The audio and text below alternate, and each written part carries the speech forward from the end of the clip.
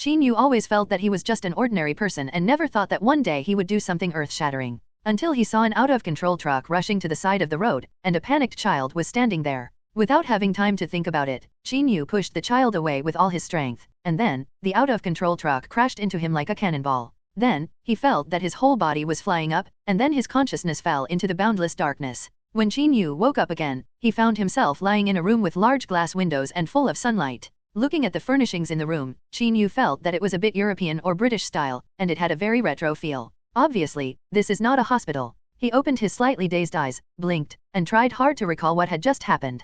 Just then, a little girl shouted in English, "Dad, Mom, he's awake, he's awake." There was some joy in this nervous voice. "Let me go, am I at someone else's house? I was obviously knocked away just now. Why didn't anyone take me to the hospital?" Before Qin Yu could speak, he heard a series of questions from the little girl next to him. "Hello, what's your name? Do you still remember what happened to you? Where is your home?" Since Qin Yu was originally highly myopic, he subconsciously wanted to reach for his glasses, but after searching for a long time, he couldn't find them. He rubbed his eyes, glanced at the little girl next to him, and found that he could see clearly. The little girl's delicate skin, long eyelashes, bright eyes. Qin Yu could see it all clearly. It turns out that the world can be so clear, and this experience is simply so refreshing. Qin Yu thought to himself, could it be that after being hit by a car, his myopia was unexpectedly cured? I heard that it costs tens of thousands to make a femtosecond. Tisk, you've made a profit. He came back to his senses and looked at the little girl in front of him. At this time, he realized that the little girl looked familiar, as if he had seen it in some movie. Qin Yu shook his head again to confirm that he was awake, and then said with some confusion, "Are you that one?" Maybe it was because he had just woken up and his brain was a little confused. He couldn't remember the name for a while. He hummed in his mouth. The name was on his lips, but he couldn't remember what it was. The little girl frowned and looked at Qin Yu and said, "Do you know me? The cute little girl in front of me has brown hair, beautiful eyes, and a faint smile." Qin Yu's thoughts were racing, and he finally remembered. Isn't this the little girl in the Harry Potter series of movies? Qin Yu had watched it many times with a female friend before. He was very confused at the beginning. Isn't Harry Potter just a fairy tale? It just has a magical cloak. Then, the main line of the story is that the protagonists go on adventures to fight monsters together. However, as he learned more about the story, he discovered that it was actually a very warm story about growing up, cruelty yet warm. Hermione Granger. Qin Yu finally remembered the name of this girl with curly hair. When Qin Yu said Hermione's name, the other party's neck shrank and her eyes almost fell out of her head. She was so surprised. Of course, in Qin Yu's opinion, she looks very cute like this. Qin Yu realized that what he said was a bit inappropriate, so he quickly changed the subject and said, "Why am I here?" After saying this, Qin Yu stopped again. Only now did he realize that he had been speaking in English from the beginning, but he was a little confused and didn't react. There are so many unexpected gains from this car accident. It actually gave my mouth a translation function. In this case, there should be no language barrier when the two of them communicate. At this time, Hermione looked about 10 years old. Qin Yu was actually more familiar with her appearance when she grew up, so he didn't recognize her immediately. After hearing Qin Yu's question, Hermione blinked her big eyes, thought about the wording, and said slowly and seriously, "It's like this. A few days ago, you suddenly appeared on the street in front and was accidentally hit by my father's car." Hermione emphasized her tone when she said she was accidentally. "Dad has already taken you to the hospital for examination. There is nothing wrong with your head or body, but you kept sleeping and didn't wake up, and we couldn't find your family. Dad felt he was responsible, so he brought you back. Fortunately, you finally woke up." After saying this, the little girl breathed a sigh of relief. After listening to her words, Qin Yu frowned. The matter seemed to be beyond his understanding, because he didn't think that he would be unscathed after being hit by a large truck at such a fast speed. But the fact is that he didn't feel that he was injured. "What's wrong with you? Are you feeling uncomfortable somewhere?" Hermione asked with concern after seeing that he didn't speak for a long time. As she said this, she reached out and touched Qin Yu's head to see if he had a fever. Then, when she saw that Qin Yu had no reaction, she waved her hands in front of his eyes. Qin Yu reached out and helplessly pulled away Hermione's little hand. He wanted to say, "I'm normal and not blind." He didn't know this until he made a move. Once he did, he was shocked. Why was his hand so small? Why did my hand become like this? Qin Yu shouted in surprise. After saying this, he jumped out of bed in a hurry. Then, seeing a mirror on the table, he hurriedly picked it up and looked at it. Looking at the childish face in the mirror that was somewhat similar to his own when he was a child, Qin Yu was shocked and speechless. He felt like there were 10,000 divine beasts roaring through his heart now. My age and voice have changed.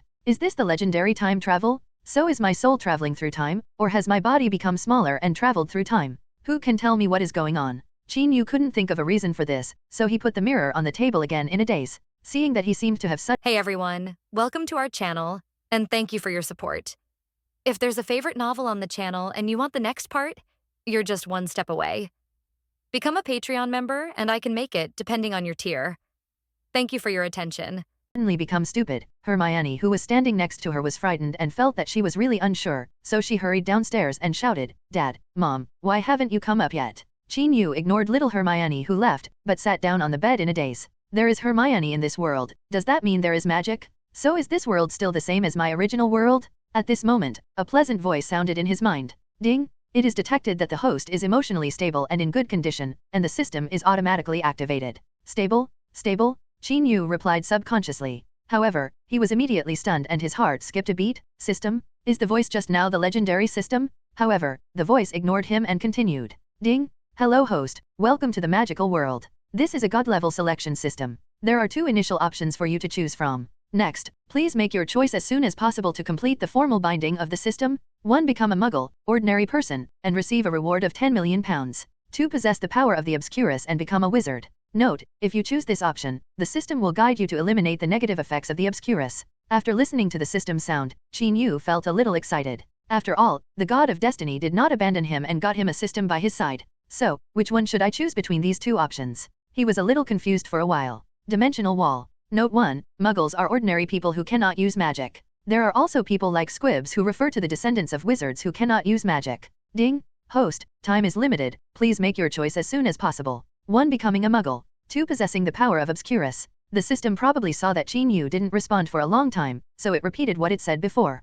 Yu listened and after some thinking, he chose the second option. Money is of course a good thing, but the attraction of magic is obviously not comparable to money, even if it is 10 million pounds. In his mind, this Obscurus appeared in the Harry Potter spin-off movie Fantastic Beasts and Where to Find Them and was not mentioned during the Harry Potter period. Because the generation of this dangerous power mostly stems from the twisted psychology of young wizards who were oppressed by muggles in the early days, there are exceptions. When the magic world and the muggle world are separated in an orderly manner, the environment for young wizards to grow up will be much better. Obscurus lost the soil from which it was born, and therefore almost disappeared during the Harry Potter period. It is understandable that it was not mentioned. And because this kind of power is powerful and easy to lose control, those who possess the power of Obscurus rarely live long. However, since the system says that it can guide and eliminate the negative effects of Obscurus, then I will go to this magical world to try my luck. Otherwise, if I become an ordinary rich muggle, wouldn't my journey through time travel be in vain? Ding! The host completes the initial selection and the system starts binding. 3, 2, 1. Binding successful. As the system sounded, Yu suddenly felt an indescribable force slowly growing out of his body. And this power made him feel both powerful and dangerous. Since then, Yu has become a wizard with the power of Obscurus. This made him a little happy and excited. Just now, little Hermione saw Yu suddenly acting stupid, so she hurried downstairs and asked her parents for help. After Hermione's father came up, he asked Yu to lie down quickly and checked him. Although Mr. Granger is a dentist, he is familiar with some common reactions to brain surgery. He shined a flashlight commonly used by surgeons into Yu's eyes to check his pupil reaction, then probed his forehead and asked about Yu's feelings. Yu was very cooperative throughout the process. After all, Mr. Granger was Hermione's father, and he seemed to be a very kind and enthusiastic person. After doing some examinations, Mr. Granger said in a relaxed tone, "Everything about you is normal, well, except for being a little hungry." Because when he spoke, Yu's stomach growled. This scene made little Hermione laugh. She smiled and said to Yu, "I'm going to get you my favorite cookies. I'm sure you will like the taste." After the little girl said this, she went downstairs to look for her cookie box, and soon came up with cookies. "Here you go, you can eat them all," little Hermione said generously, although she was a little reluctant to part with them. Yu was indeed hungry. He took the box of biscuits, thanked him, and started to eat them. At some point, Mrs. Granger had gone downstairs and brought up a glass of milk and handed it to Yu, so that he would not choke after devouring it. After watching Yu eat several biscuits and finally slowing down, Mr. Granger asked in a gentle tone, "Little boy, what is your name? Where do you live?" After hearing this, Yu thought for a while and said, "I only remember that my name is Yu. As for where I live, I can't remember it." Note, the name Yu was not chosen casually. It has a certain purpose, which will be mentioned later. Well, then, there are 2 spelling orders for Huxian names, either Chuzhong or Yaoming, but the author prefers the latter, and Westerners generally don't use the full name, and they just call it Qin when they are familiar with it. When he said this, he still looked pitiful. "There is no way, I am a black man in this world, and I can't tell where I am a monk." Hermione's mother saw Yu's sad look, and she immediately felt pity for him. Then, she said to her husband with some worry, "Did little Yu lose his memory? Should we go to the hospital to check with Dr. Allen? Is there any hidden damage to his brain?" "Well, I would have made this suggestion if you didn't tell me." Mr. Granger paused, turned to Yu, and continued, "I just forgot to introduce myself. My name is David Granger. This is my wife Jenny Granger. Standing next to me is my daughter. Her name is Hermione. I accidentally bumped into you on the street that day. I am really sorry. I will make an appointment with a professional brain doctor for you. Do a comprehensive inspection and I will definitely take responsibility if there is any problem. Qin Yu quickly waved his hand and said, it doesn't matter. I probably got hit because I suddenly ran out of the road that day. I'm fine now. I guess I can remember what happened before after a few days of rest. Qin Yu kept sighing in his heart. What kind of bad luck did he have? Being hit one after another. This life is too miserable. And then he thought, now that I have magic, let's see who dares to hit me again in the future. Since you can't remember where your home is for the time being, you can stay at our house first, and we will help you find your family slowly. Mrs. Granger said softly. She actually liked this little boy with an oriental face, and she had always wanted to have another son. The appearance of Qin Yu made Mrs. Granger feel that this was probably God's arrangement, or, in the words of the Orientals, fate. After chatting with Qin Yu and seeing that he was in good condition, the Grangers felt more relieved and went downstairs together. Hermione stayed behind. She had too many questions about the child. After her parents left, little Hermione stared at Qin Yu and asked, how old are you? You should be about the same age as me. Why did you say my name so quickly? You also went to our school? Why haven't I seen you? There aren't many schools around here. It seems. I've never seen you before. Never mind, I don't have time to talk to others anyway. She said so much self-consciously. At the end, her voice gradually became lower and her expression became a little depressed. It was obvious that her life at school was not very satisfactory. Age is just a number. As for school, I also forgot where I went to school. However, although I have lost part of my memory, I have not forgotten the knowledge I learned. I dare to bet you that I know as much as you do. Qin Yu also blinked and looked at this cute girl. He avoided talking about Hermione's questions just now because the more he explained, the more confusing he became. Hermione looked into Qin Yu's eyes and said arrogantly, really? We can compare when we have a chance in the future. Qin Yu thought to himself, this little girl's determination to win has really been strong since she was a child. However, he also successfully changed the topic. In this way, Qin Yu stayed at Granger's house. The next day, Mr. Granger took Qin Yu to Dr. Allen for a checkup. The result was of course good. As for the recovery of memory, he could only leave it to chance. After staying here for a few days, the Grangers had no intention of letting Qin Yu leave, nor did they ask too much about his past. They felt that when Qin Yu was around, Hermione talked and smiled more than before, which was something that made them happy and gratified.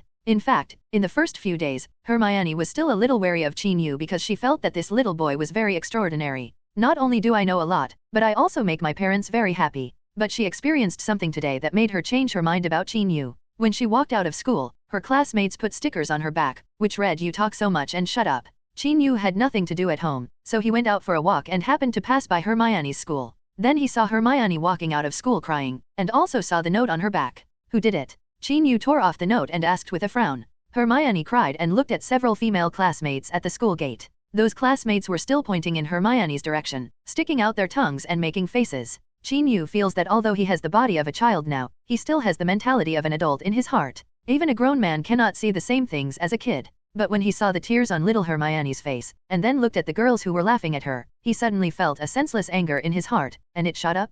He asked Hermione, if you were asked to do something to them now, what would you do? Hermione said casually, let them hang on the tree next to them and they won't be able to get down. Qin Yu nodded. This wish was not too much. His heart moved inexplicably, and with a glance, he saw those students flying up from the ground, their clothes hanging on the branches of the big tree next to them. These girls suddenly suffered such a change, and all of them were so frightened that they screamed. Note 2. The Obscurus power, an uncontrollable and powerful dark force, comes from Rowling's Fantastic Beasts and Where to Find Them and is also in the same world view as Harry Potter. Looking at the elementary school students hanging on the tree, Qin Yu was actually a little stunned. There seemed to be a voice in his heart telling him how to do it, and he had that idea. Unexpectedly, my dream came true. Is this the effect of thought-stimulating magic? Qin Yu thought so in his heart. Little Hermione looked at this scene with some horror. She murmured, when did my wish come true so well? However, she turned to look at Qin Yu and noticed the thoughtful expression on his face. Could it be that he did it? As if she thought of something, Hermione said run. Then he pulled Qin Yu and ran towards home. After running a long distance and losing sight of the school gate, Hermione finally slowed down and asked Qin Yu curiously, did you make them fly?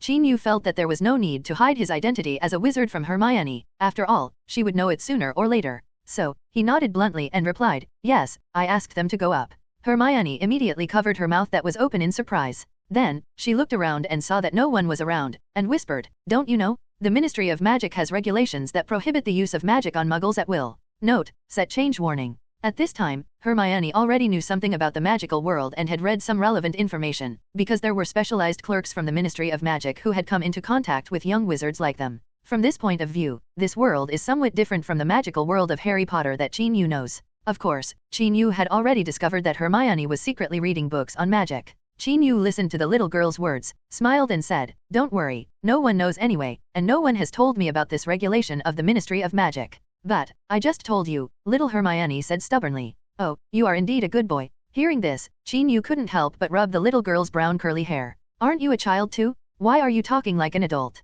Little Hermione tidied her hair that was messed up by Chin-Yu dissatisfied. "Then what do you think? Let them hang on the tree to relieve their anger. Are you happy?" Chin-Yu said in a coaxing way. "Of course I am relieved to see them being punished," little Hermione said, paused, and then added, "However, as a wizard, you should not bully muggles at will. This is not good." "Why is it bad?" Chin-Yu raised his eyebrows and said, Because this is the rule." Little Hermione couldn't explain why. Seeing the serious look on her face, Chin-Yu stopped teasing her, rubbed her head again and said, "Let's go home for dinner." Along the way, little Hermione couldn't help but talk to Chin-Yu, like a little chatterbox. "Why did you get hit by my dad's car since you know magic?" The little girl suddenly thought of this. Chin-Yu curled his lips and said, "I guess I didn't have this ability at that time. The magic power was an unexpected gain after the car accident. It can also be regarded as God's compensation for me." Hermione thought that sounded really incredible. However, since Chin-Yu couldn't explain clearly, she didn't worry about it, and then she said excitedly, "Let me tell you secretly, I am actually also a wizard, and I will go to Hogwarts School of Witchcraft and Wizardry if I have the opportunity in the future, but I have to wait until next year, because my birthday is September 19th. Don't you know that I have always wanted to find someone like me, but I didn't expect that the first person of my age I saw who could do magic was you."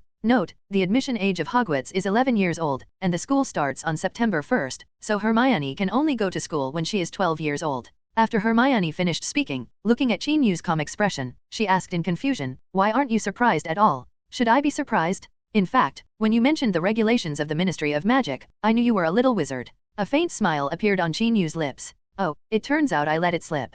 I was anxious just now. You really can't use magic in front of muggles at will, you know," the little girl warned again solemnly. "Okay, my dear disciplinary committee member? Then we can go home. I can already smell the aroma of Aunt Jenny's stewed beef." Chin-Yu spread his hands and said, "Gillo." Little Hermione couldn't help but swallow her saliva, and then said seriously, "It's good that you understand the seriousness of the matter. Okay, let's go home." After saying this, the little girl also sniffed the aroma of stew floating in the air, and then eagerly took Chin-Yu's hand and entered the house. "Hermione, what makes you so happy?" Mrs. Granger asked curiously during the meal. "Well, it's a secret, I can't tell you." As little Hermione said this, she looked at Chin-Yu and smiled at him. "Well, it seems that our little Hermione has grown up and has started to have little secrets." Mr. Granger teased. "Dad, didn't you also say that everyone has the right to privacy?" "I am exercising my rights legitimately," Hermione said seriously. "Yeah, you're right, we promise not to invade your privacy," Mr. Granger said with a smile. Seeing Hermione's happy look and the happy family atmosphere of the Granger family, Chin-Yu couldn't help but feel a little emotional, wondering if he could ever see his family in another world. However, thinking about these things is in vain. He needs to live well in this world now. Hermione looked at the boy beside her and felt that he suddenly became a little melancholy. She was a little curious about what Chin-Yu was thinking at this time. "Oh, Hermione, if you don't eat the last piece of beef, I will eat it," Chin-Yu said loudly. Hermione saw that his melancholic aura had disappeared without knowing when, and there was a slight smile on the corner of his mouth. "No, I want to eat. I didn't eat much just now," little Hermione said dissatisfied. Seeing the way she was protecting the food, the Grangers and Chin-Yu both laughed. At night, Chin-Yu was lying on the bed in the attic, having trouble falling asleep. The power in him today made him inexplicably worried. In fact, he has been able to feel it for a long time. When sleeping, the force will slowly move around his body. Sometimes he feels like there is a dragon in his body, trying to penetrate every part of his body. Every day wake up in the morning feeling full of energy? This power has been stored for too long, and it will explode one day. He had an inexplicable premonition. However, the system seems to have forgotten and has not yet come forward to guide him on how to eliminate hidden dangers. The next day, the weekend.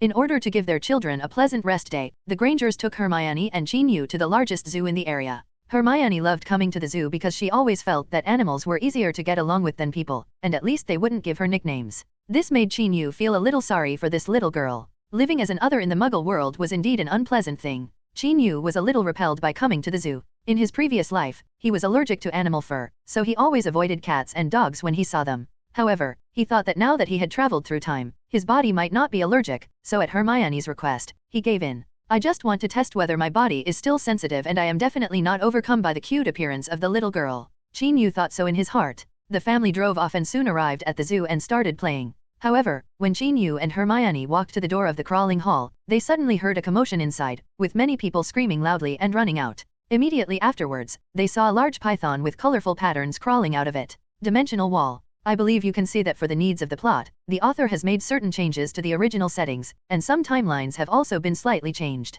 Please do not get too entangled in this aspect. Let me reiterate, if you have not seen many original books or movies, or have never seen them, it will not affect your reading of this book. This book has a lot of original plots. Of course, the content in the original book will also be annotated in detail. If you have any unclear questions, you can leave a message to discuss. Looking at the big python and the panicked crowd, Qin Yu was a little stunned. It can't be such a coincidence, this python looks so familiar, it can't be the one released by Harry Potter? Hehe, I just came to the zoo and you just forced me to walk through the plot? Qin Yu complained crazily in his heart. Besides, shouldn't Harry be the one to clean up this mess? Hermione next to her had a pale face and her eyes were full of fear. She subconsciously looked at Qin Yu. Qin, what do you think we should do? Can you control it with magic power? Qin Yu knew that this python just wanted to be free and had no intention of hurting anyone. There was no need to panic, of course, provided no one attacked it. How can I control it, unless I can speak snake language, so that I can negotiate with it? Qin Yu said with a shrug. Snake language is a profound knowledge, how can it be learned easily? Hermione said helplessly. She didn't know why she asked Qin Yu just now. How could he possibly deal with such a big python when he was only slightly older than her? Just when Qin Yu was thinking about how to drive away the python, the long-lost system sound in his mind sounded. Ding! Dear host, there is a major commotion around you, please make the following choices. 1. Leave quickly and reward an owl. 2. Drive away pythons and reward snake language proficiency. Qin Yu secretly thought that this system could still be useful at critical moments. He chose the second option without thinking. Ding! The host chose to drive away the python. Your courage deserves encouragement. The reward will be issued in advance. I hope you can use your ability to help more helpless people. At this time, someone had already picked up tools such as wooden sticks and mops to attack the python. The python became more ferocious, raised its head, and stared at those malicious humans with the unique cold eyes of reptiles. I really do have the potential of a crow's mouth, Qin Yu muttered to himself. He moved his neck joints, and then said to Hermione, you hide first, and leave this big guy to me. As he spoke, he strode up to the python. The snake language ability he had just acquired seemed to have become his instinct. Qin Yu automatically transformed into snake language when he opened his mouth. Hey, Big Chang Chong, can you leave quickly? You will scare others. It's obvious that these people want to attack me. Oh, another human being who can communicate. The python's head turned in the direction of Qin Yu and said with some surprise. Obviously, your beautiful patterns have aroused the fear hidden in their genes, so they will behave excessively, and I will stop them. Qin Yu said slowly, and motioned to those holding various weapons. The adults put their things down. Seeing the python being comforted by Qin Yu, a little oriental boy, everyone subconsciously followed his instructions and stepped back and temporarily put down the things in their hands. They are afraid of such beautiful lines? It's really incomprehensible to snakes, the python said with dissatisfaction. Okay, now is not the time to discuss the differences between species. You should stay away from the crowd. There are a lot of wilderness and mountains in the countryside around this city. That is the world where you can live freely. Qin Yu paused and continued. If you don't leave, I can't guarantee that they will catch you and chop you into pieces to make snake soup. Moreover, I wouldn't mind recommending them some mysterious Eastern snake soup recipes. When the python heard this, he shrank his neck and said calmly, I don't want to stay here forever. The visitors to the park had all hid far away, and since snake language was not a language that humans could understand, they naturally had no idea what the little boy had done. All they knew was that after this courageous little boy had a confrontation with the python ran away and quickly disappeared somewhere in the back hill of the zoo. Ba-bang bang. Kid, you are so awesome. Can you handle snakes? Are you the animal trainer hired by the zoo? Wow, your performance is amazing. After the python left, everyone applauded Qin Yu and started talking about it. Qin Yu was a little annoyed by being watched by everyone. He quickly took Hermione's little hand and left here to find Mr. and Mrs. Granger who had just separated from them. After Hermione was pulled away by Qin Yu for a while, she asked curiously, Qin, what did you just say to it? Don't you know how to speak snake language? Qin Yu smiled and said, I just learned it. It can't be that easy. Little Hermione didn't believe it. Maybe this is a bloodline talent. You know, some wizard's bloodline can inherit some special abilities. Qin Yu casually made up a reason. Oh, this is possible. I have read about the influence of bloodline in a book called Introduction to the Origin of Wizards. However, bloodline theory is not a popular theory. Hermione said seriously. Well, I don't like the theory of bloodline either. I appreciate the efforts of the day after tomorrow. Qin Yu replied. Hehe, I also think hard work is very important, little Hermione said happily. She is a young wizard who comes from a muggle family, so she is naturally repelled by theories such as bloodline theory. Now Qin Yu also said that he doesn't like bloodline theory, which makes her very happy. The scene of Qin Yu driving away the python happened to be seen by a little boy coming out of the reptile pavilion. This little boy is about 10 years old, wearing black-rimmed glasses, and a lightning-shaped scar is faintly exposed under the hair on his forehead. He was Harry Potter who accompanied his aunt and his family to the zoo. Harry intuitively felt that Chin-Yu was special. He wanted to come over and say hello to them, and then confide his secrets to them. However, as soon as he took a step forward, he was picked up by his uncle's hands and dragged outside, followed by his expressionless aunt and his fat cousin Dolly, but now the cousin had a full face. He was in a state of panic, his clothes were still wet, and he looked very embarrassed. Chin-Yu actually vaguely saw Harry, and he also wanted to go over and help this child who had been bullied by his uncle's family. But there were too many onlookers, and there were Hermione and the Grangers who found them, so he couldn't walk past. Chin-Yu secretly thought that there should be another chance in the future. Let's wait until the next time we see him. In addition to gaining the ability to speak snakes during the trip to the zoo, Chin-Yu also gained another major benefit. That is, he discovered that he was not allergic to animal hair at all. This gave him the urge to get a dog or a cat. However, even he himself was living in other people's homes, so it would be unreasonable to keep a pet. On the way home, Hermione happily told Chin-Yu about her experience in the zoo. In her mouth, lions, bears, tigers, and all the beasts were so cute. At this time, Chin-Yu felt worried again. He found that his energy was getting stronger and stronger, and he almost accidentally injured the animals in the zoo a few times just now. When those beasts make his body feel a little scared and nervous, evil thoughts will pop up in his mind, and then some supernatural things will happen. For example, a tiger was injured by a falling stone from a rockery, a bear suddenly hit a tree like crazy, and a lion's tail caught fire inexplicably. Each of these animals was in a very embarrassed state, which was why Hermione found them cute. It seems like this power is getting harder and harder to control, Chin-Yu thought to himself. At this moment, he really wanted to curse out all the curse words he knew. I just want to live a good life, why is it so difficult? Can't the system be more useful to you, you idiot? The emotional fluctuations were conveyed from his eyes, and his eyes were looking at a big tree not far ahead. Suddenly, it seemed as if an invisible big hand grabbed the big tree. Then, the big tree was uprooted and fell on the road with a bang. Chee! A sharp screech of brakes sounded. Mr. Granger finally stopped the car before it hit a tree. Hermione. Mr. and Mrs. Granger looked at their daughter in surprise at the same time. It's not me. Little Hermione, who had been wronged, waved her hands quickly. Chin. Mr. Granger looked at Chin-Yu inquiringly and frowned. Then, he saw the helpless expression on Chin-Yu's face. So, this is Hermione and your little secret? Mr. Granger asked. Hermione shrugged and said, not anymore, Dad. After listening to Hermione's words, Mr. and Mrs. Granger looked at each other and saw worry and helplessness in each other's eyes. It seems that there is another wizard child in the family. In fact, they had already had a hunch in this regard. After all, Hermione was such a person, and they already had experience in this area. When Hermione was very young, the Grangers knew that she was different from others, and many strange things happened to her, which they had been troubled by. Later, a professor from the wizarding world came over and explained all this to them, and said that Hermione would be allowed to study at Hogwarts School of Witchcraft and Wizardry at the right age, that is, when she is 11 years old, and she would be able to learn to control magic by then. When they were at the zoo, the Grangers also vaguely noticed something. At that time, they thought it was Hermione. But now it seems that everything is Chin-Yu's fault. However, looking at the big tree that fell to the ground, they knew that Chin-Yu's destructive power was obviously stronger than Hermione's.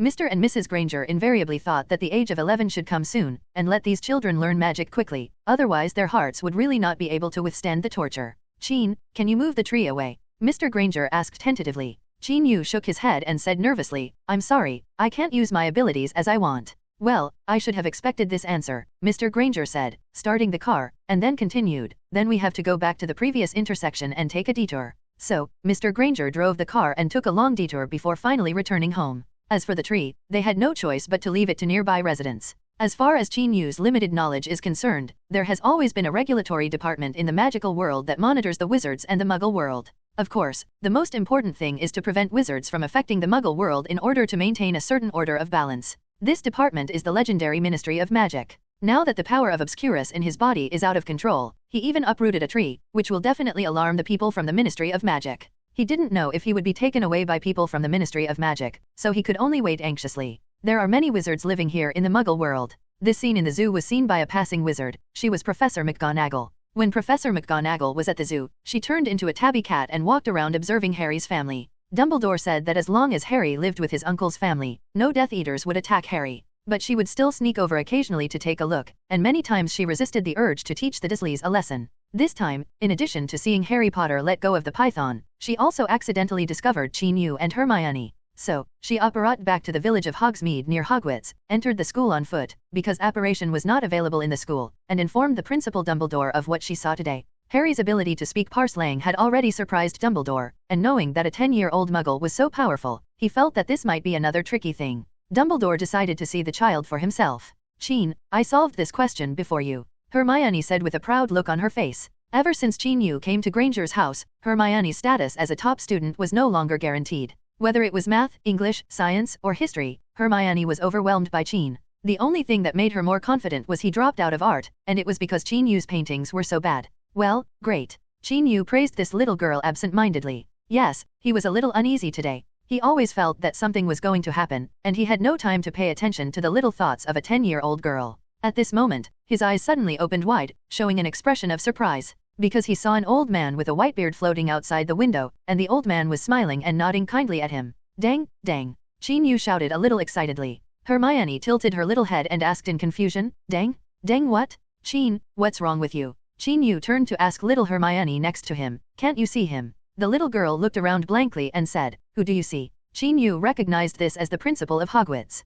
After seeing Dumbledore, he finally felt at ease and thought to himself, someone finally came forward to solve the problem, so he no longer had to worry. When Dumbledore walked in from the window and waved slightly, Hermione suddenly yawned and then fell asleep on the table. Don't worry, Hermione is fine. I just let her sleep for a while so that we can talk more easily. Dumbledore comforted. I know that you are a kind person and you will definitely not do anything to Hermione. Chin Yuxian flattered her slightly. Oh, you know me. Dumbledore was a little surprised. Because, Hermione told me about things in the wizarding world, and you are a very famous person in the wizarding world. Anyway, this girl is already asleep, so she won't know if she is a scapegoat. Well, it seems I can save some self-introduction. Dumbledore said with a smile. Before Chin Yu could say anything, Dumbledore asked straight to the point, my child, you are not an ordinary person, did you know that? I actually know a little bit, but I only know that there is a power in my body that is difficult to control, and some magical supernatural events often occur. This time you are because of that big tree, it just happened. I'm sorry, I didn't mean to. Chin Yu looked pitiful when he said this.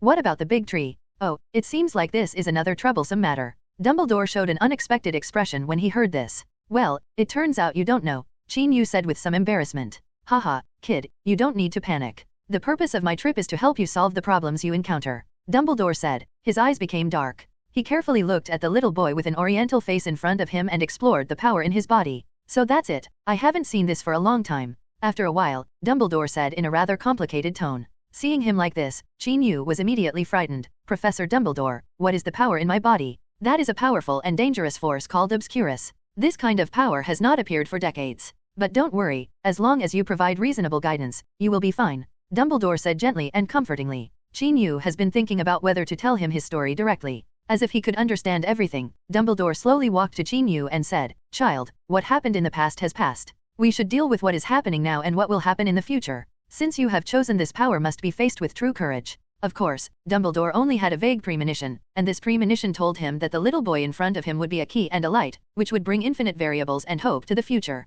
Chin Yu looked into Dumbledore's eyes. Although the old man's face was full of wrinkles, he was full of energy, and his words gave people a great sense of security, which was more convincing than in the movie. Dumbledore felt that some practical actions were needed to better reassure the boy in front of him, so he said, in a few days, someone will come to pick you up and take you to Hogwarts. There will be a professor there who will teach you how to release magic. Are you willing? As expected, the system popped up a choice. Ding! Dear host, you are at a crossroads in life. Should you be a lonely adventurer, or choose to rely on friends and partners? This is a question that needs to be faced carefully. Please make your choice below. 1. Refuse Dumbledore's invitation to enroll and be rewarded with 100,000 gold galleons and the complete set of magic from beginner to mastery. 2. Accept Dumbledore's invitation to enroll and receive a reward of 1,000 gold galleons. Looking at the reward of 100,000 gold galleons, Chin Yu was still a little excited. After all, with this money and the so-called complete collection of magic from beginner to mastery, he might not be doing badly, at least. With the help of the system, you might be able to level up and fight monsters step by step, reaching the pinnacle of your life.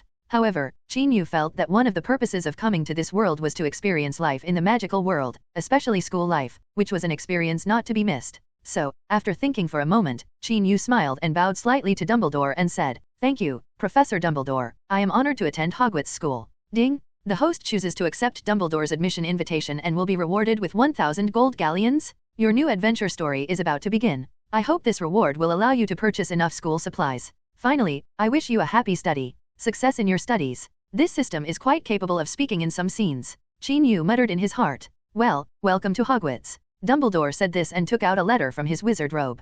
He handed the letter to Qin Yu and said with a smile, I had a hunch in advance that there might be one more new student, so I took the admission notice with me so that I wouldn't have to have an owl deliver it again. After all, there are people who get lost every year. The owl delivered the letter to the wrong place. Qin Yu took the letter, opened it, and saw the admission notice with his name on it. This made him uncontrollably excited. This thing was the dream of many fans in the previous life. He never thought that he, a casual fan, would one day realize their wish. Qin Yu looked at the amiable Dumbledore, sniffed, stretched out his arms, and hugged him. Thank you, Professor Dumbledore, your arrival makes me feel extremely relieved. Dumbledore responded and touched his head, my child, the future is worth looking forward to. After saying this, Dumbledore dissipated and disappeared. It was as if no one had been here before, the room was very quiet, and little Hermione had a sweet smile on her face, as if she was having a sweet dream. When Hermione learned that Qin Yu was going to Hogwarts early, not to mention how envious she was, she kept mumbling. Qin, why can you go now and I have to wait? Qin Yu spread his hands and said, as you can see, if I don't release my magic power, I'm afraid I'm going to get into big trouble, and I might be imprisoned in Azkaban.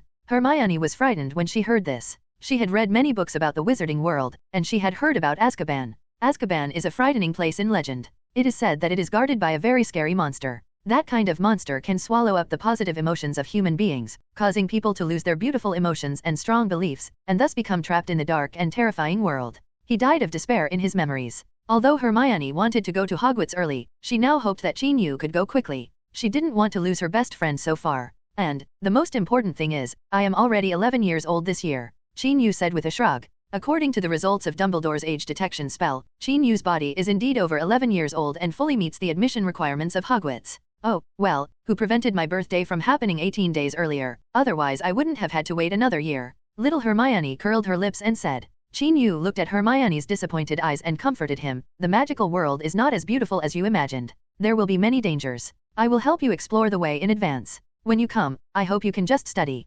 magic. Qin Yu knows that ideals are full, but reality may not be what they are. Too many things have happened to Harry and the others in the past 7 years, some of which he cannot help. After all, he is only an 11-year-old child, and even now he doesn't even know how to spell a serious spell, but he can use magic to run away. Of course, he can't do anything forever. He just hopes that with him in Hogwarts, as few people will die as possible, at least there won't be the tragedy of forgetting to take the wand when opening the door to a stranger, or something else. Avoidable sacrifices. At this time, Hermione was full of fantasies about magic schools. She couldn't understand the meaning of Qin Yu's words yet, but she was just happy that someone could accompany her like this and talk about secrets that only the two of them knew. After listening to Qin Yu's words, the little girl felt much better. She took Qin Yu's hand and said with some reluctance, then you go first, I will be waiting for you here. You have to write to me often. When the time comes, tell me more about what happened at Hogwarts. Write a letter? Well, okay, I will write to you often. For Qin Yu, who lives in the era of developed internet, writing letters is really too ancient. However, it seems that this is all that can be done now. After all, Muggle technology is still developing, and the era of smartphones that he is familiar with is still nearly 20 years away.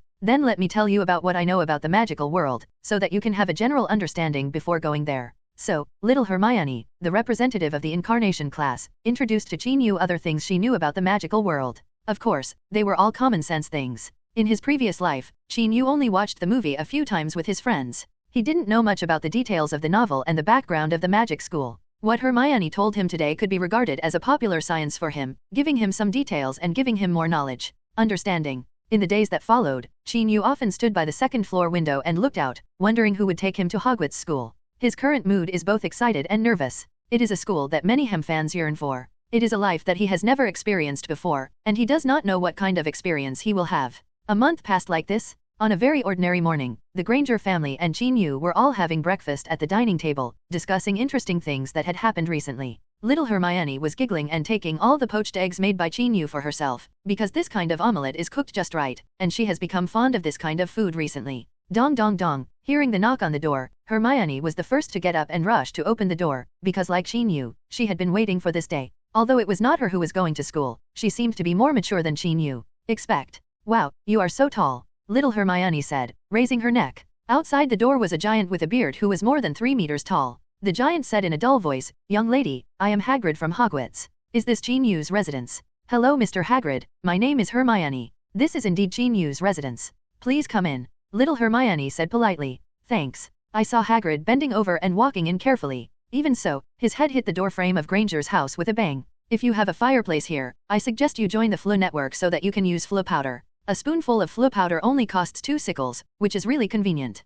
The giant muttered. Note, Flu Network is the transmission network in the wizarding world, just like a portal. The connecting nodes are mainly fireplaces, and flu powder is a casting material. Qin Yu recognized at a glance that this was Hagrid, who had been guarding the Forbidden Forest of Hogwarts School and was one of Dumbledore's most trusted people. Hagrid walked in and looked at the people in the room who were much younger than him, and said, "Who is Qin Yu?" Hermione pointed in the direction of Qin Yu very enthusiastically and said, "He is it." Hagrid looked over, lifted Qin Yu up and said naively, "I heard you are very powerful, but it turns out you are still so young." Qin Yu smiled awkwardly and said, "Didn't Professor Dumbledore tell you? If I feel uncomfortable, something bad might happen. You'd better put me down quickly." Hagrid also felt that he was a little rude. After putting Qin Yu down, he said nervously, "I'm sorry, I was a little too reckless." He bent down and looked at the boy in front of him, and then said, "You must have guessed my purpose, right?" Qin Yu nodded and said, "I've been waiting for you for a long time. Professor Dumbledore said someone would come to pick me up, but I didn't expect that the person coming would be you. I happened to be out to do some things, so he arranged for me to pick you up," Hagrid explained. After a brief exchange, Hagrid said, "Okay, let's leave quickly. We have to go back within the specified time. Little boy, you don't have to miss home too much, you will be back soon." Qin Yu and the Granger family hugged each other goodbye. Little Hermione's eyes were already red at this time. She couldn't help crying at Qin Yu's departure. "Qin, will you write to me?" the little girl asked again. "Of course I will. I promised you that I will tell you what happened to me at Hogwarts. You must also remember to reply to me, otherwise I will miss you very much." Qin Yu comforted the little girl. "I will definitely write you a reply, and I will miss you too." Little Hermione hugged Qin Yu again. Mr. Granger looked at his daughter's appearance, touched her head and comforted her. "Don't be sad, time flies by. You can go to that school by this time next year. Well, Qin, you have to study hard and don't let me, a schoolgirl, surpass you," Hermione said to Qin Yu. Qin Yu smiled at the little girl's instructions. In this way, under the watchful eyes of Hermione and the Grangers, Qin Yu followed Hagrid and left with the luggage that Mrs. Granger helped him pack. In fact, before leaving, Mr. Granger called Qin Yu to the study alone. Mr. Granger said to him, "You have been living in our home for a long time. Although you can't find your family for the time being, we will always accompany you to grow up. If you need anything, just ask. You will go to magic school soon, and you will definitely do it. There's a lot to buy." After saying this, Mr. Granger gave him an envelope, and Qin Yu knew as soon as he touched it that it contained a lot of banknotes. Qin Yu originally wanted to say that he had money. However, when I thought about it, it was hard to explain the origin of my 1,000 galleons. So, he accepted Mr. Granger's kindness and said seriously to Mr. Granger, "I will definitely pay you back." At present, Qin Yu has 2 pieces of money. One is the 1,000 gold galleons bursary awarded by the system, and the other is the 500 pounds funded by Mr. Granger. It must be said that Mr. Granger is quite generous. 500 pounds is a lot of money nowadays. It is already very rich for an ordinary junior high school student. I just don't know whether the currency of the Muggle world can be converted into galleons. Convenient. The money rewarded by the system was kept in the wizard bank. Qin Yu only had a vault key in his hand, and the vault number was 712. After leaving the Granger family, Hagrid took Qin Yu on the tram. On the tram, Qin Yu asked, "Are we going to buy something soon? I may need to go to the wizard bank first. I have some pounds, and..." Hagrid was surprised and said, "You seem to know very well. We are indeed going to Diagon Alley to buy some needed things. I will take you to Gringotts in a moment. It is a bank managed by goblins and used by muggles. You can exchange it for a certain percentage of gold galleons there, but there are many exchange restrictions. Fortunately, you are a first-year freshman, and with your admission notice, they will give you a certain amount of exchange." Qin Yu nodded, and then asked curiously, "I heard that goblins can perform magic. Who is more powerful than wizards?" "Yes, goblins' sorcery is an ancient magic, and they have certain talents in this area. However, goblins are still very weak in front of some powerful wizards," Hagrid said with a somewhat unconvinced tone. "Oh, that's it. Of course, Gringotts, which is guarded by goblins, is quite safe. You can store your money and valuables there without worrying about being stolen," Hagrid added. Little did he know, he had unknowingly set a flag for Gringotts that could fall at any time. As the two chatted in the car, Qin Yu learned more about the wizarding world and what kind of school supplies he should purchase. After the tram stopped at a certain stop, Hagrid led Qin Yu off the train, and they turned around and arrived at a place that looked very dirty. Hagrid pointed to the front and said, "This is the Leaky Cauldron. We will go from here to Diagon Alley in a moment, where you can buy everything you need." Qin Yu looked at this inconspicuous place and thought, "This is too narrow. How can it look like a bar? And can a body as big as Hagrid fit in? Only wizards can see here. It seems that the muggles passing by are not visible at all." Before he could say anything, Hagrid pushed him in. As soon as he walked in, Qin Yu felt his head suddenly buzzing because it was so noisy here. Everyone was chatting away. One group of people were talking loudly, saying that there was really no one in the wizarding world now. Even Cornelius Fudge could become the Minister of Magic. Another person was mysterious, Secretly speaking, it was not that Dumbledore had no intention of power and just wanted to stay at Hogwarts and teach children how to make potions. Chin wanted to hear what they would say next, but Hagrid had no intention of stopping and strode forward. After the bar owner looked at them, he greeted Hagrid warmly and was about to give him a drink. Hagrid waved his hand and said, "I have something else to do, let's drink another day." Hagrid felt that he could take the little wizard to buy things, especially the tasks assigned by Dumbledore. He felt inexplicably a sense of mission. He actually wanted to go and have a drink or two, but business was more important. After Hagrid nodded, he took Chin toward the bar. After going around, they came to a place that looked like a dead end. Of course Chin knew this famous scene. Sure enough, Hagrid took an umbrella and tapped the bricks on the wall with the tip of the umbrella, muttering something like some mantras in his mouth. The bricks on the wall suddenly rearranged themselves, revealing an arched doorway, and on the other side of the doorway, a road appeared on one side, and on both sides of the road were various small shops with signs. "Hurry up, little one, we don't have much time," Hagrid urged. Then, Chin followed Hagrid through the door with some excitement and walked into the legendary Diagon Alley. And when they entered, the door automatically closed again. Apart from the magic school, what Chin wants to go to the most is Diagon Alley. There are many novelties here, which are more interesting than those in Muggle shops. As they walked on the street, Chin wished he could have 8 more eyes. He walked all the way looking around. All the shops, the objects in front of the shops and the people shopping are very similar to those seen in the movies, but they are also very different. That unique aura belonging to the magical world made Chin confused for a while. "This is Gringotts Bank." Hagrid's voice brought Chin back to his senses. Chin looked up and saw that they arrived in front of a white building. This house was much higher than the surrounding shops, making it stand out from the crowd. There was a goblin waiting at the door. The goblin was shorter than Chin at this age. He had a pointed beard, and his fingers and feet were very long. When Chin and Hagrid walked in, the goblin bowed to them. "Hi." Chin subconsciously waved hello. When he came to the second door, Chin sighed in his heart. No matter where he is, the bank is the most elegant. The doors here are all silver, but there are some interesting words engraved on this door. "Yes, come in, stranger, but beware of the consequences of greed." The latter sentence is probably similar to "Don't mess with me, I'm super fierce." After Chin walked in, he looked at the goblin employees sitting on both sides and muttered, "There are really a lot of employees here. There are dozens or hundreds of goblins behind the counter, and they all look very focused, turning a blind eye to those who have nothing to do with it. The temperament of managing money is really different." Hagrid said from the side, "Okay, I just asked. The counter at the front is where gold galleons are exchanged." Chin looked over and saw an elderly elfin old man sitting at the counter at the end. He was wearing a well-dressed suit and a pair of gold-rimmed glasses on his pointed nose. There was a hint of majesty in his eyes, staring straight at him. People seem to be able to see through your thoughts at a glance. Chin had already taken the money out of his pocket. Although he found these goblins unpleasant, he had to follow the rules when he came here. These goblins didn't know whether it was because of their short stature, but the height of the counter was far beyond Chin's height. Chin had no choice but to hand the money to Hagrid and let him handle it on his behalf. The goblin sitting on it asked, "What are you going to do?" Hagrid said, "We are here to exchange gold galleons. This is Mr. Chin who is going to Hogwarts school soon." The goblin looked at Chin then carefully reviewed his admission notice, and then said in an emotionless tone, "You have an exchange quota of 50 galleons. Ah, so few." Chin was a little surprised. Hagrid has just introduced to him that the current exchange rate of pounds to gold galleons is 5:1, so doesn't he only have the option to exchange for 250 pounds?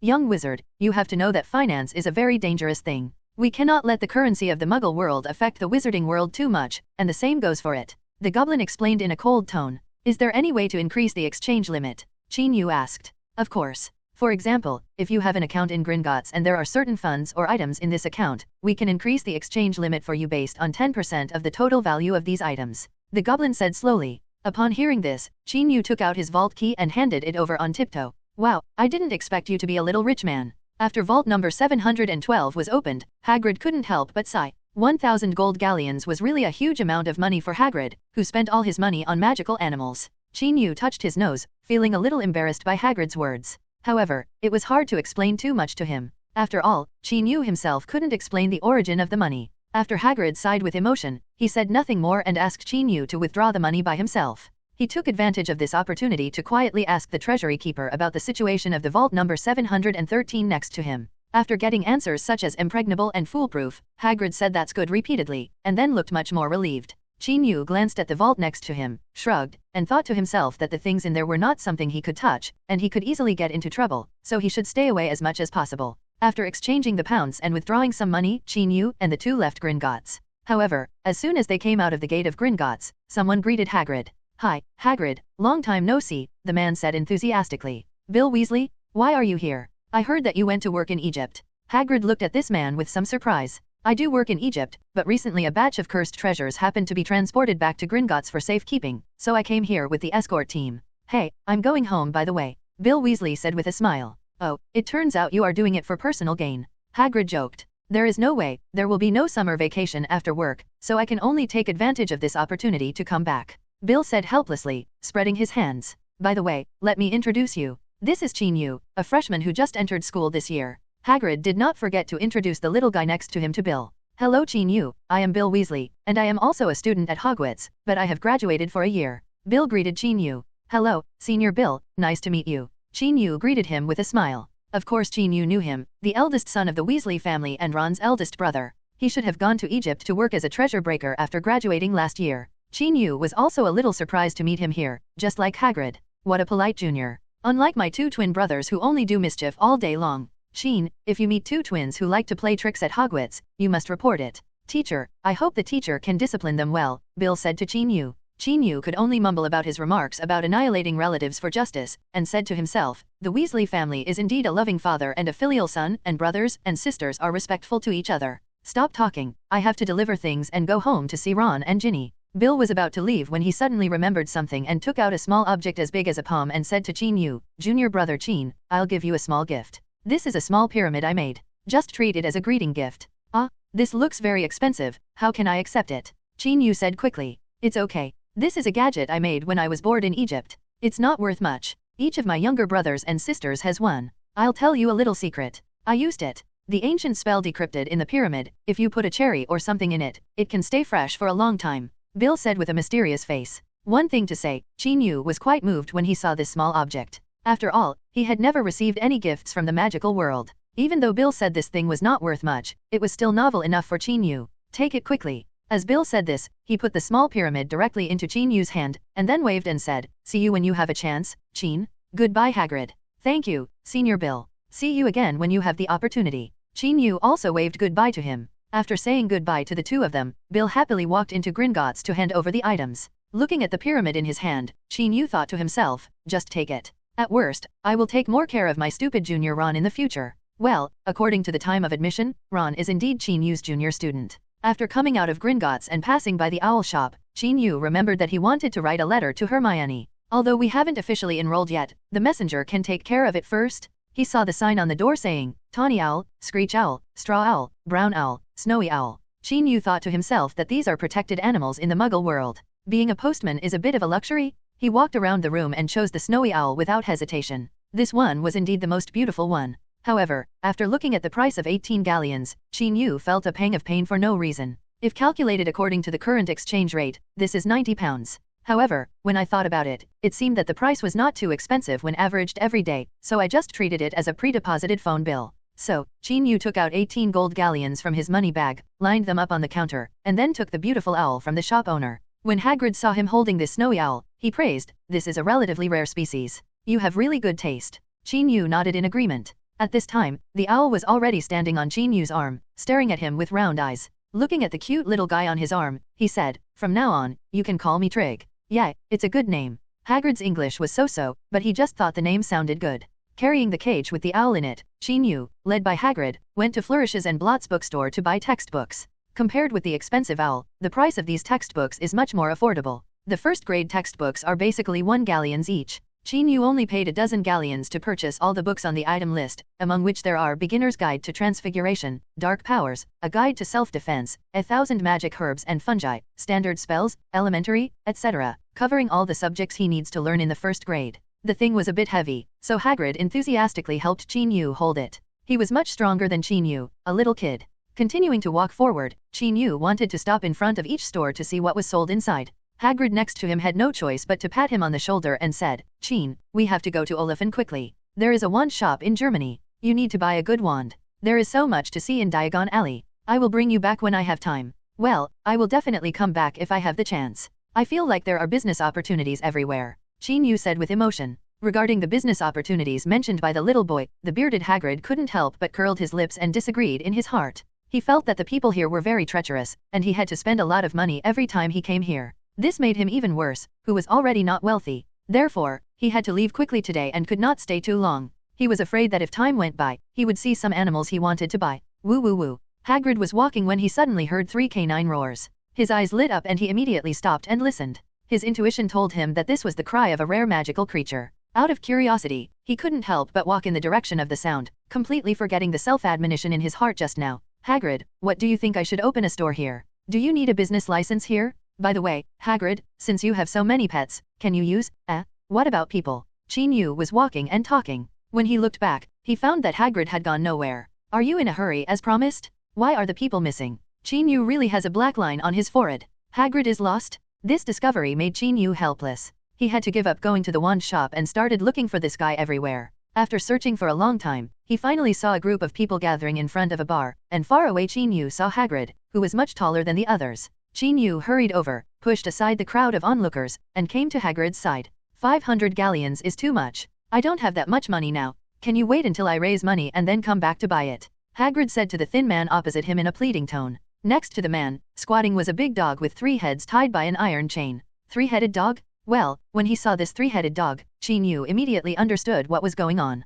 Hagrid must have relapsed into his animal addiction. However, looking at the 3-headed dog, Chin Yu had to say that even if it were him, he would have the urge to buy it. It's so majestic to lead him out like this. Let's see who dares to mess with me then. However, it is obvious that this business is not easy to negotiate. Sorry, big guy, I can't guarantee that I can wait until you come back. After all, this thing is very popular. The thin man said slowly. What should I do? I really want it, but I don't have that much money right now, Hagrid said with an embarrassed look on his face, while looking at the 3-headed dog eagerly. Seeing this scene, Chin Yu couldn't help holding his forehead with a headache. He complained crazily in his heart, Hagrid, even if you want it again, don't show it so obviously, okay? Aren't you waiting to be ripped off by this person? When the man saw that Hagrid was silent, he continued, well, let me see if you have anything valuable on you. As long as it's worth 500 galleons, I will sell you this 3-headed dog. Hagrid was delighted when he heard this and was about to take out something when his hand was patted by a small hand. Huh? Chin. Hagrid looked at Chin Yu with some surprise. Did you just see me now?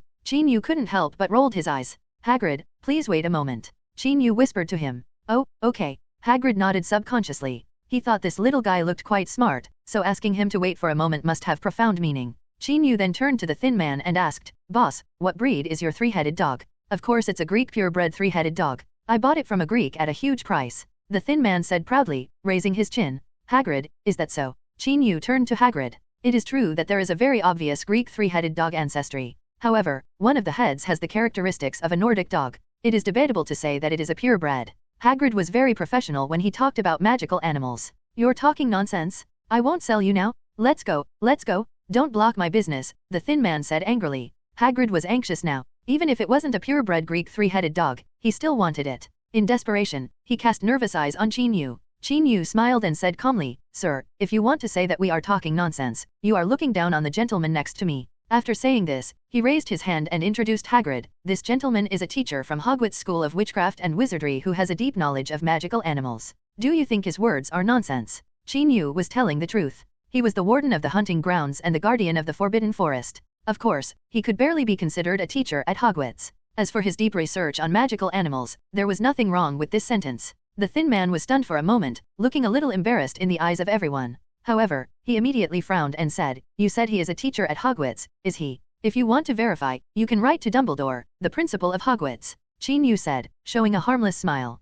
Seeing how confident he looked, the thin man believed what he said. I don't care, I'm going to sell it for 500 galleons today. Who said that if I'm not a purebred Greek 3-headed dog, I can't sell it for 500 galleons? The thin man simply acted arrogantly. He was determined that Hagrid wanted to buy this dog, and he made it clear that he would raise the price accordingly. Chin Yu held down Hagrid who was about to speak, smiled at the man and said, Sir, you can see that we really want to buy your 3-headed dog. Huh. The man snorted coldly, with an arrogant look on his face. But besides us, look around and see who else is willing to buy your big guy. Chin Yu said unhurriedly. Yes, the most important condition for raising a 3-headed dog is a large space at home. This is also the reason why many people can't buy it even if they want to. As soon as this was said, the onlookers all laughed. They really just came to watch the fun and had no intention of buying. So what? I can always wait for the next person who is willing to buy. The thin man's momentum obviously weakened. Next person? I don't know if it will be until the end of the year of the monkey. I don't know if your money can last until that day. Chin Yu put away his smile and said slowly.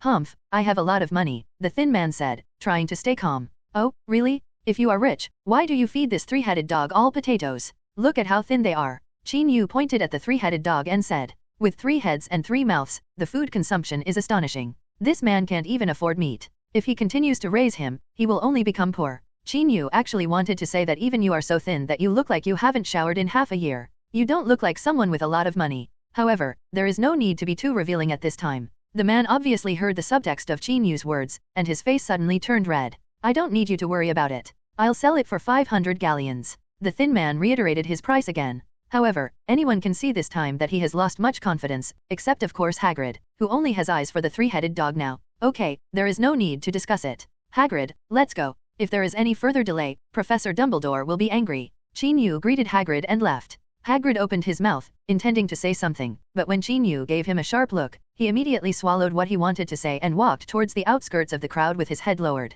However, he had just taken 2 steps when he heard the anxious voice of the thin man behind him. Don't leave. Qin Yu stopped, turned around and said, Sir, do you have anything else to do? Tell me how much money you plan to pay. The thin man said dejectedly. 50 galleons. Qin Yu stretched out a hand and gestured. Why don't you go and grab it? Are you so good at bargaining? The thin man's eyes widened immediately. You asked me to bid.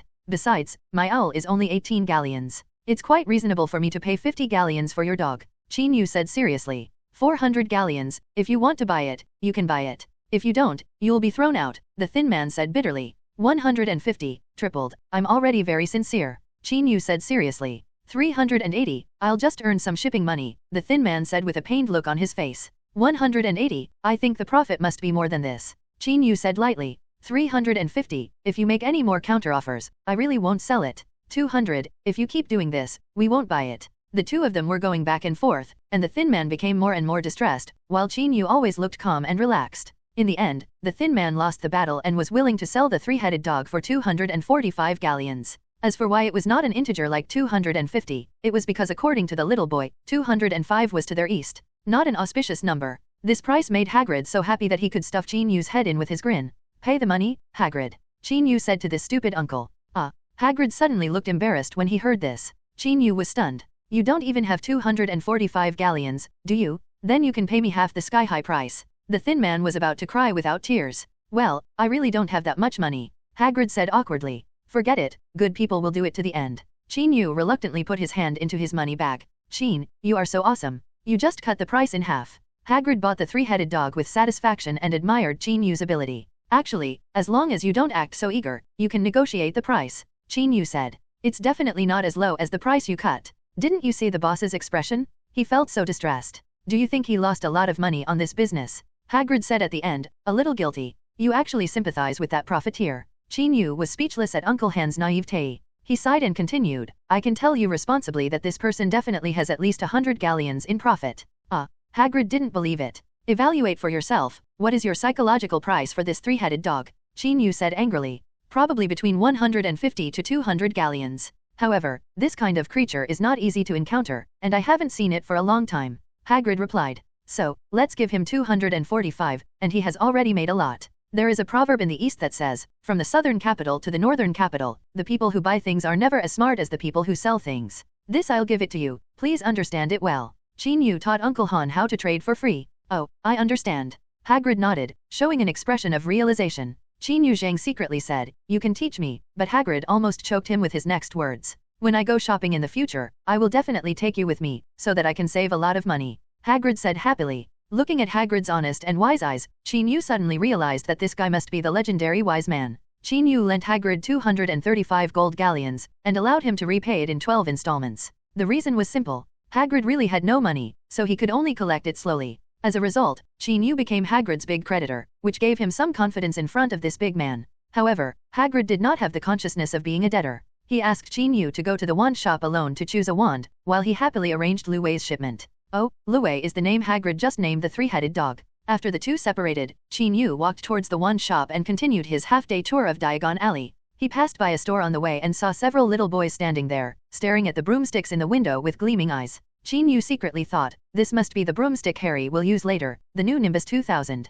In the world of broomsticks, there are many levels. The Sideswipe series is roughly similar to a bicycle, the Nimbus 2000 is equivalent to a car, and the Firebolt is a supercar. It is said that the price of a Firebolt is about 1 or 2,000 gold galleons, or even higher. Qin Yu does not have the financial resources to buy it anyway, and he does not have a godfather who comes from a wealthy family like Sirius. Freshmen are not allowed to bring broomsticks, so now he doesn't have to worry about which one to buy. Qin Yu continued to walk forward, looking around at the shops in Diagon Alley, and bought robes, cloaks, crucibles, scales and other things by the way, which were all written on the admission list. Of course, he actually had the urge to buy many things here when he saw them, even those disgusting-looking bat guts and Eli's. Unfortunately, he didn't have much money left after lending it to Hagrid.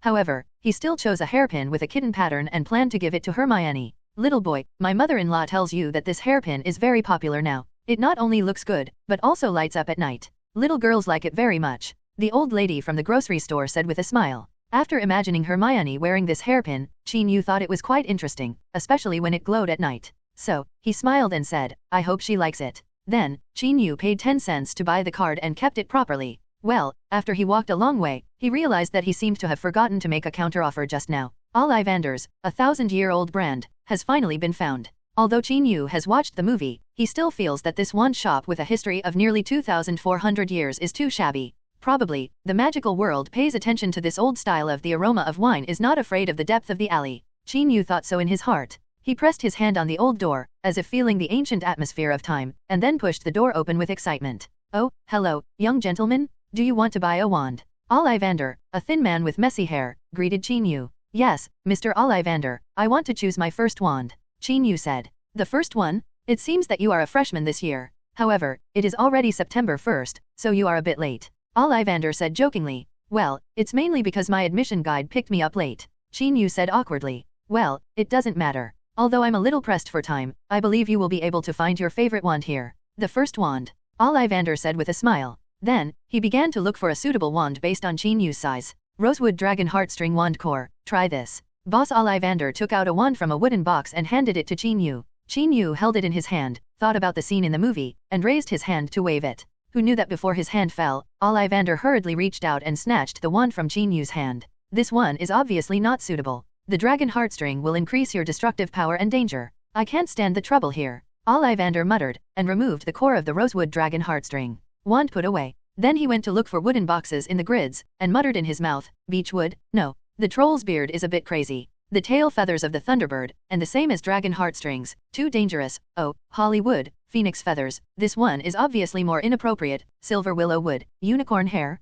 Wow, this is it. After rummaging around, Ollivander finally happily pulled out a wooden box from the shelf, opened it, and took out a silver grey wand from inside. Try it, kid. Ollivander handed over the wand. Qin Yu took it carefully and waved the wand again, but this time Ollivander did not stop him. As Qin Yu lowered his wand, a soft light suddenly lit up in the room. Silver willow is tough, and unicorn hair is gentle and steady. The combination of the two allows you to better control your power. The wand is like a person's partner. Only by complementing each other can the perfect magic be released. Ollivander expressed deep emotion there. Looking at Ollivander's half-smiling eyes, Qin Yu secretly guessed that this old staff maker, old magician, must have seen something. The power of Obscurus in his body was powerful and easy to get out of control, so Ollivander stopped him from using the dragon heartstring wand. The one made of silver willow and unicorn hair is relatively gentle, and Qin Yu can control the power in his body well when using it. What suits you is the best? For such a careful choice, Qin Yu had to admire Ollivander's professionalism. It can be said that he has a sharp vision and comprehensiveness.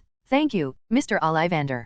Qin Yu said sincerely. Haha, you're welcome. It's my lifelong pursuit to allow everyone who comes to buy a wand to find their own wand. Ollivander said with a smile. Qin Yu held his first magic wand in his 2 lives and felt the aura it conveyed, feeling extremely excited inside. From now on, follow me to explore this magical world, Qin Yu said silently in his heart. As if he felt Qin Yu's heartfelt voice, the wand trembled slightly, and the tip emitted a burst of soft light. After choosing the wand, Qin Yu paid 7 galleons and put it away with satisfaction. Seeing that there were only a few gold galleons and a dozen silver coins left in the wallet, he intuitively felt what it meant to be poor. Alas, although 1,000 gold galleons is quite a lot, it can't be settled in vain. Qin Yu sighed secretly. Goodbye, Mr. Ollivander. Qin Yu politely said goodbye to Ollivander while thinking about how to increase revenue and reduce expenditure. Goodbye, little boy, and welcome to your next visit. Ollivander also said goodbye to him, and then, as if something suddenly occurred to him, he continued, by the way, if there is any problem with your wand, I can help it here. Provide after-sales service of one-time free stick core replacement.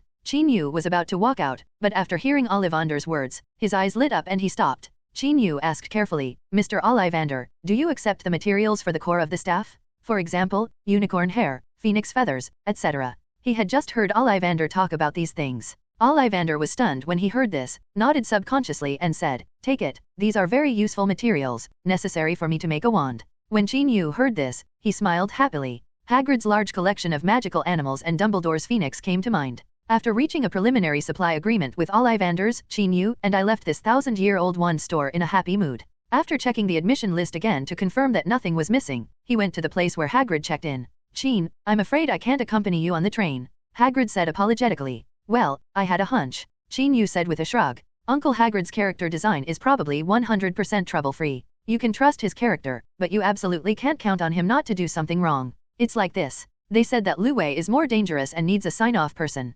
Therefore, I have to go back to school and wait. In this case, I won't be able to take the train back with you," Hagrid explained to Qin Yu. "It's okay, Hagrid, I'm not a child anymore. It's okay to take the train by myself," Qin Yu said calmly. Although he looks like an 11-year-old boy, his soul is that of an adult in his 20s. Moreover, when he went to college, he took the train alone, so this time it was not much different. "Then I'll take you to the station first. Then you can take the train with the others," Hagrid said. "Well, okay," Qin Yu nodded and said. This time they did not take the Muggle world's transportation, but found a fireplace connected to the Floo network. Hagrid first sprinkled a handful of Floo powder in, then called out the name of the train station. After a puff of green smoke, the big man disappeared into the fireplace. Qin Yu followed suit and completed a Floo network transmission amidst the green smoke. In the blink of an eye, they appeared in a fireplace near the train station. "How does it feel to use Floo powder for the first time?" Hagrid asked with a smile. "To be honest, the process is a bit fast. I'm here before I can experience what it feels like," Qin Yu replied. "Well, you are quite lucky. The fireplaces in Diagon Alley and here are very clean. The first time I used them, I really ate a lot of ashes." After Hagrid finished speaking, he burst out laughing, thinking about his childhood. "The experience is full of nostalgia. It seems that I will have to wear a mask when using Floo powder in the future." Qin Yu thought for a while and said, "It's a good idea, but you have to put it on immediately after calling out the place name, which requires fast hand speed," Hagrid added. It was already 10:40 in the morning, and there were only 20 minutes left before departure. The two of them stopped writing, and Hagrid took Qin Yu to buy tickets quickly. After buying the ticket, Qin Yu asked Hagrid to leave, while he pushed the luggage cart into the station. With a different mood, Qin Yu found the position between platforms 9 and 10. There is the legendary Station 9 and 3/4, a gateway to the magical school of magic, Hogwarts. However, he was so excited that when he looked at the wall, Qin Yu really didn't dare to hit it. There is no way. What if this thing malfunctions and you hit your head and get bleeding? After all, this kind of thing has happened before. Just when Qin Yu was hesitating, he heard a middle-aged woman's very impatient voice coming from not far away. "George, Fred, you are really taking your time. If you didn't want Ron and Ginny to see where the train is in advance, I really wouldn't want to send you here." "Who made Bill come back suddenly? We have to catch up with him," said a boy's voice. "Yes, Bill finally came home. We have to let him feel our enthusiasm," another almost identical voice also said. "Oh, your enthusiasm is to ask Bill to bring you more gifts next time," the middle-aged woman mocked. Qin Yu listened to their conversation and turned to look. Sure enough, I saw a hot-tempered middle-aged woman and 7 children beside her. "Good guy, the Weasley kids are all here." This middle-aged woman is of course Molly Weasley, and the children around her are the eldest son Bill, the second son Charlie, 7th grade, the third son Percy, 4th grade, and the twin brothers George and Fred, 2nd grade, and little Ron and little Ginny who have not yet entered school. "Huh, Qin? We meet again." Bill greeted Qin Yu happily after seeing him. "Qin, are you the little boy Bill said he met at the gate of Gringotts? I am Bill's mother. Nice to meet you," Mrs. Weasley said in a gentle tone. "Yes, I am Qin Yu. Nice to meet you too, Mrs. Weasley," Qin Yu responded politely. Qin Yu still has a good impression of this elder. What a beautiful and sensible child. By the way, these are Charlie and Percy. They are both seniors. If you have anything, you can ask them for help. These are my youngest sons, Ron, and daughter Ginny. They are about to reach school age, and you will soon become alumni," Mrs. Weasley introduced enthusiastically. George, Fred. Qin Yu also said hello to them one by one, and Ron and Ginny were full of curiosity when they greeted Qin Yu. Of course, Qin Yu has long admired Ron, one of the 3 people who were deducted points from Gryffindor. However, the train wasn't waiting for anyone, and he didn't have time to talk to the Weasleys anymore. "Children, the train will leave in 2 minutes. Come into the station quickly. Have a nice trip, Qin. Charlie, Percy, you have to take good care of Qin." After Mrs. Weasley said this, she faced the twin brothers yelled, "George, Fred, put away your messy things.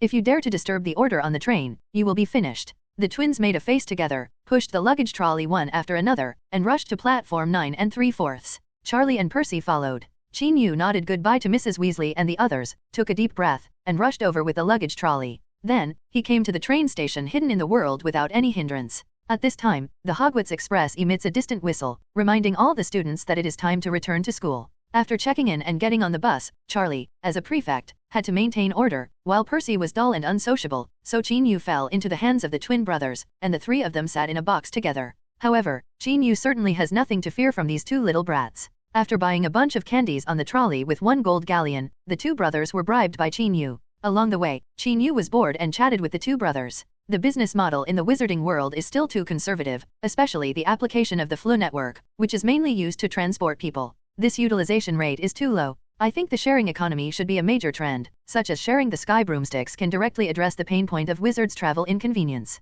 Traditional newspapers like the Daily Prophet will be eliminated sooner or later, and new media forms will surely replace them. This is a major opportunity, and the cultural industry of wizards really lacks enough innovation. Has no one ever thought of making an epic fantasy movie? George and Fred originally treated Chin-Yu as if they were children. However, as Chin-Yu came out with words they had never heard of before, their attitudes gradually changed 180 degrees. Change. The two of them have dreamed of getting rich since they were young. Although they didn't quite understand the various business models Chin-Yu mentioned, this did not prevent them from feeling that they were great opportunities to realize their dreams. And Chin-Yu also became taller in their eyes. Seeing the twins excitedly discussing how to set the rental price of broomsticks and how to make better use of the FLU network, Chin-Yu showed a faint smile. Well, next, he shouldn't have to worry about helpers. These things we planned will definitely not be realized in a while, and what we can do now is to continue to accumulate our own wealth, so that when the opportunity comes, we can take decisive action and seize it. Chin-Yu approached as he approached. While driving in the car, I told my twin brothers, Chin, your vision is really far-sighted than ours.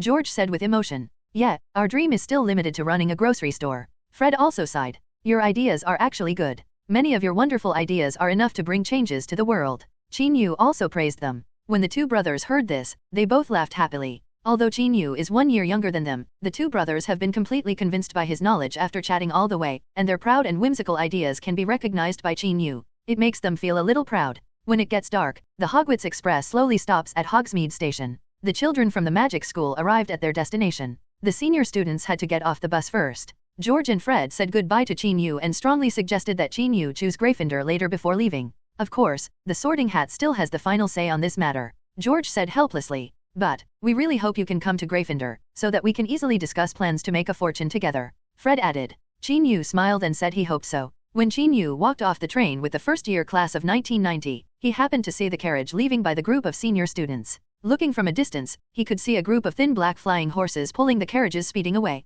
That is the Thestral, a magical creature that can only be seen by those who have seen death. Chin-Yu was not surprised at all that he could see them. Not only have I seen death, I've also died once. He muttered in his heart. Children, follow me and get on the boat at the pier. Remember, only 4 people can sit on a boat at most. Also, don't make trouble on the boat. There are ferocious monsters in the lake. If you fall in, you may be scared. You guys. Hagrid's voice sounded. This 3-meter-tall giant immediately aroused exclamations from the freshmen. At the same time, they also had an instinctive awe for him. After all, such a big man was 2 or 3 times taller than these children. How could they not be afraid? Of course, except Chin-Yu, because they are also old acquaintances. Chin, we meet again. Hagrid greeted Chin-Yu with a smile. Chin-Yu also said hello to Hagrid. Although the two had only known each other for less than a day, Chin-Yu felt as if he was already very familiar with him. I don't know if it's because of their understanding in the previous life, or because Chin-Yu feels friendly to Uncle Han's character, or it may be both reasons. In short, the relationship between the two is as if they have known each other for a long time.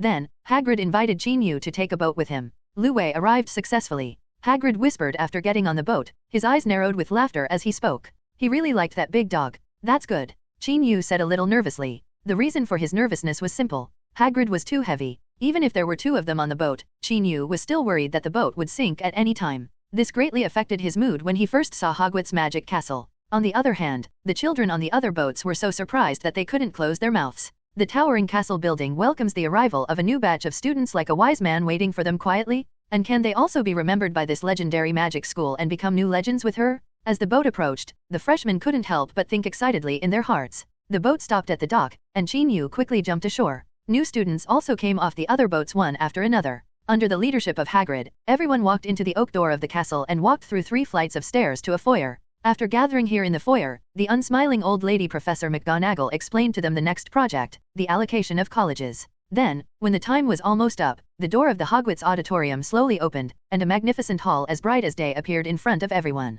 One thing to say, even if he already knew what this place looked like, Qin Yu still felt a strong shock when he actually walked into this auditorium. Whether it was thousands of candles suspended in the air or a sea of stars above the dome, they all gave Qin Yu an extremely fantastic and grand visual experience. When the freshmen entered the auditorium, Professor Dumbledore, who was sitting in the middle of the podium, stood up and gave a welcome speech, and also mentioned some school rules, such as not walking around at night, not going to the Forbidden Forest, etc. Qin Yu also met Severus Snape for the first time. Snape seemed to feel Qin Yu's gaze and glanced at him a few more times. However, his expression did not change and was always cold. After that, the allocation of colleges began under the auspices of Professor McGonagall. Qin Yu knew all these processes, but as a participant, he still felt quite novel. However, there were not many familiar faces among the freshmen in this class. He only knew Chu Zhong and Katie Bell. They put on the sorting hat before him and were sorted into Ravenclaw and Gryffindor respectively. When it was Qin Yu's turn, he took 2 deep breaths and stepped up the steps. Then, Professor McGonagall placed the hat that had not been washed for who knows how many years on Qin Yu's head.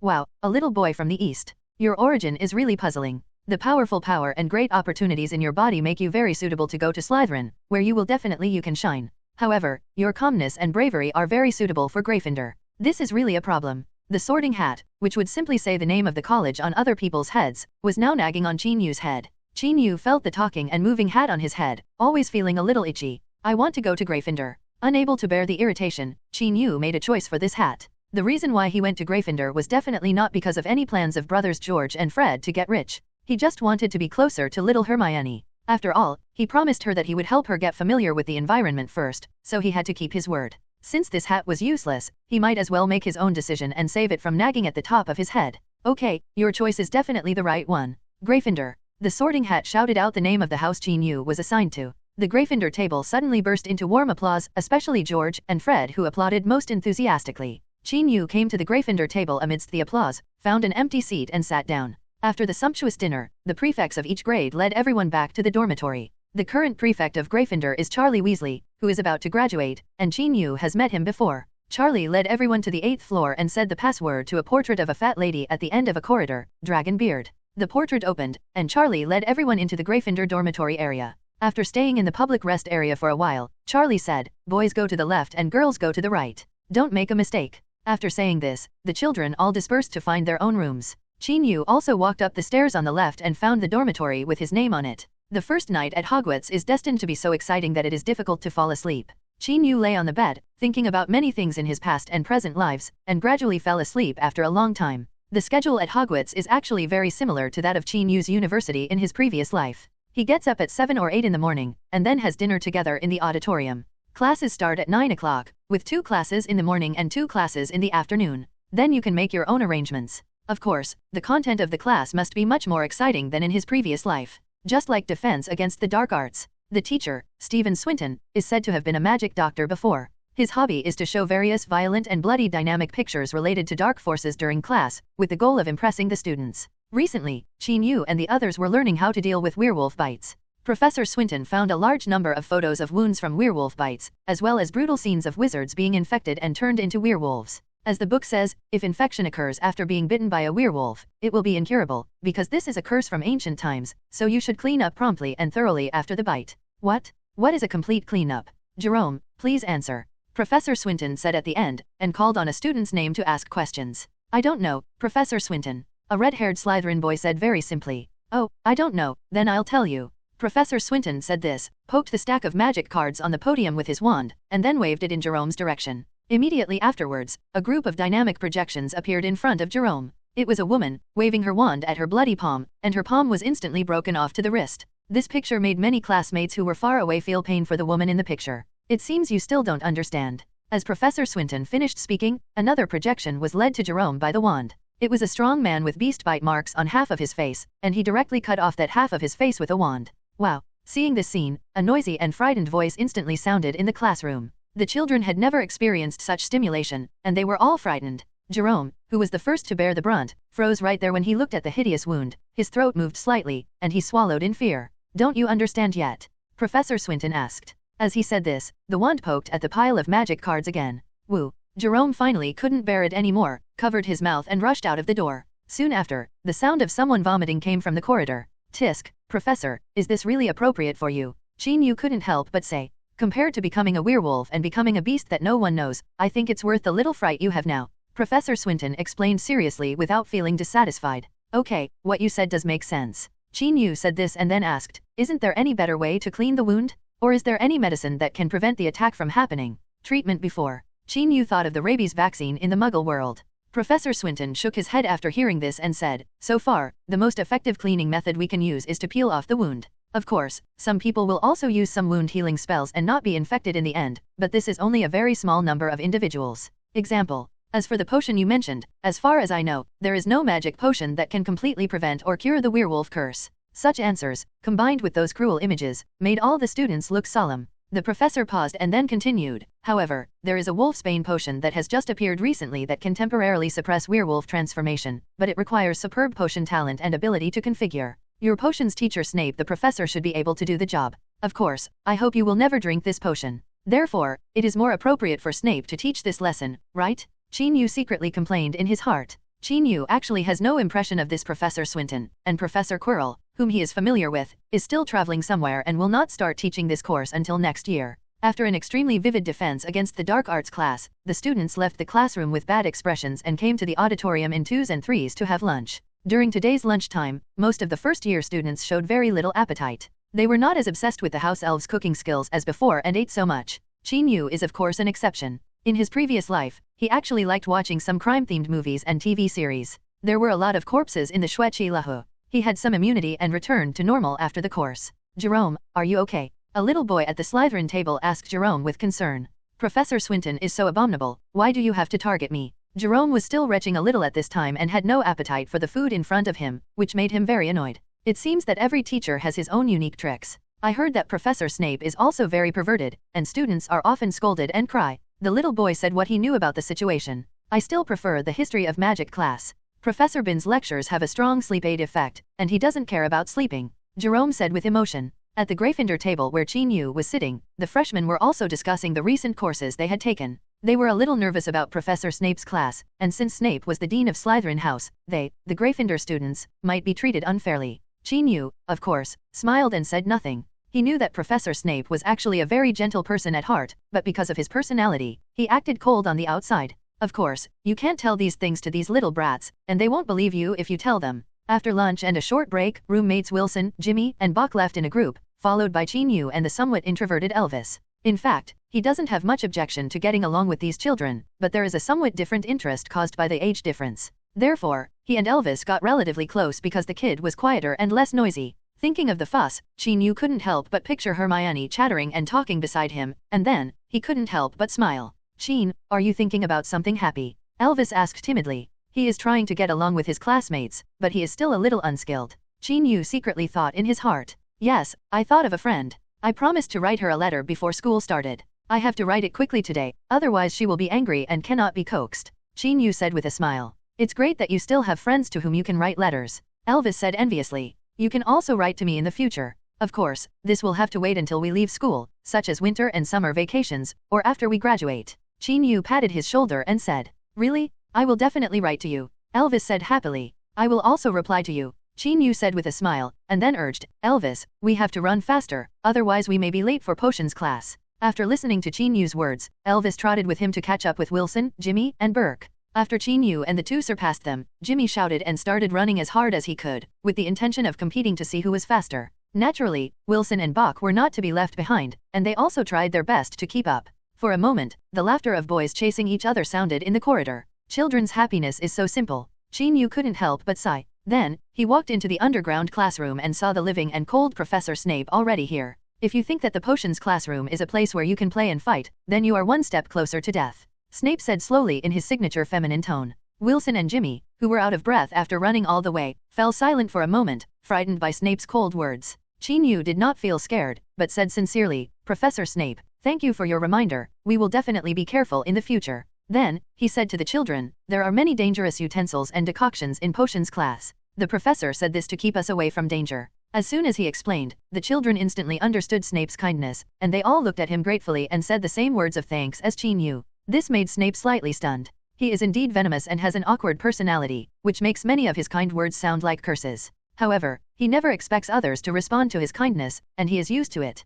Now, Snape felt a little uncomfortable being thanked by several children. If Chin-Yu could have the mind-reading ability of legilimency, he would definitely curse, "Old SI, are you a bit of a BCH? Now that you know the danger, I don't want you to end up missing an arm or a leg in potions class." Snape continued to use his venomous tongue. The school bell rang, and several children quickly found their seats and sat down. Many people think that potions are not magic because they did not use the magic wand in your hand. I want to tell you that this view is completely wrong. Some people think that the preparation of potions relies on heating in a crucible. That is also a stupid rigid thinking. Different raw materials require different preparation processes, some need to be pressed, some need to be soaked, some need to be calcined, and some require you to use your imagination to find the most suitable one. The method. Snape slowly explained the knowledge of potions class. After hearing this, Chin-Yu felt that the magic potion was indeed very particular. Yes, he was among those who thought that potions were heated in crucibles. Listening to Snape's in-depth and simple lectures, Chin-Yu gradually got a taste of it, which gave him a new understanding of the magical world.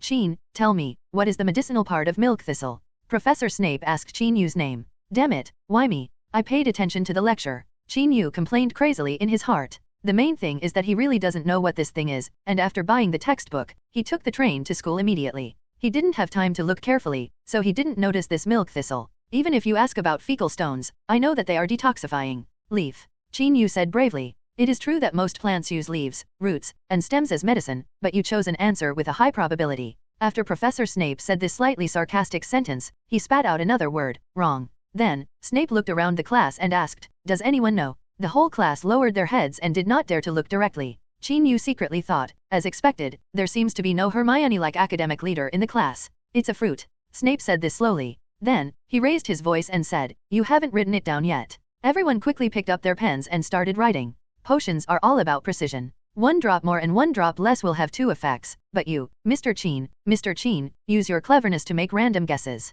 This is a perfunctory response to the potions class. So, Professor Snape said this, looked at Chin-Yu, and then said, "Gryffindor, deduct 1 point. To remind you what attitude you should take towards this course." Chin-Yu. All in all, why did I become the first to be deducted points? He didn't care about the score. After all, he was no longer a child, but he was a little unhappy about being used as a killing chicken to scare the monkey by old SI. When he deducted points, all the Gryffindor students showed expressions of mourning, while many people in Slytherin showed expressions of gloating. Slytherin has won the Academy Cup for 5 consecutive years, and Gryffindor is their biggest opponent. At this time, Gryffindor was deducted points, and of course they felt happy. "Chin, don't be too sad, let's work hard to earn back the points." Elvis comforted Chin-Yu as he walked after class. "I don't blame you for this. Milk thistle is a very inconspicuous herb. If it were me, I wouldn't be able to answer it." Wilson also said. "Yes, Professor Snape is making things difficult today," Jimmy whispered angrily. Seeing the seriousness of these children, Chin-Yu couldn't say that he actually didn't care, but nodded and said, "Thank you, I will work hard to earn this point back in the future, and I will get more points."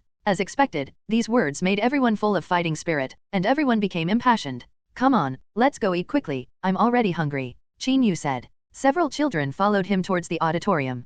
Principal's office. Dumbledore sat on the chair behind his desk, and several teachers also sat down. "What do you think of his recent performance?" Dumbledore asked everyone. Emotionally speaking, he is not an easily excited child. When I showed so many bloody images in class, he only showed a somewhat disgusted expression after seeing them. He did not react too abnormally, even better than most. The child needs to be calmer. Of course, it may be that I didn't stimulate him enough. After all, I'm still afraid that he will suddenly lose control. The first person to speak was Professor Swinton. Dumbledore heard this, nodded, and then looked at Severus Snape. "I tried ridicule, sarcasm, and even deducted a point from Gryffindor, but he is still very calm," Snape said briefly. After he said this, there was no reaction from others. Professor McGonagall on the side could not help but speak. "Professor Snape, I hope your deduction of points this time is not for a random reason." "Of course not, my reasons are very good," Snape said calmly. Dumbledore interrupted at the right time. "Professor McGonagall, where are you? According to my observation, this child is very normal. He even cares about the classmates around him, such as Elvis. He can make this introverted child gradually become cheerful, which shows that he has a very delicate heart." My Professor G expressed his opinion. "Yes, he is indeed very attentive and insightful. He helped me a lot in class." Herbal medicine teacher Professor Sprout said. "I think he thinks too much about flying lessons. He keeps asking me why I have to ride a broomstick. Why can't I fly with a sword? His weird questions really give me a headache." "By the Harry," Mrs. Hooch said distressedly. "Wow, flying on a sword? This idea is indeed very strange and very oriental." Professor Swinton couldn't help but sigh. "It seems that he is mentally healthy and not withdrawn or depressed," Dumbledore said in conclusion. "That's true. That's right. Yeah." Everyone answered one after another. "Well, this is good news. The next thing we have to do is let him live a normal life and teach him how to release magic. Dumbledore looked at everyone and said, I thought that a special student would come next year, but I didn't expect that one would come earlier this year. Professor Swinton said meaningfully. Don't worry, Stephen, I believe he will soon learn to control his power, so that you can go to the Himalayas to search for the remains of ancient wizards with peace of mind. Dumbledore said with a smile. Well, I hope so. Okay, everyone go back. Dumbledore said. The short small meeting ended and everyone left. Looking at the big python and the panicked crowd, Qin Yu was a little stunned. It can't be such a coincidence, this python looks so familiar, it can't be the one released by Harry Potter? Hihi, I just came to the zoo and you just forced me to walk through the plot? Qin Yu complained crazily in his heart. Besides, shouldn't Harry be the one to clean up this mess? Hermione next to her had a pale face and her eyes were full of fear. She subconsciously looked at Qin Yu. Qin, what do you think we should do? Can you control it with magic power? Qin Yu knew that this python just wanted to be free and had no intention of hurting anyone. There was no need to panic, of course, provided no one attacked it. How can I control it, unless I can speak snake language, so that I can negotiate with it? Qin Yu said with a shrug. Snake language is a profound knowledge, how can it be learned easily? Hermione said helplessly. She didn't know why she asked Qin Yu just now. How could he possibly deal with such a big python when he was only slightly older than her? Just when Qin Yu was thinking about how to drive away the python, the long-lost system sound in his mind sounded. Ding! Dear host, there is a major commotion around you, please make the following choices. 1. Leave quickly and reward an owl. 2. Drive away pythons and reward snake language proficiency. Qin Yu secretly thought that this system could still be useful at critical moments. He chose the second option without thinking. Ding! The host chose to drive away the python. Your courage deserves encouragement. The reward will be issued in advance. I hope you can use your ability to help more helpless people. At this time, someone had already picked up tools such as wooden sticks and mops to attack the python. The python became more ferocious, raised its head, and stared at those malicious humans with the unique cold eyes of reptiles. I really do have the potential of a crow's mouth. Qin Yu muttered to himself. He moved his neck joints, and then said to Hermione, you hide first, and leave this big guy to me. As he spoke, he strode up to the python. The snake language ability he had just acquired seemed to have become his instinct. Qin Yu automatically transformed into snake language when he opened his mouth. Hey, Big Chang Chong, can you leave quickly? You will scare others. It's obvious that these people want to attack me. Oh, another human being who can communicate.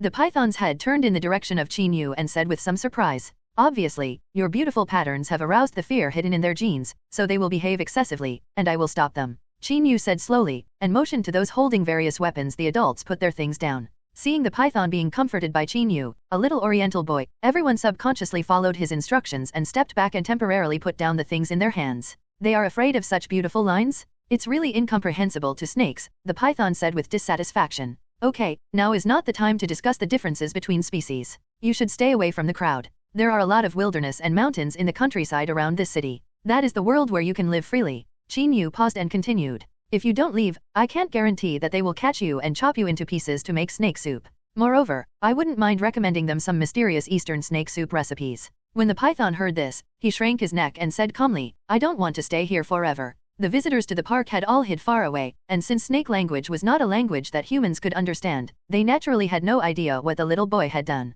All they knew was that after this courageous little boy had a confrontation with the python ran away and quickly disappeared somewhere in the back hill of the zoo. Ba-bang bang.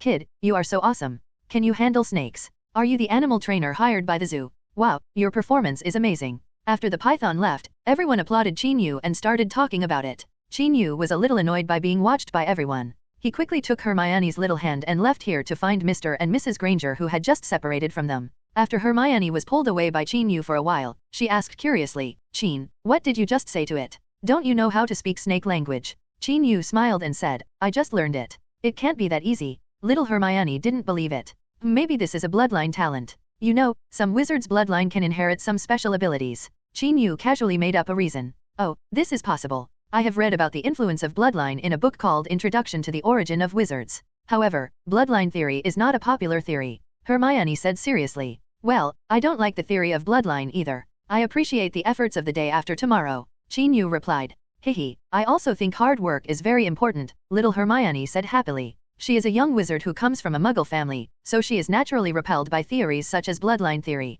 Now Qin Yu also said that he doesn't like bloodline theory, which makes her very happy. The scene of Qin Yu driving away the python happened to be seen by a little boy coming out of the reptile pavilion. This little boy is about 10 years old, wearing black-rimmed glasses, and a lightning-shaped scar is faintly exposed under the hair on his forehead. He was Harry Potter, who accompanied his aunt and his family to the zoo. Harry intuitively felt that Chin Yu was special. He wanted to come over and say hello to them, and then confide his secrets to them. However, as soon as he took a step forward, he was picked up by his uncle's hands and dragged outside, followed by his expressionless aunt and his fat cousin Dolly, but now the cousin had a full face. He was in a state of panic, his clothes were still wet, and he looked very embarrassed. Chin Yu actually vaguely saw Harry, and he also wanted to go over and help this child who had been bullied by his uncle's family. But there were too many onlookers, and there were Hermione and the Grangers who found them, so he couldn't walk past. Chin Yu secretly thought that there should be another chance in the future. Let's wait until the next time we see him. In addition to gaining the ability to speak snakes during the trip to the zoo, Chin Yu also gained another major benefit. That is, he discovered that he was not allergic to animal hair at all. This gave him the urge to get a dog or a cat.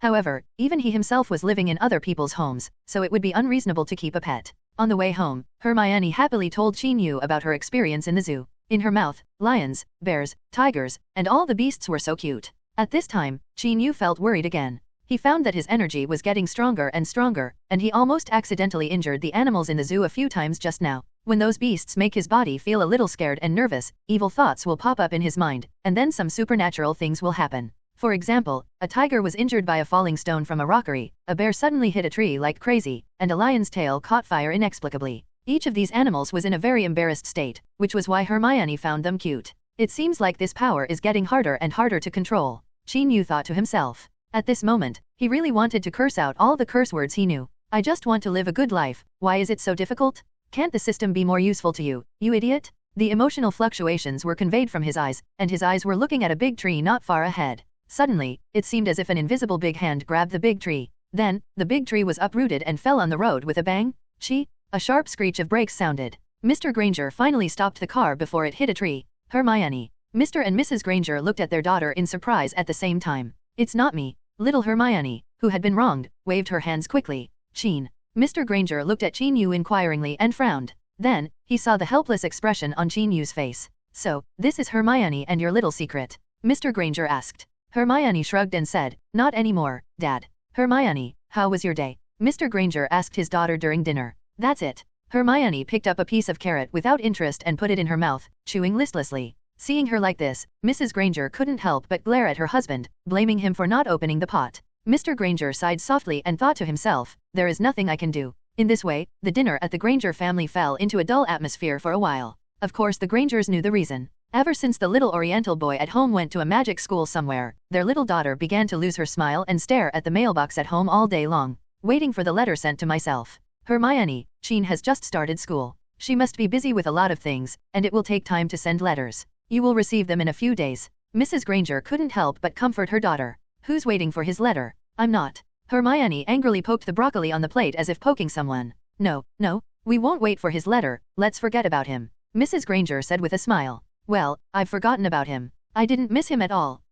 This guy doesn't keep his words. Hermione said harshly. Just when the Grangers were laughing at their daughter's duplicity, there was a sudden knock on their door. Judging from the sound, it was probably not a human being knocking on the door. I'll go take a look. After Hermione heard the knocking sound, she stood up and opened the door. When she opened the door, a big white bird flew in from the outside. It's an owl? It's an owl. Hermione said happily after seeing the big bird. Chin Yu once said when he left that he would let an owl deliver a message to her, so when she saw a beautiful white owl flying in, Hermione immediately thought of Chin Yu. Sure enough, after the owl circled above her head, it accurately dropped a letter into her hand. Dad, Mom, it was Chin who wrote me a letter. Hermione said excitedly after seeing the words on the envelope clearly. The Grangers looked at each other and thought to themselves at the same time. They didn't know who said they were not waiting for someone's letter a minute ago. Of course they would not say this out loud. After all, their daughter had been angry for several days and was finally happy. They did not want to offend her again. Hermione, let's eat first, and then read what Chin writes after eating. Mrs. Granger said to her daughter.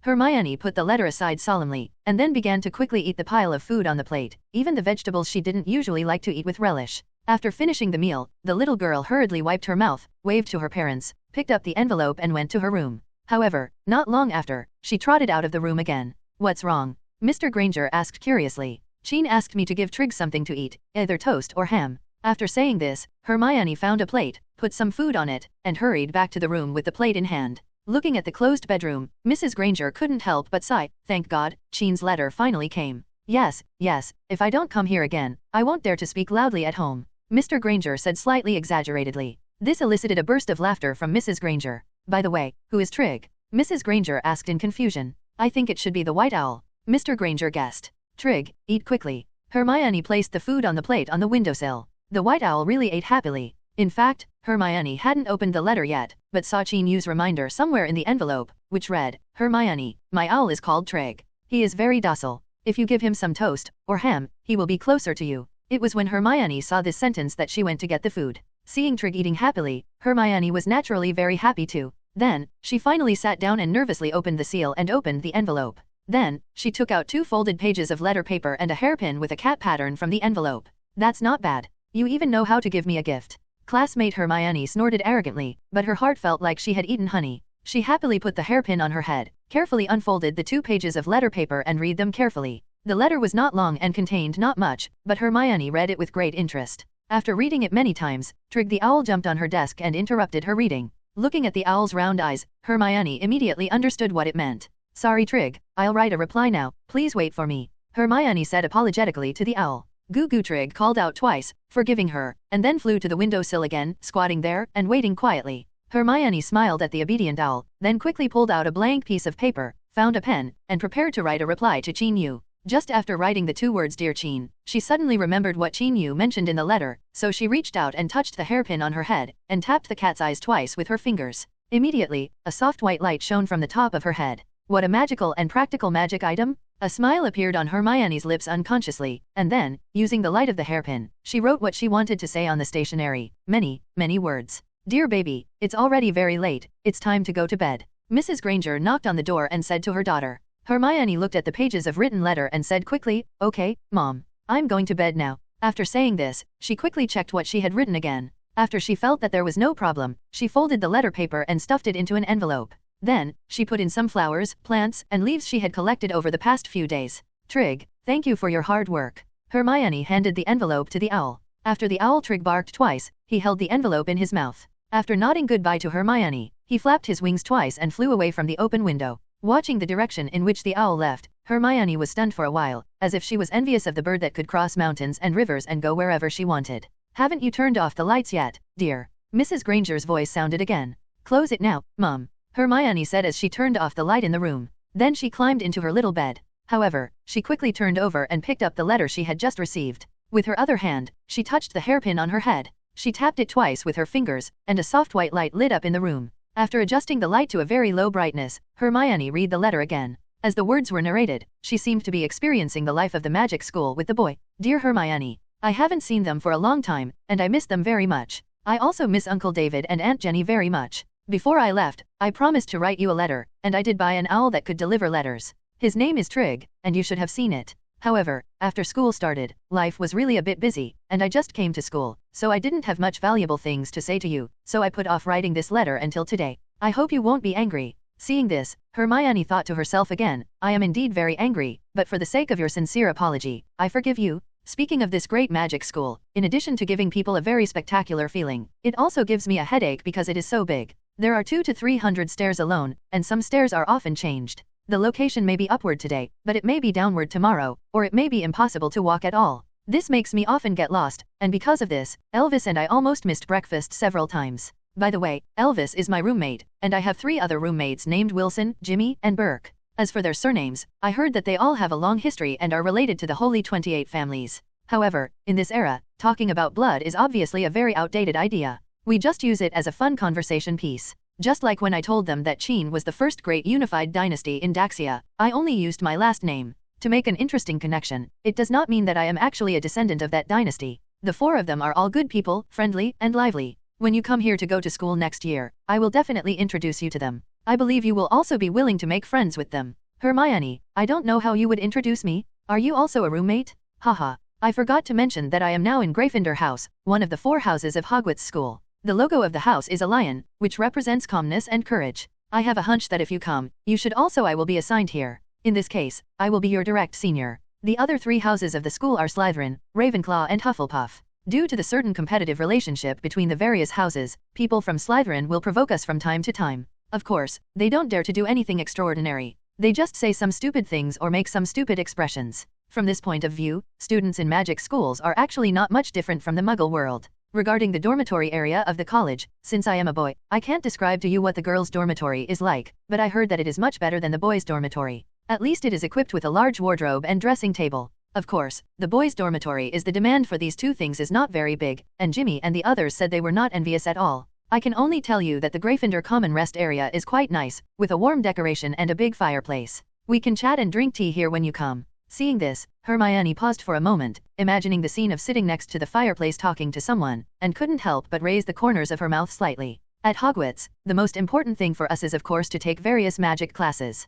You should know the names of these classes, mainly herbology, potions, transfiguration, charms, flying, history of magic and dark arts. As for the magical defense class, since there are many courses, I want to experience each class before introducing it to you. This is one of the reasons why I have delayed writing to you for so long. Hermione, there is absolutely no need to wait, you can write one more letter. The herbal medicine class is very interesting. The teacher is Professor Sprout. She is also the Dean of Hufflepuff. She is a very nice person. The most important thing is that she has a lot of magic plants, and some of them are very valuable. I plan to have a good time with her. Communicate and see if you can get some good stuff from her to sell in Diagon Alley. Of course, I haven't told her my thoughts yet. Only now do I realize what it means to stump a hero with one galleon. In the magical world, you have to be rich, otherwise I can't even afford a fancy broomstick. The most important thing is that I can't afford it. I want to buy you one, and pray that I can save enough money while you are in school. P.S. The currency of the Muggle world is difficult to use in the magical world, and only a very small amount of exchange is allowed. The flying lesson was what I was most looking forward to. The teacher was Mrs. Hooch. She looked very cool. However, when I asked if I could change the broom into a sword, she looked at me like I was a fool, which made me feel that her thinking is actually quite rigid and lacks sufficient innovative spirit. I actually don't object to flying on a broomstick. I just thought it would be better to have more choices. The history of magic class is lackluster. The teacher is the ghost Professor Binns. Many people are drowsy after listening to this class. I guess you are the only one who can persevere. The teacher of the Transfiguration class is Professor McGonagall, the dean of our college. We are currently taking a junior Transfiguration class. The goal is to turn a small animal into a small object. This is quite difficult. It was the first time I turned a snail into rubber. However, that the eraser was very hard and there was no way to erase the pencil's writing. The teacher of the charms class is Professor Flitwick. He told us that as long as we recite the spell accurately and wave the wand, we can successfully cast the spell. This sounds like we can learn it as long as we have a mouth and hands. However, in fact, the situation is frequently, there were several magic explosions in the classroom. It is really difficult to pronounce those awkward curses accurately. I suspect that spells are some kind of language to communicate with the gods. When you pronounce them with your heart, you are actually talking to the gods, or communicating with some kind of power. However, Professor Flitwick told me not to speculate blindly. He said that it would not be too late for me to think about such profound issues until I learn more deeply. Now comes the highlight, defense against the dark arts. The teacher of this course is Professor Stephen Swinton. He really likes to scare people. He often shows the students some bloody pictures caused by black magic or dark creatures, and even puts them in front of you. We already have some students in this class.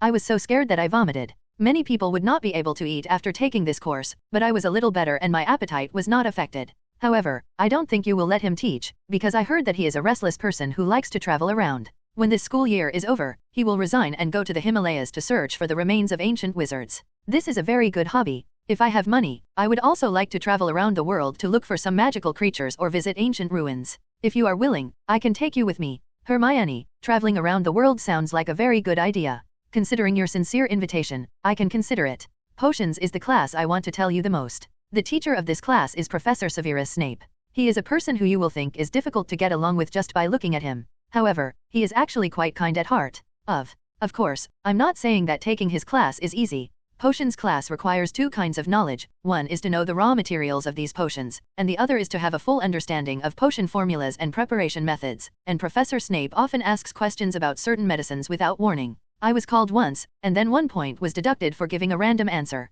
This made me a little embarrassed, but I couldn't refute it. I believe that if it were you, you would definitely master that knowledge quickly. However, I would like to remind you that you must not raise your hands to answer questions so enthusiastically in his class, because he is a very awkward person. If you are too positive, he will not let you answer questions, and will even say some sarcastic words. Of course, I believe the purpose of his words is to prevent you from becoming arrogant and complacent because you know too much, but what he said is really unpleasant. I hope you don't pay too much attention to it. Overall, these courses are actually quite interesting, and I believe you will adapt to them quickly. Having said so much, I can barely keep writing for 2 pages, so let's stop here first. That's about it for campus life. If there is anything interesting in the future, I will write to you again. By the way, when I was in Diagon Alley, I saw a very nice hairpin, the one in the envelope. At that time, I thought it would be very beautiful when you put it on, so I bought it. I hope you like it. As a reminder, there is another interesting thing about this hairpin, that is, if you tap the eye position of the pattern twice with your finger, it will emit bright light, and you can rotate it to adjust the brightness.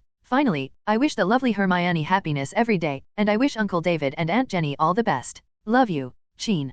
Comments. During breakfast, owls flew into the hall of the auditorium, delivering packages and letters to each recipient. Jimmy received a bag of candies that his mother had given him to make friends with, and he shared them with people he knew at the dinner table. Chin Yu received a pink envelope with a flower pattern. As soon as he took the envelope in his hand, his roommate and several close classmates all cast curious glances. It must have been written by a girl. Wilson raised his eyebrows and said meaningfully, "Wow, what kind of girl is she?" Jimmy's eyes lit up and he also said, "I don't know where these little brats come from with such a strong desire to gossip." Chin Yu muttered secretly, "She is indeed a girl. She is very cute and has a pair of beautiful eyes. As for what she looks like specifically, you will see it when she comes to Hogwarts next year." Chin Yu briefly told these curious babies. "She also comes here to go to school. What's your relationship with her? How did you meet?" Several people became more curious now, asking all kinds of questions. Chin Yu ignored them all, hurriedly stuffed a few mouthfuls of hemp bread into his mouth, drank a glass of juice, picked up the letter, patted his butt and left. A few people were left sitting at the dining table talking among themselves. After leaving the auditorium, Chin Yu finally came to a quiet flower bed and found a bench to sit down. When the envelope was opened, Chin Yu immediately smelled a nice floral fragrance. Just when he was wondering if it was some girly deodorant from Hermione, he saw those flowers and leaves. This made Chin Yu couldn't help but feel funny at his far-fetched imagination. Mainly, after being away from Granger's house for so long, he missed the faint smell of shampoo and shower gel when Hermione was near him. Putting away these thoughts, Chin Yu took out the pages of letter paper inside, unfolded them, and read them carefully. The content of the letter written by Hermione is similar in structure to Chin Yu's letter. At the beginning, Hermione first expressed the meaning of "I don't miss you very much, I just think about you occasionally" in very careful words. Then, he talked about what has happened since the beginning of school. "I have already learned a lot of things in advance, so the content of the class is a bit boring, and the teacher's questions are also very simple, not too difficult. I am the only one who got full marks in the class exam." Mainly these are the remarks made by academics. Also speaking of, several female classmates were very unfriendly to her, but because someone was hung from a tree last time, they didn't dare to do anything excessive. Then, Hermione expressed her longing for the courses described by Chin Yu. "I really want September next year to come soon, so that I can go to those magic classes like you," she wrote in the letter. As for life, she wrote about her parents taking her out to play, and said, "Mom and Dad miss you very much. No matter where they go to play, they will always subconsciously say that it would be great if Chin was here. Next, I will write some trivial things, such as there are bugs in the room where Chin Yu lives. Yesterday, Mrs. Granger made Chin Yu's favorite beef brisket with potatoes. She wanted to raise a kitten but her parents did not agree. It seems that he has grown 2 centimeters taller and will soon catch up with Chin Yu," and so on. At the end of the letter, Hermione wrote, "When I go out to play with my parents, or pass by certain places, I will pick some flowers or a leaf, and then stuff them all into the envelope. In this case, you are also equivalent to I've been to these places together." At the end, classmate Hermione told Chin Yu in extremely serious words that he must not write to her after too long because she has fallen in love with Trig. "Yes, Trig and I have become good friends, so you have to fly him over often. I will prepare more food for him in advance," Hermione emphasized. Looking at the last signature of "Love you, Hermione," Chin Yu couldn't help but put the pages of letter paper to his nose and smell it. He wanted to find a hint of familiar flavor in the fragrance of flowers, plants, and leaves. However, the ink fragrance of the letter paper was too strong, carrying the short and long feelings of the paper flying across the mountains and seas. The familiar smell he was looking for was hidden in it, leisurely and ethereal, and difficult to distinguish. In the past, carriages and horses were slow and letters were far away. Looking at those thin pages of letter paper, Chin Yu suddenly thought of this sentence. Then, he carefully put away the letter and the flowers, plants, and leaves, and walked towards the classroom. Today's content is very simple, so most of you have successfully prepared this chilblain decoction. However, you must remember that this is not because you have any magic potion talent, but because you do not have it. It's just too bad. Professor Snape slowly said venomous words after the course ended. Chin Yu was already very accustomed to Old C's style of speaking. He took the lead and said, "Thank you, Professor Snape, for your compliment." Then, quite a few students started to boo. Snape couldn't help but rolled his eyes and looked at Chin Yu, feeling that this child was indeed quite noisy. "Professor, there are still 10 minutes until get out of class ends. Why don't you teach us something extracurricular?" Chin Yu said excitedly, without any sense of being disliked. "Oh, what do you want to learn?" Professor Snape said calmly. "Is there any spell that can fix the leaves and make them into cards or bookmarks?" Chin Yu described his request. Professor Snape fell into a daze upon hearing this. "Well, that's not surprising. That's what he looks like when he doesn't talk. No? Or do you not understand the magic spell in this area?" Chin Yu said disappointedly. Professor Snape said nothing, but waved his wand in the air along a certain trajectory while chanting, Kirschu's Tatos. With a flash of white light, a leaf on Chingyu's table that was originally used to prepare the decoction instantly turned into a green bookmark, and the bookmark happened to be inlaid with that leaf. What a beautiful bookmark. I want it so much. Professor Snape, your spell is so powerful. Professor, can you teach us? I really want to learn it. Looking at the leaf bookmark in Chingyu's hand, the students' voices of envy and desire suddenly rang out in the classroom. This is much more interesting than mixing potions, especially girls, who have no resistance to these gadgets. Quiet, Snape said, raising his voice. The noisy sound in the classroom suddenly stopped. Snape said calmly, these are all small tricks. Since I have time today, I will teach you. However, I will only teach you once. If you can't learn it, you can choose to give up. It means you are not suitable to learn this spell. Then, he stopped talking nonsense and began to teach the students the spell called Live as Solid. I taught exactly what he said, and he taught once and for all. After explaining the trajectory of the magic spell and the pronunciation of the spell, he left it alone and let the students practice freely. As for Chinyu, when he used the Living as Solid curse for the first time, he directly blasted a hole in the table. Snape happened to be passing by and threw a repairing charm to help him fill the hole. After several experiments, Chinyu finally found the feeling and controlled the strength. Chrysastathius. The magic wand waved down, white light flashed, and a leaf bookmark was completed. Chinyu raised the bookmark with a sense of accomplishment and subconsciously looked for Professor Snape, thinking that he could praise himself. After all, he was the first to learn it. Then, he saw that Snape had a bookmark in his hand, and he was looking at the bookmark in a daze. Following Snape's gaze, Chinyu saw a blooming lily inlaid on the bookmark. Lily is Lily, Lily. Seeing this scene, Chinyu couldn't help but sigh softly, thinking to himself that this old boy was thinking about someone else's wife again. Ahem, no, it's a confidant. Thinking of this, Chinyu decided not to disturb Snape anymore and let him think about his own thoughts. Today is Friday and there are no classes in the afternoon. Chinyu went to the Gryffindor common room after lunch. Then, he took out the flowers, plants, and leaves sent by Hermione and used the Living as Solid curse one by one. After the bookmarks were completed one by one and inserted into different textbooks, Chinyu nodded with satisfaction. Then, just as he returned to his dormitory, an owl flew in from the window and threw him a letter. The letter was written by Hagrid. The content was to invite Chinyu to his place for tea at 3 o'clock in the afternoon. After reading the letter, Chinyu thought to himself, what did Uncle ask me to do? Do I have to pay back the money so soon? Uncle Hagrid, how much did you sell a bag of unicorn hair for? Chinyu suppressed his emotions that were about to lose control and squeezed out these words through his teeth. He only felt that the fire in his heart was rising up, straight to his forehead. Chinyu was right. Hagrid asked him to come over for tea with the purpose of repaying the money, not to continue borrowing money. However, the money from Hagrid made Chinyu very thin. A bag of 2 galleons, what's wrong? Hagrid said in confusion. He instinctively felt that the little boy in front of him might be a little unhappy. However, he paid back the money today. Although he only paid back part of the money, the child should also be happy, right? So, Hagrid is confused. What's wrong? You still ask what's wrong? Chinyu felt that he was already a little angry. He took a sip of the tea on the table, moistened his dry throat, and said in as calm a tone as possible, did you know that a small bag of unicorn hair in Diagon Alley costs 10 galleons? It seems, that's what happened. Hagrid scratched his head and said, then you sold 2 galleons to profiteers in Hogsmeade. Chinyu growled weakly. Mainly because I thought it was convenient to sell it to them, and they also took some other things, otherwise I wouldn't be able to get the 50 galleons to pay you back. Hagrid said his reasons. I'm not in a hurry to ask you to pay back the money. Rather than you paying back the money later, I don't want to see you selling off what you have worked so hard to save. Chinyu said sadly. As a typical Taurus, he does value money, but he values more that he or his friends will not suffer such a big loss in money. Suffering a loss is what a Taurus hates the most? Well, I used to sell it to him like this, and it's actually not bad. Hagrid said softly. It's okay. Chinyu asked with wide eyes and a frown. No, this is not good. Hagrid quickly changed his words. For some reason, Hagrid felt that it was better to follow the child's words at this time, otherwise he might really explode on the spot. Seeing Hagrid like this, Chinyu also knew that his reaction was a little too big, so he said apologetically, sorry, Hagrid, I was a little excited just now, but I am really worried for you. How could you sell such a precious thing casually?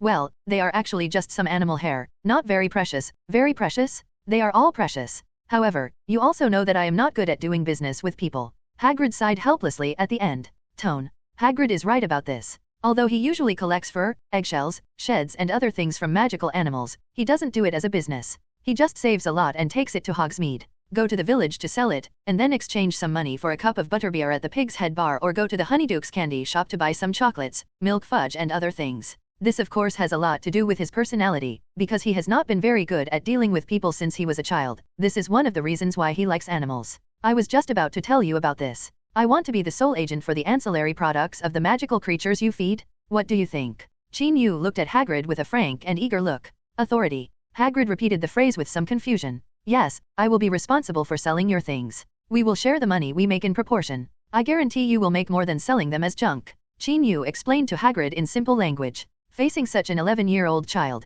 Hagrid didn't know if it was an illusion, but Hagrid actually felt that the tone of the other person's words and actions seemed to be more mature and serious than his own. Sounds good.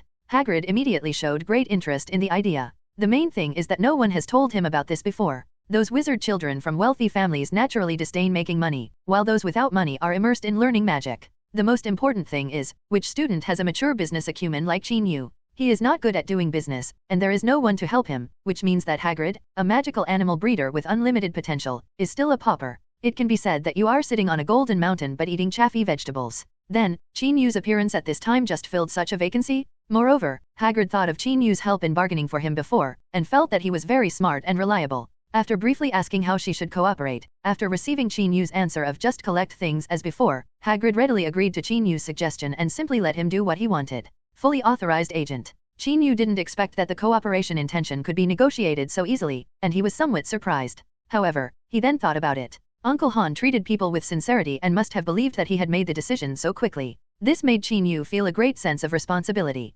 Hagrid, don't worry, I will definitely make us rich, Qin Yu solemnly promised. Haha, I don't dare to think about getting rich. As long as it allows me to have money to buy the magical animals I want to buy, it will be fine, Hagrid said with a naive smile. Now that the cooperation intention has been reached, Qin Yu converted the remaining debt of 185 galleons into early purchasing fees and agency fees. This made Hagrid a little overjoyed. After all, he was debt-free. After discussing some details such as the settlement cycle, Qin Yu suggested that Hagrid find some helpers. This would make it easier to classify and properly store the collected items. Hagrid thought it made sense and readily agreed. So, Qin Yu used a cloud-piercing arrow, an owl, to summon brothers George and Fred. Why these two troublemakers? Last year, I had a headache to prevent them from causing trouble in the Forbidden Forest, Hagrid said with disgust after seeing the Weasley twins rushing over. Luan Luoluo? Who told you not to let us go to play? Yes, the school only has such a small area. Why don't you let us go to the Forbidden Forest? The two brothers said lazily. Qin Yu quickly stopped the two parties before the conflict intensified, and explained the purpose of calling them to the Weasley brothers.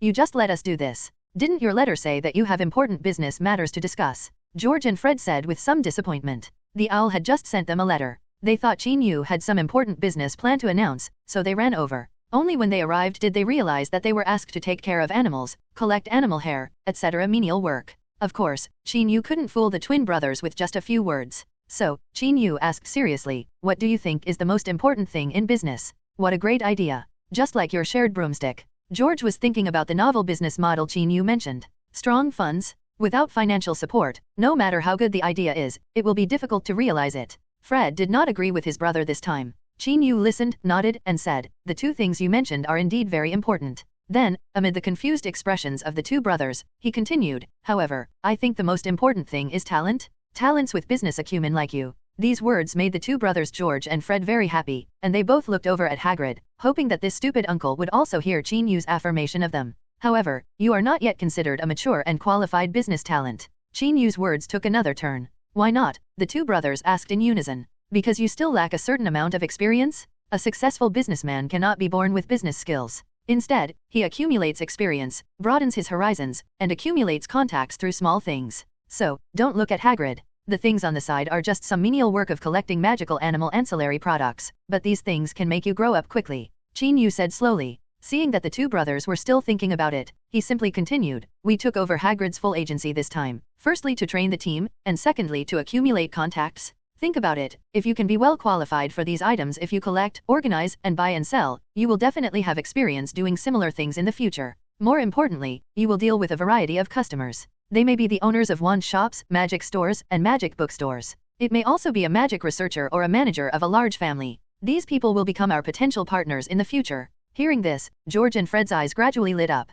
Qin Yu struck while the iron was hot and said in a bewitching voice, imagine that one day, you will be able to handle any difficult commercial work. Imagine again, that one day, your friends and customers will be all over the UK and all over Europe, even the whole world. Then, at that time, what can't be done? What can't be done? Qin Yu's words were like a bomb, exploding in the hearts of George and Fred. They are not fools, on the contrary, they are very smart, especially when it comes to business, they have a keen sense of smell and a bold spirit of innovation. Now, after Qin Yu's guidance, they are like enlightenment, their vision has been enlarged and their pattern has been opened. Yes, they need to constantly train themselves. Yes, they need to broaden their network. Once these two things are ready, they will be able to do many, many things. Until then, what can't be done? Until then, everything can be done. George and Fred looked at each other, and they both saw the fiery look in each other's eyes, and then they both looked at Qin Yu with their fiery gazes. Qin, are these two kids going crazy? They look so much like the animals in the Forbidden Forest. After George and Fred went to work happily, Hagrid lowered his head and whispered to Qin Yu worriedly.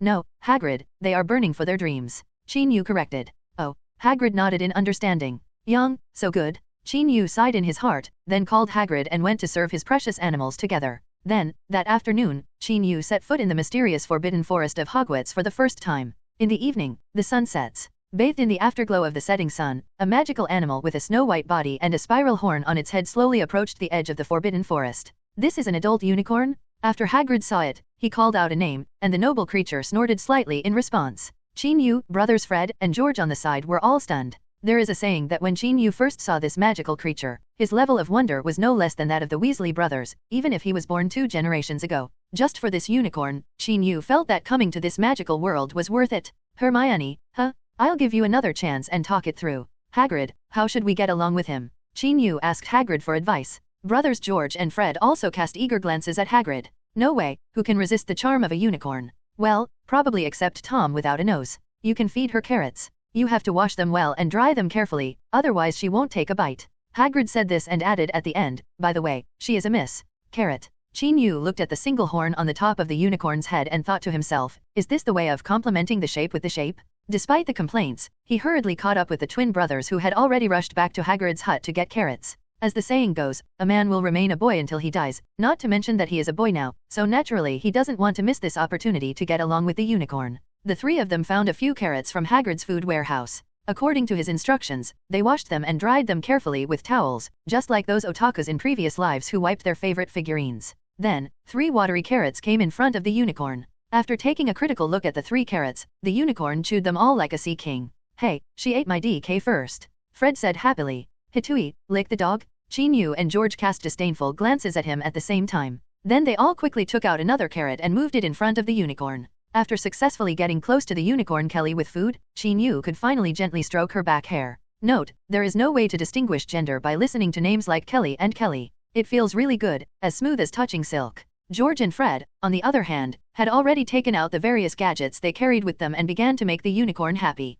The unicorn stood there proudly and watched quietly, his eyes gradually softened, as if with a slight smile. This made the twin brothers even more excited, wishing they could transform themselves into circus jugglers and present more exciting shows to the unicorns. I didn't expect that besides making trouble, the two of them are also good at making animals happy. Hagrid said to Qin Yu, who finally stopped surrounding the unicorn. A person's ability and talent, if used in the right place, will produce huge value. Qin Yu said something he had read in a book in his previous life. That's right, I'm beginning to think they are of some use. As Hagrid said this, a flying water bomb suddenly hit him, and then exploded in front of his face, making his face full of water and his beard soaked. Wiping his face hard, Hagrid said angrily, but, I still don't like them both.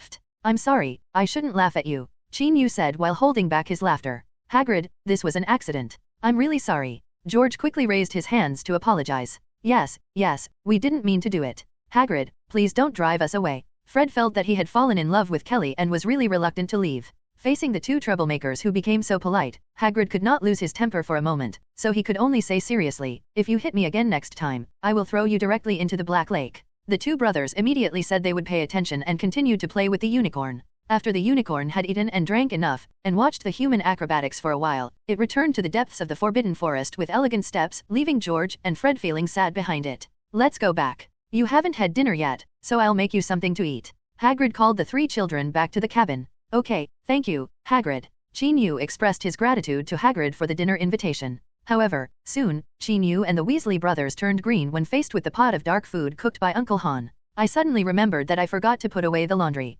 Goodbye Hagrid, goodbye Fred and George. Qin Yu stood up and said solemnly. After George and Fred glanced at this guy, they immediately stood up and said, we have something to do, let's go first.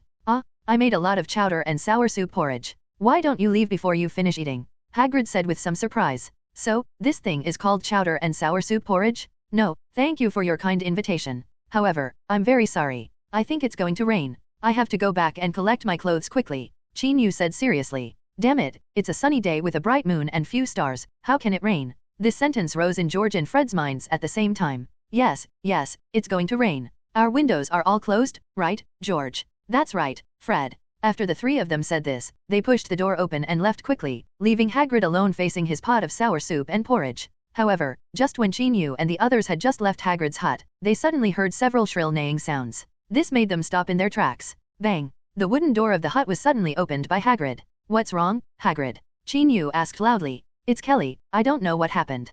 Hagrid said with a frown. When Qin Yu heard this, his heart suddenly trembled, and he thought to himself, could it be that Tom without a nose had come early? Is this kid so careless about talking about it? Without allowing him to think too much, Hagrid had already taken the lead and ran towards the direction of the Forbidden Forest. Qin Yu naturally followed closely behind, and George and Fred were also concerned about the safety of the unicorn, so they also ran over. Soon, Hagrid found the unicorn. Seeing that nothing was wrong with her, Qin Yu breathed a sigh of relief, knowing that it was a false alarm. However, the originally elegant unicorn now had a panicked look in his eyes, and he kept pacing, looking very uneasy. Hagrid stepped forward and communicated in a language that only he and the unicorn could understand. Qin Yu, George, and Fred soon knew what happened. Anna is lost. Hagrid said to the three of them with a solemn expression. Who is Anna? Qin Yu asked with a frown. It's Kelly's child, a little golden unicorn, just 1 year old.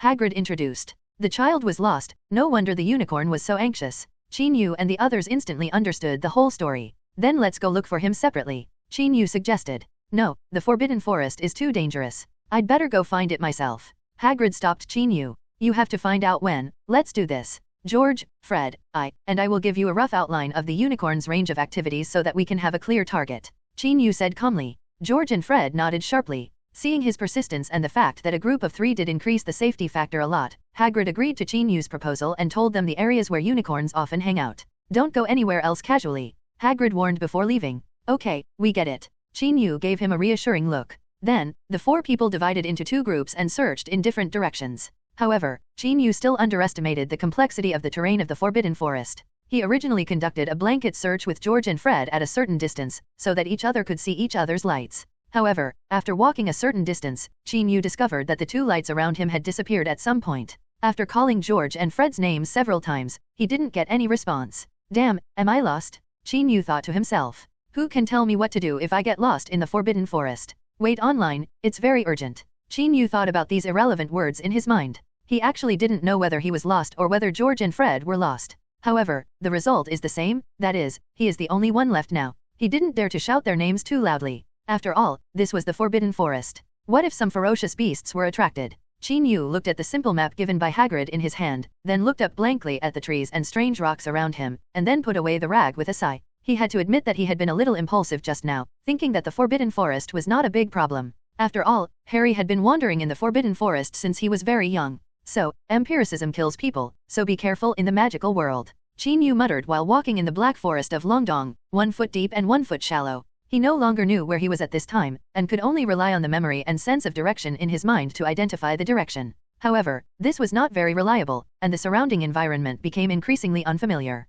Gradually, he became a little impatient in the darkness, especially when there are strange sounds or dark shadows of animals coming from time to time. Just when Qin Yu felt a little hairy in his heart, the power in his body that had not moved for many days became ready to move. Finally, at a certain moment, driven by Qin Yu's instinct, the power surged to his forehead. Qin Yu immediately saw the things around him clearly and heard sounds far away. This experience gave Qin Yu a feeling that he had become very powerful. With the blessing of that power, his vision began to spread, and his hearing began to expand. He can see rough outlines hundreds of meters and several kilometers away, and can also hear sounds hundreds of meters and several kilometers away. Then, he easily captured the panicked figures of George and Fred. He felt happy and was about to go that way when he heard a faint neighing sound again. This sound is very similar to the cry of Unicorn Kelly, but it is much more immature. That's right, it should be Anna the little unicorn. At this time, Qin Yu, with the blessing of this suspected power of Obscurus, became bolder. Since he had found the little unicorn, there was no reason to let it go. So, he carefully identified the direction where the sound came from and ran there quickly. Soon, he came to a cave, and the little unicorn's voice became clearer and clearer. Qin Yu felt happy and knew that he had found the right place. When he walked into the cave to take a look, he saw a smaller unicorn that was all golden. And this little unicorn was tied to the ground and struggling. Anna, is that you? Qin Yu shouted. Hearing this call, the little unicorn neighed louder. Obviously she was Anna. Qin Yu quickly stepped forward to help. After getting closer, he discovered that the things tied up with the little unicorn were layers of white silk threads. After seeing clearly what it was, Qin Yu suddenly thought of a possibility. Who is it? You are not Hagrid. An old voice sounded in the cave. Qin Yu looked around and saw that it was a spider bigger than a carriage. It is covered with black hair, has 8 eyes, 8 legs, and 2 huge caliceri like giant pincers. It's the acromantula? Qin Yu was in a hurry and didn't pay much attention. He didn't expect that this cave turned out to be the home of the acromantula. Aragog, Qin Yu said with a trembling voice. Oh, it seems you know that Hagrid told you about me, the acromantula said slowly. Yes, I am Hagrid's friend. Qin Yu said quickly. I see, then what are you doing here? The acromantula asked. I lost. Qin Yu said half-truthfully. Well, that's really a pity, the acromantula said quietly. Qin Yu knew what the regret in its mouth meant. It's not that I regret that Qin Yu got lost, but that Qin Yu died here today and died young. Sure enough, dense black shadows moved quickly towards Qin Yu from all over the cave, making rustling sounds. Can you ask your descendants to let me go? Qin Yu said to Aragog with a sense of luck. Sorry, although I promised Hagrid not to hurt anyone, I can't restrain my children and my children's children. So, do you have any last words for Hagrid? The 8-eyed spider said sadly. Damn it, I'll leave you alone. Qin Yu couldn't help but cursed. The 8-eyed spider didn't understand the Mandarin he used, but it was too lazy to understand. Swish swish, the sound is getting closer. Qin Yu could see the black spider eyes and the pairs of terrifying claws. The little unicorn also felt the approaching crisis, lying on the ground and tapping its hooves more and more uneasily. The spider swarm moved closer and surrounded the two prey. They didn't have any attack plan, and a few spiders in the front rushed towards Qin Yu. Wingardium Leviosa? At the critical moment, Qin Yu quickly waved his wand and chanted the hovering spell.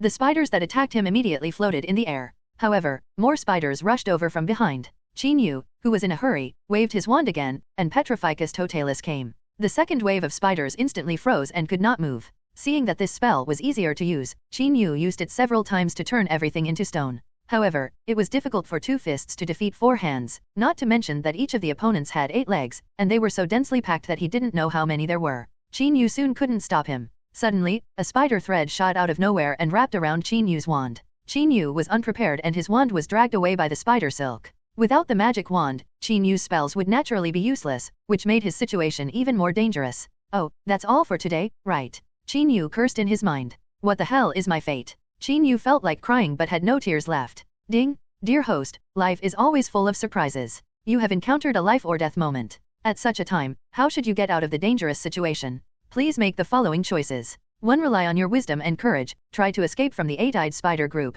and you will be rewarded with 100,000 gold galleons. 2. Use the power of the Obscurus to crush the 8-eyed spider swarm with absolute strength, and be rewarded with the ability to summon the Room of Requirement. A familiar voice sounded in Qin Yu's mind. The system appeared at the right time. It's already this time. I have to rely on Lao Shi's wisdom and courage to escape. I've escaped a long time ago, and you're the one talking about it? Qin Yu complained crazily in his heart. However, he obviously didn't have much time. Choose to. Qin Yu quickly had this thought in his mind. Ding! Host, you have chosen to use the power of Obscurus. Next, please hand yourself over to Obscurus. What does it mean to hand oneself over to Emoran? Qin Yu thought doubtfully in his heart. However, he couldn't allow him to think too much. A powerful force suddenly surged out from nowhere, and then, the overwhelming darkness swallowed up his consciousness. Before he completely lost consciousness, he seemed to hear crazy laughter and shrill screams. Damn, even though it's a bit embarrassing, it still feels weird. As the last thought passed through his mind, Qin Yu's consciousness fell into endless void. When that strong wave of magic came from the direction of the Forbidden Forest, Dumbledore, who was reading in the principal's office, suddenly raised his head. Soon, there was a knock on his door, and it was Professor McGonagall. Professor Dumbledore, can't it be that child? Professor McGonagall asked in the first sentence. When Dumbledore heard this, he sighed and said, Minerva, your hunch should be right. It seems to be that child. Then let's go take a look quickly. Professor McGonagall said worriedly. Yeah, I'm about to go over. Dumbledore nodded and said. At this moment, Professor Swinton and Professor Snape arrived almost at the same time, with equally solemn expressions, but the latter kept a cold face, and his other emotions were much covered up. Let's go and take a look together. Dumbledore naturally guessed their purpose and said directly to the two of them. So, the 4 Hogwarts professors went to a place in the Forbidden Forest where a similar magical explosion occurred. Not long after, they brought the unconscious Qin Yu back to Hogwarts Castle and sent him to the school hospital for treatment and care by Madame Pomfrey. At the same time, somewhere in Egypt. This is a place that's 1 hour ahead of Hogwarts in terms of time zone. Naturally, it gets dark earlier here and the night is darker. Under the moonlight, a pyramid stands quietly. If ordinary muggles passed by here, they would definitely see nothing but yellow sand, because this pyramid is shielded from the muggle world and only wizards can see it. At this time, several wizards were busy outside the pyramid, sorting out the recent harvest. Suddenly, several panicked little beasts emerged from the pyramid. They had black fur all over their bodies and protruding beaks like duck beaks. What happened to the Nifflers today? Why did they all run out when we asked them to hunt for treasure? A wizard with a short beard said in confusion. The Zyuxiu in his mouth are those little black beasts, which are magical animals with a talent for treasure hunting. In the summer, they were particularly restless for a while, but they didn't look crazy like they do today. Another wizard also said. Among them, a young wizard caught a panicked sniff, held it in his arms and stroked its head to comfort it. Bill, what do you think the reason might be? The short-bearded wizard asked the young man. I don't know. According to the records in the ancient book of Gringotts goblins, there should be no super forbidden spells here. What on earth scared the Nifflers? The young wizard also said with a solemn face. If Qin Yu were here, he would definitely recognize that this tanned young wizard was Bill Weasley, who had a double relationship with him. However, before these wizards could come up with any results from their discussion, a terrifying wave of power came from the depths of the pyramid.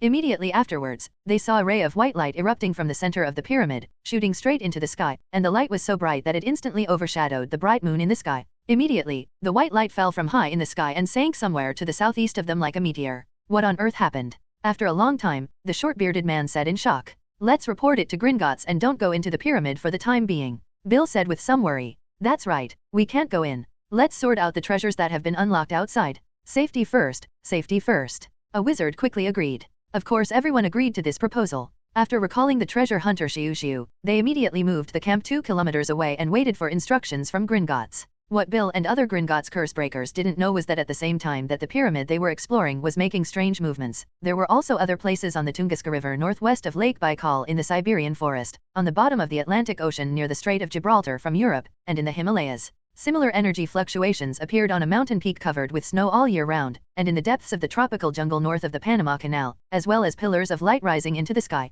This phenomenon was so eye-catching that it was naturally seen by the surrounding Muggles. The Muggle world immediately set off a wave of speculation and decryption. However, until many years later, these phenomena were still unsolved mysteries. Of course, what the Muggle world is like has little impact on the magical world. Somewhere between heaven and earth that no human being can perceive or understand. In the misty darkness, 5 groups of firelights of different colors lit up one after another. Gamma, Delta, Sigma, Pushi, are only the 5 of us awake. A white fire made a sad voice. Yes, Alpha. They didn't wake up for various reasons, and I'm sure that Omicron is dead and will never wake up to fight alongside us again. A group of faint green firelight replied. Such words made the 5 groups of fire fall into silence. Comrades, do you still remember your mission? Bai Guang's voice sounded again. Of course you remember? Guard the world and eliminate the destroyers. The other 4 groups of fire responded in unison. Yes, since we have awakened in the ruins, it proves that the real destroyer has appeared. He may be very powerful, or he may be on the road to becoming stronger, but no matter what, we should shoulder the responsibility. It is your duty to eliminate the destroyers. Bai Guang said, raising his voice. Guard the world and never regret it. The other 4 groups of fire responded in unison again. Then, put away our sorrow, look for our respective representatives, and let them grow up quickly until the destroyer of the world is eliminated. Bai Guang said in a solemn voice. For the world. 4 groups of fire replied. For the world. Bai Guang also said. Then, the 5 fires suddenly went out. The entire space fell into misty darkness again. Qin Yu woke up from a long dream the next morning. In the dream, he seemed to have returned to his previous life and started working as a social worker from 9 to 5. However, one day, a little girl with brown hair kicked open his door and said loudly to him who was playing games, Qin, why didn't you go back for so long? Qin Yu looked at the girl and found that her features were vaguely familiar. Going back where? He asked subconsciously. Of course we are going back to the magical world, the little girl said with her eyes wide open. Only then did Qin Yu see clearly that she was Hermione, the girl who gave him an envelope of flowers, plants, and leaves. Okay, I'll go back right away. Qin Yu nodded fiercely and said. After saying this, he took the soft little hand that was stretched out. Then, I woke up after dreaming here. After he opened his eyes, he looked at the roof of the castle in a daze, and for a moment he didn't know where he was. However, he saw a familiar wand placed beside the bed. It was a wand made of silver willow wood. Tanxiao held the silver-gray wand in his hand, and Qin Yu cast a hover spell on a teacup on the table. Looking at the teacup floating in the air, Qin Yu showed a reassuring smile. Qin, now is not a good time for you to use magic. A gentle middle-aged woman's voice sounded. Qin Yu looked back and found that it was Mrs. Pomfret, the school nurse. Qin Yu had no way of knowing the age of Madame Pomfret, but she was already the school nurse here when Snape, James, and Lily went to school, so she was considered an old man at Hogwarts.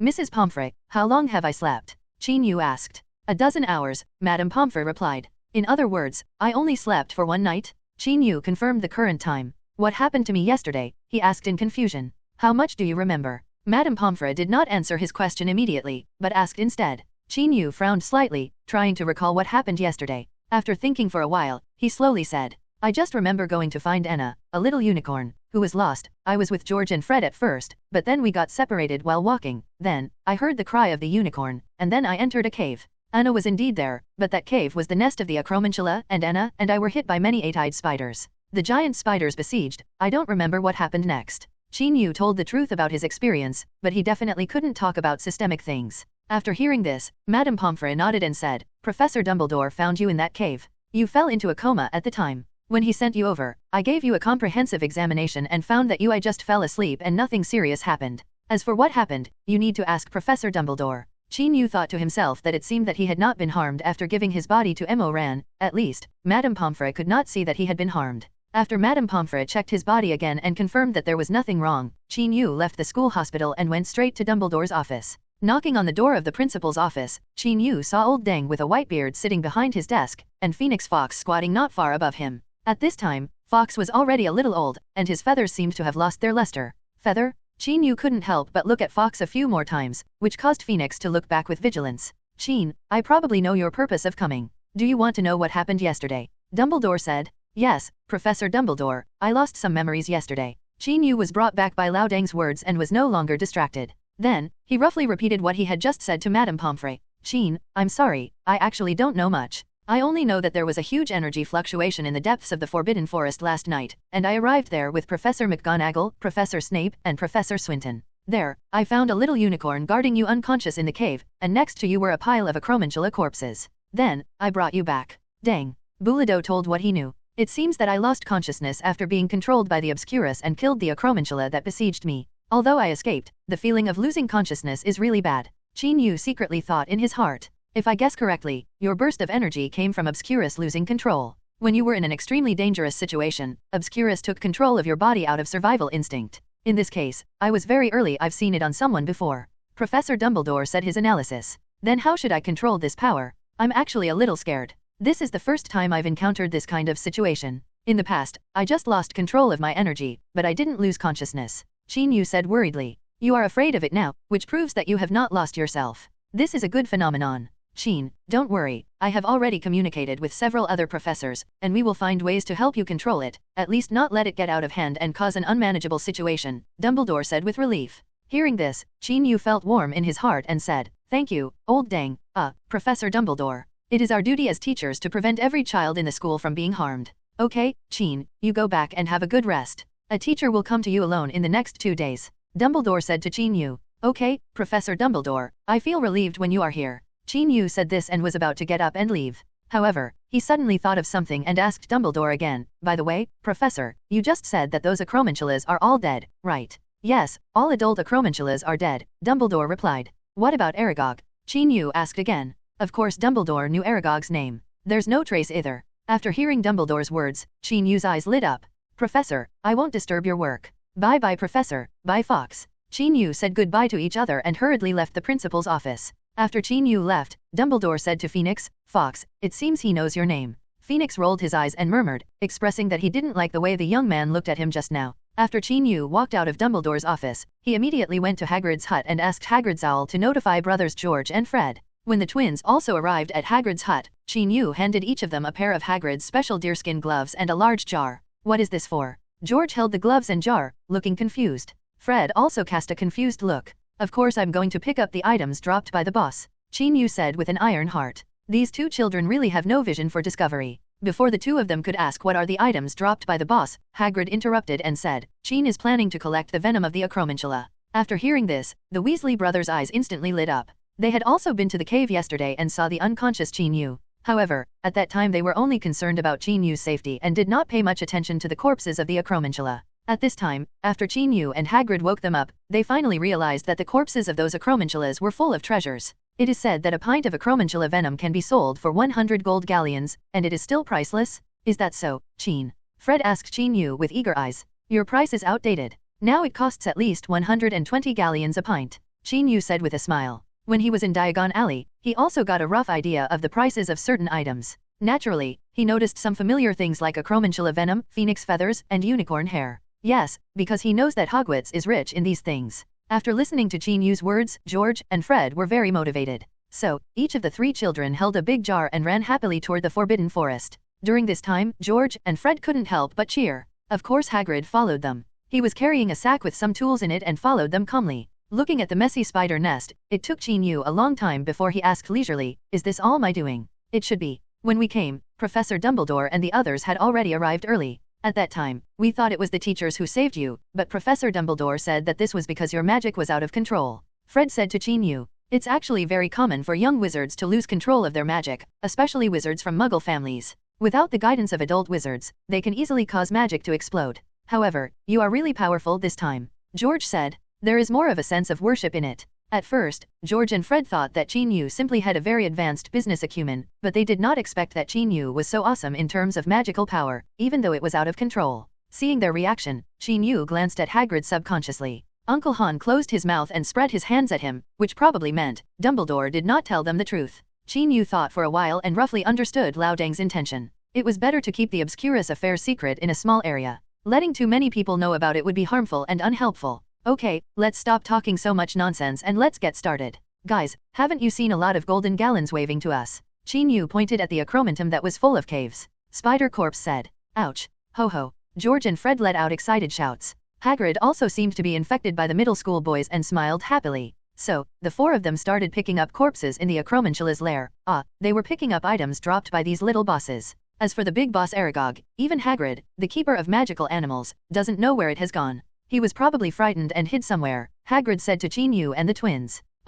This is one of the reasons why they dare to come in and pick up supplies. As for those little spiders that occasionally run in blankly, they don't need to be afraid at all. There is a small hole on the Acromantula's commissary, right at this position. This small hole is where it sprays venom. When they use their commissary to clamp the target, they will quickly release the venom, to achieve the purpose of poisoning the target. Be careful and be sure to wear gloves, otherwise the venom will get on your skin, and your skin will rot and you may even have a fever or coma. Hagrid pulled an acromentum. Spider's body, while explaining to Chin-Yu and the 3 people present. Listening to his professional narration, both George and Fred showed admiration. Their impression of Hagrid has changed a lot, because they may not necessarily be able to learn the knowledge about these magical animals from books. However, Hagrid was able to talk about all the treasures in detail. Okay, Chin, you put a jar down there and I'll teach you how to get the venom. Hagrid commanded. Chin-Yu quickly put his jar on the ground, while Hagrid used a knife to cut open some part of the skin on the head of the Acromantula, and then he put his hand-wearing deerskin gloves in and groped around. Made a popping sound.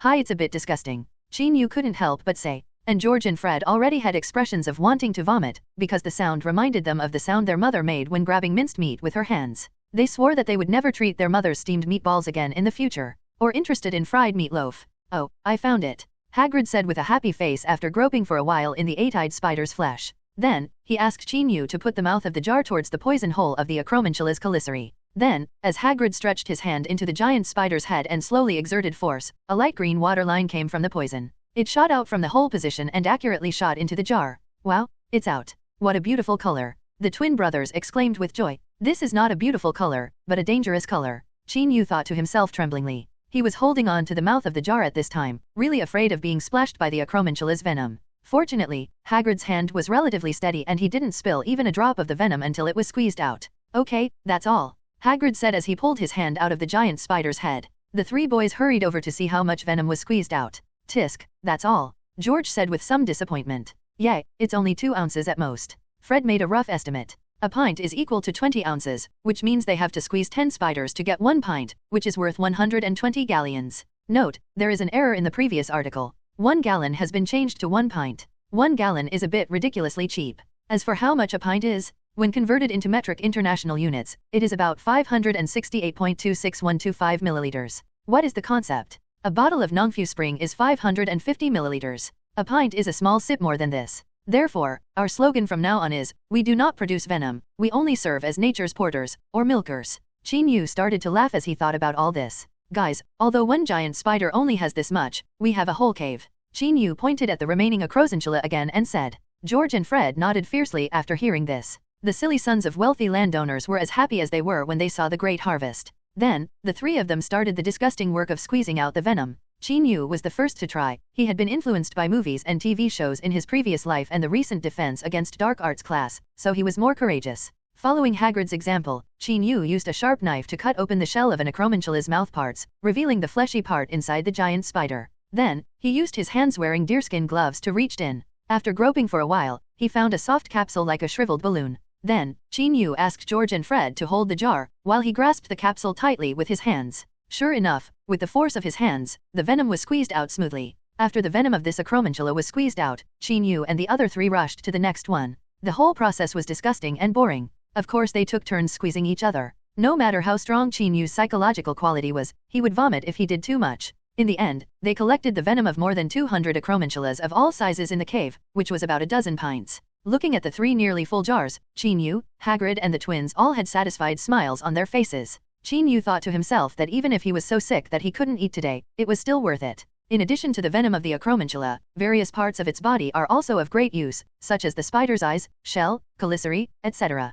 These are all rare monster materials. While Qin Yu and the others were squeezing out the venom, Hagrid used the tools he carried to dismember the acromantulas whose venom glands had been emptied, removed the useful things, and stuffed them all into the sack. The four of them were busy for most of the day, and finally ended their work around 2 o'clock in the afternoon. Then, Qin Yu and the others carried the venom jar, and Hagrid carried 2 large sacks, and returned to Hagrid's cabin happily and tiredly. At this time, 2 tall men were standing on the hillside not far away. One of them had a faint smile on his lips, while the other had a cold face and an expressionless face. They were none other than Stephen Swinton and Severus Snape. Professor Snape, it seems that he is having a lot of fun, Swinton said with a raised eyebrow. Professor Swinton, I think he looks like a small businessman in the market, greedy for meager profits. Snape said harshly. Ha ha ha, Professor Snape, there is an old saying in the East that says, a gentleman also likes money, but he will get it in the right way. I think what Qin gained should be his legitimate income, Swinton said with a smile. I just think that a smart kid like him shouldn't waste his energy on these things, Snape said slowly. Wow, this is the first time I heard you praise someone, and this person is still a child, Swinton said with some surprise. Snape half rolled his eyes. He was too lazy to say anything more and walked towards Hagrid's cabin. Where are you going? Swinton shouted from behind. Ask them for some acromantula venom. I will use it in making potions, Snape said without looking back. Oh, I said you said he looks like a businessman. Are you afraid of being ripped off by him? Swinton teased and followed. Just kidding, why should I be afraid of him? Snape said disdainfully. Professor Snape, you are our first venom purchaser. We will give you a discount, a pint of 100 gold galleons. Although he said that he was not afraid of Qin Yu, when the child said this and stretched out his hand to him with a smile, Professor Snape still felt a headache. He had not expected this child in advance. He actually reached out for money so skillfully. I'll buy 2 ounces first. Snape took out a small test tube, twitched the corner of his mouth, and said calmly, Severus, if you don't bring so much money, I can lend it to you. Professor Swinton looked at Snape and deliberately interrupted. Professor Swinton, I don't think we are familiar enough to lend each other money. Besides, I only need 1 ounce for my potion research. I bought 2 ounces just for emergencies. Professor Snape, he glanced at this guy and raised his voice. Okay, Professor Snape, I'll get you 2 ounces. Of course Qin Yu could tell that Mr. Snape didn't have much money with him, but Qin Yu would definitely not expose him. After all, he was his client. Although 2 ounces is a small amount, it is still considered an opening. So, he took the test tube from Snape and asked Hagrid to find a 1-ounce wine picker. However, just when Qin Yu was about to use a wine grape to extract venom for Snape, Snape raised his hand to stop him. Wait a minute, I don't want this jar, I want the jar over there. Snape said this and pointed to the jar of acromantula venom on Qin Yu's right hand. Qin Yu was stunned, then frowned, and asked, Professor Snape, is there any difference between these 2 cans? Of course there is a difference. The jar you want to take is obviously the venom of a young acromantula. Its color is green with yellow, but the jar next to it is different. It is pure light green. This is obviously the age of the spider. The venom of the acromantula that has been used for more than 10 years, the toxicity of the 2 venoms is completely different. Professor Snape pointed at the 2 cans of venom and said to them, with a tone that was half arrogant and half contemptuous. When George and Fred heard this, they quickly went over to take a look, with blank expressions on their faces, because they didn't think there was any difference between the 2 bottles of venom. Aren't they both the same color? Shy? Qin Yu only felt that there was a slight difference, and he did not rule out that it was a psychological effect. Not to mention Hagrid, who looked back and forth between the 3 jars but couldn't see why. Professor Snape, can you really see the difference between them? Qin Yu asked again. Of course. Snape said coldly, showing his impatience with Qin Yu's verbosity. Qin Yu didn't pay attention to Snape's stinky face at all. He thrust the test tube and wine grape into George's hand, walked over excitedly, held Snape's hand and said, That's great. Professor Snape, your arrival has been a great help to us. It has helped us avoid unnecessary losses. Of course, Qin Yu didn't understand the difference between venoms, but he clearly remembered that when they squeezed the venom from the acromantulas, they selected them from largest to smallest, because the larger acromantulas had larger venom glands. It is easy to find, and then one can is filled with another and then replaced with another empty can, and the venom in the can is inadvertently distinguished. Now that Professor Snape pointed out the difference between venom, and it was confirmed by both facts, Chin-Yu certainly believed what he said. When Chin-Yu suddenly grabbed his hand, Snape stiffened instinctively. After a moment, he pulled Chin-Yu away in disgust and said angrily, "Don't touch me at will. Don't say stupid things. At the end of the day, I didn't do anything." After Chin-Yu was pulled away, he was not unhappy at all. Instead, he rubbed his hands and said with a smile, "Professor Snape, do you think this will work? As long as you do us a small favor, your 2 ounces of venom will be given to you for free." Snape was stunned when he heard this and thought to himself, is there such a good thing? Professor Swinton, who came with Snape to watch the fun, looked at the 3 bottles of venom, then at Chin-Yu and Snape, with a hint of understanding in his eyes.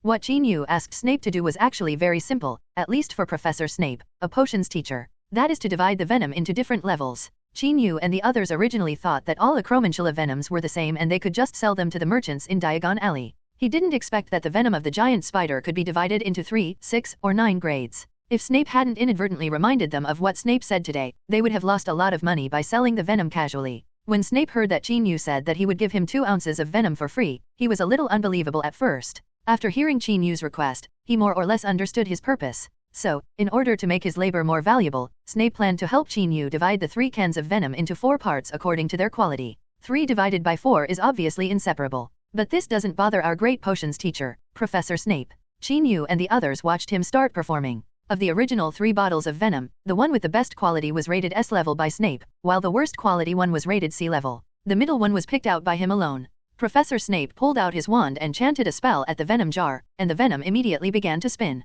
After observing for a while, Snape waved his wand at the rotating venom again, and the venom split into 2 halves instantly as if it had been split with a knife. This scene stunned the 3 children, Chin-Yu, George, and Fred, and even Hagrid and Professor Swinton looked very interested. "Why are you still standing there? Take some of it away quickly," Snape said angrily to Chin-Yu. Chin-Yu quickly found a large wine grape and put half of the venom divided into 2 into an empty jar. "Professor Snape, your move is incredible, you are like a contemporary Lu Yu." Chin-Yu couldn't help but say, "Lu Yu? Who is Lu Yu?" Snape asked with a frown.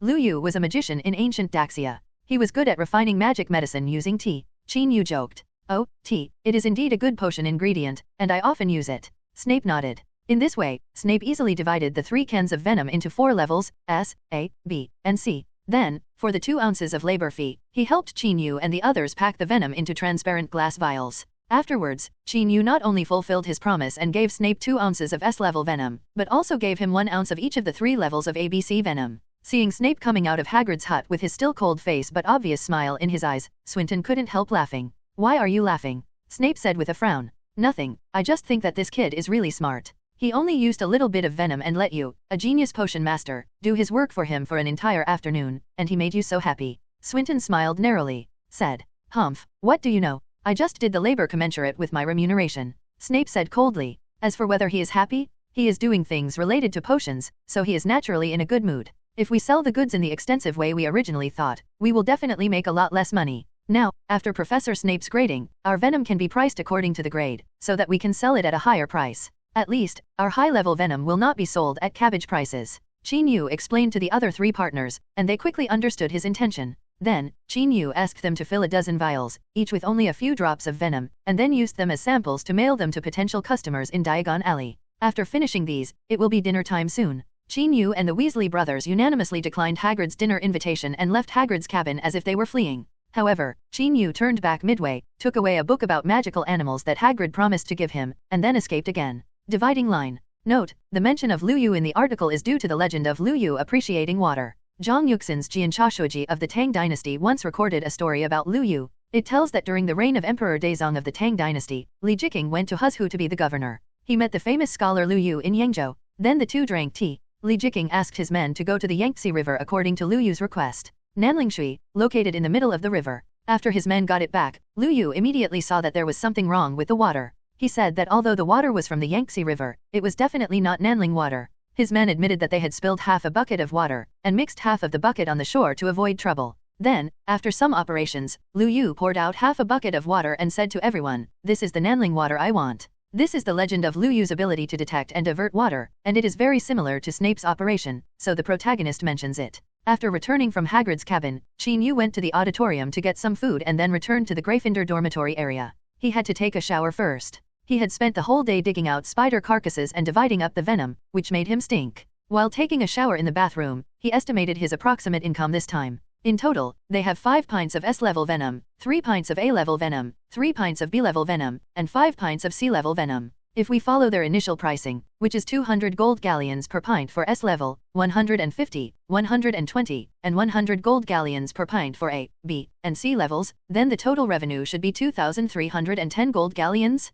Wow, what a huge sum. Even if it is divided equally among 4 people, one person can still have more than 500 gold galleons. Then, it would definitely be enough to buy him and Hermione a Nimbus 2000 each. Thinking of this, Qin Yu got a little excited. However, everything has to wait until venom is sold. After taking a shower, Qin Yu ate something and started to read the book he got back from Hagrid. This book is an overview of common magical beasts, which is roughly equivalent to an abbreviated version of fantastic beasts and where to find them. It is suitable for introductory reading. The most important thing is that this book is written by Newt Scamander, but the protagonist-level characters are quite powerful, and there are not many copies of this book printed in total, making it a rare collector's edition. Qin Yu glanced at 10 lines and quickly turned to the end. Then, he carefully wrapped the book in brown paper and squeezed it tightly. After writing a letter, he summoned his owl Trig. Then, Qin Yu handed the package and the letter to the owl and asked him to deliver it to Granger's house in a Muggle community in London. As for the content of the letter, it was roughly to encourage little Hermione to study hard and make progress every day, and said that she had a dream recently, and that she had such a dream, and finally said that she got a precious magical animal book from Uncle Hagrid, so that she could spend her free time.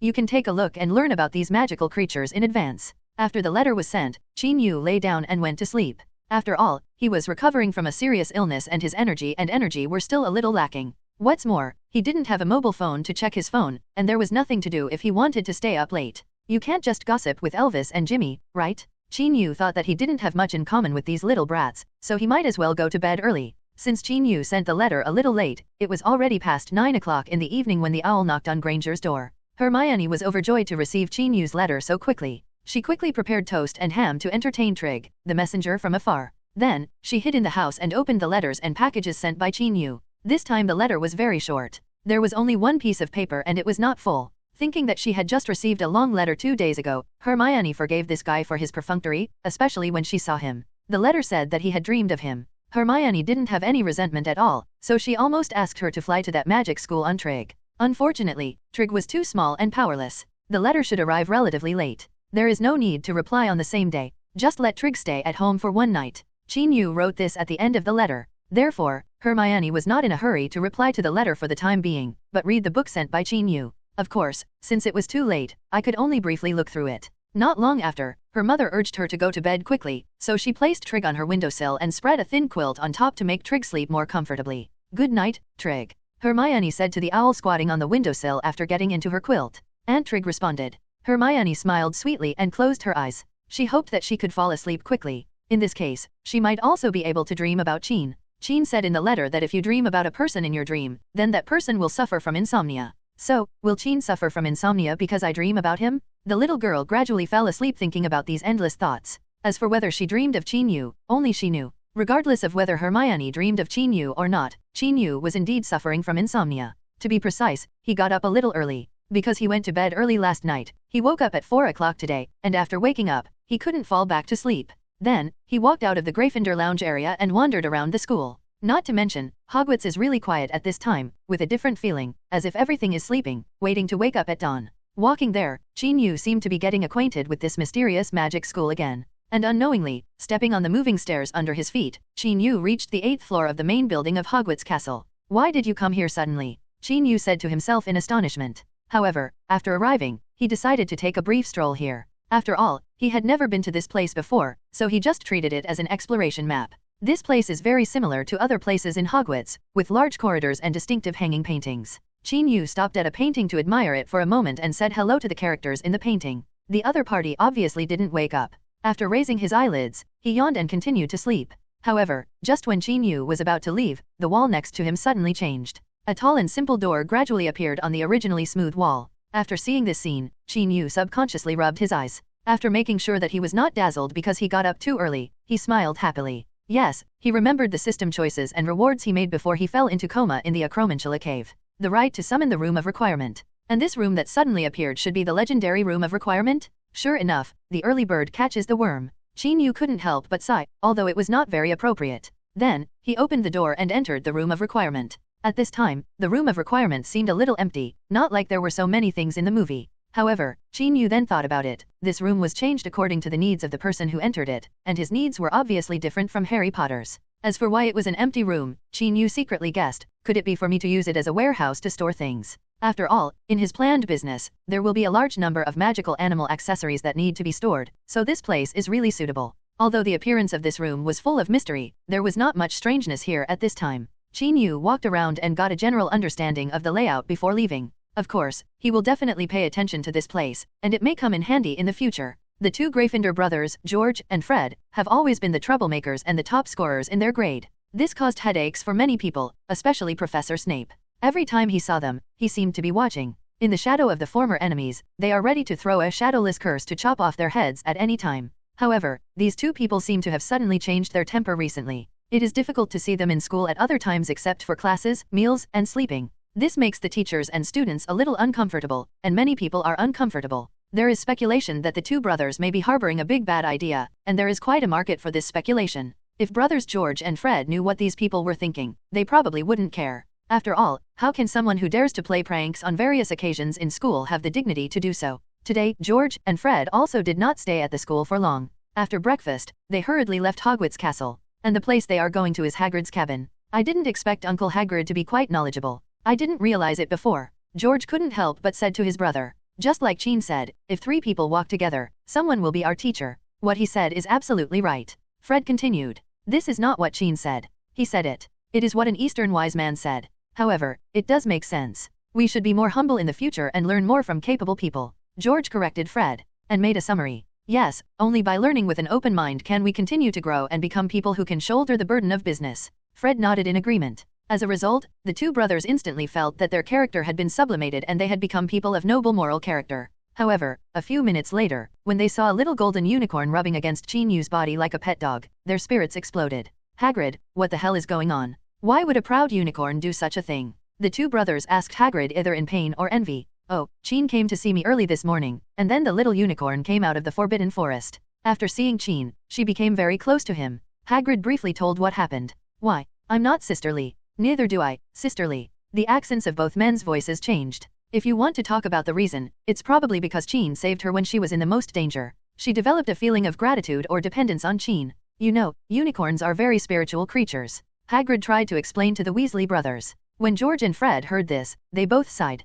They really couldn't do what Hagrid said. However, they soon regained their mood and moved closer together. Anna, we are Qin's good friends. Nice to meet you, George said to the little unicorn. Yes, we are Qin's friends, and you are Qin's friend, then we are good friends. Fred also said to the little unicorn. Seeing the little unicorn's curious expression, George and Fred tentatively stretched out their hands. However, as soon as their hands came closer, Anna poked them with her horn in dissatisfaction, obviously not wanting them to touch her. George and Fred both looked disappointed. However, Anna still accepted all the clean radishes they handed over. Gee, Kelly and Unicorn are indeed a mother and daughter. Okay, Anna, you should go back, otherwise your mother will worry about you. Qin Yu patted the little unicorn's head and said. Hearing this, the little unicorn purred, rubbed its neck against Qin Yu again, and then reluctantly left the small square near Hagrid's hut and walked into the Forbidden Forest. She is so beautiful. I really look forward to seeing her lose her golden color and turn into a snow-white adult unicorn. George and Fred sighed. Qin Yu was too lazy to pay attention to these two nymphomaniacs, but turned to Hagrid and asked,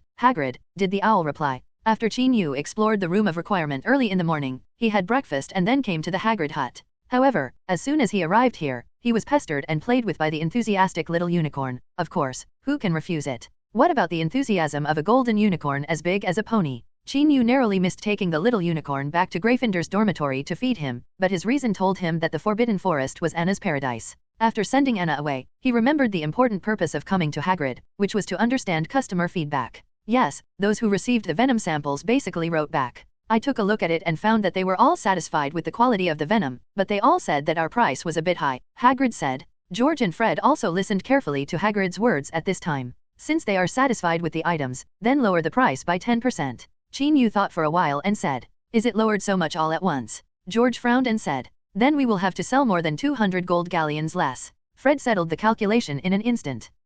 More than 200. Hagrid was a little surprised by this number. After listening to what the three of them said, Qin Yu couldn't help but smile and said, who said we have to sell them all at a 10% price reduction? Then what are you going to do? Fred asked curiously. George and Hagrid also cast inquiring glances. Hunger marketing. Qin Yu said a term. Without waiting for the three people to ask questions, he continued, our reduced price venom is in limited supply. The total purchase limit of all grades of venom for each customer is 10 ounces. If there is more, we will not sell it.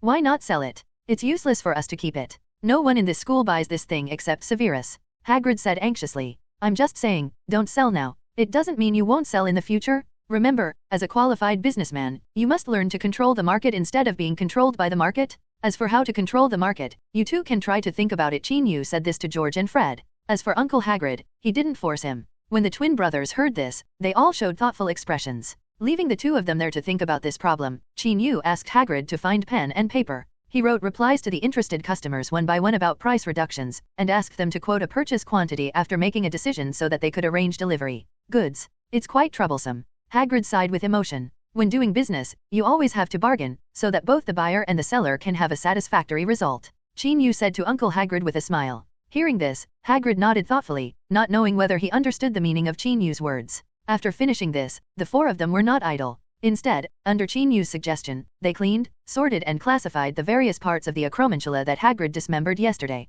These things are all money, and it is impossible to let them pile up and take up space in the warehouse. Qin Yu planned to take it with him when Hagrid delivers the goods and sell as much as he can. Monday, afternoon. Wiltshire, England, an ancient manor with a history of 10 centuries. In a quaint and luxurious room, there sat a well-dressed middle-aged man with long blonde hair. He is the owner of this manor, Lucius Malfoy. It's his tea time, and his habit is to read some intelligence information compiled by his subordinates at this time. Among the materials today, there was a briefing from the Aurors of the Ministry of Magic that caught his attention. As a person who holds a temporary position in the Ministry of Magic and has certain voting rights, it is easy for him to obtain such internal briefings. The reason why this briefing interested him was that it involved a place, Hogwarts School of Witchcraft and Wizardry. When Lucius Malfoy saw the name Hogwarts, the image of Dumbledore's grey beard immediately appeared in his mind. Why does an old man who has lived for so long always occupy the position of principal? Have you never thought about making way for young people? Lucius said similar words more than once in private or semi-public occasions. The content of today's briefing is roughly as follows. Many wizards have reported that their children who attend Hogwarts have mentioned in letters that there was a violent explosion in the Forbidden Forest of Hogwarts last Friday night, but the school did not give clear explanations.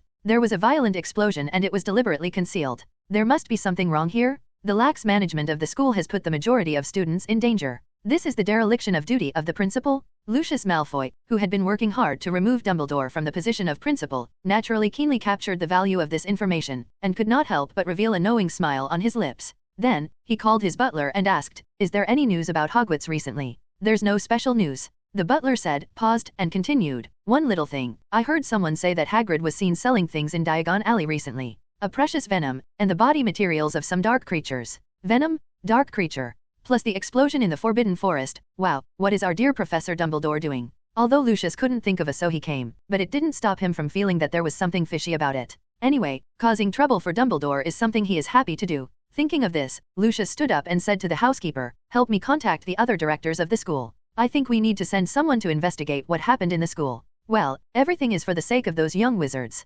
Safety. Time passed quickly, and it was Tuesday in a blink of an eye. Qin Yu has been in a good mood recently. Hagrid's trip to Diagon Alley was quite smooth.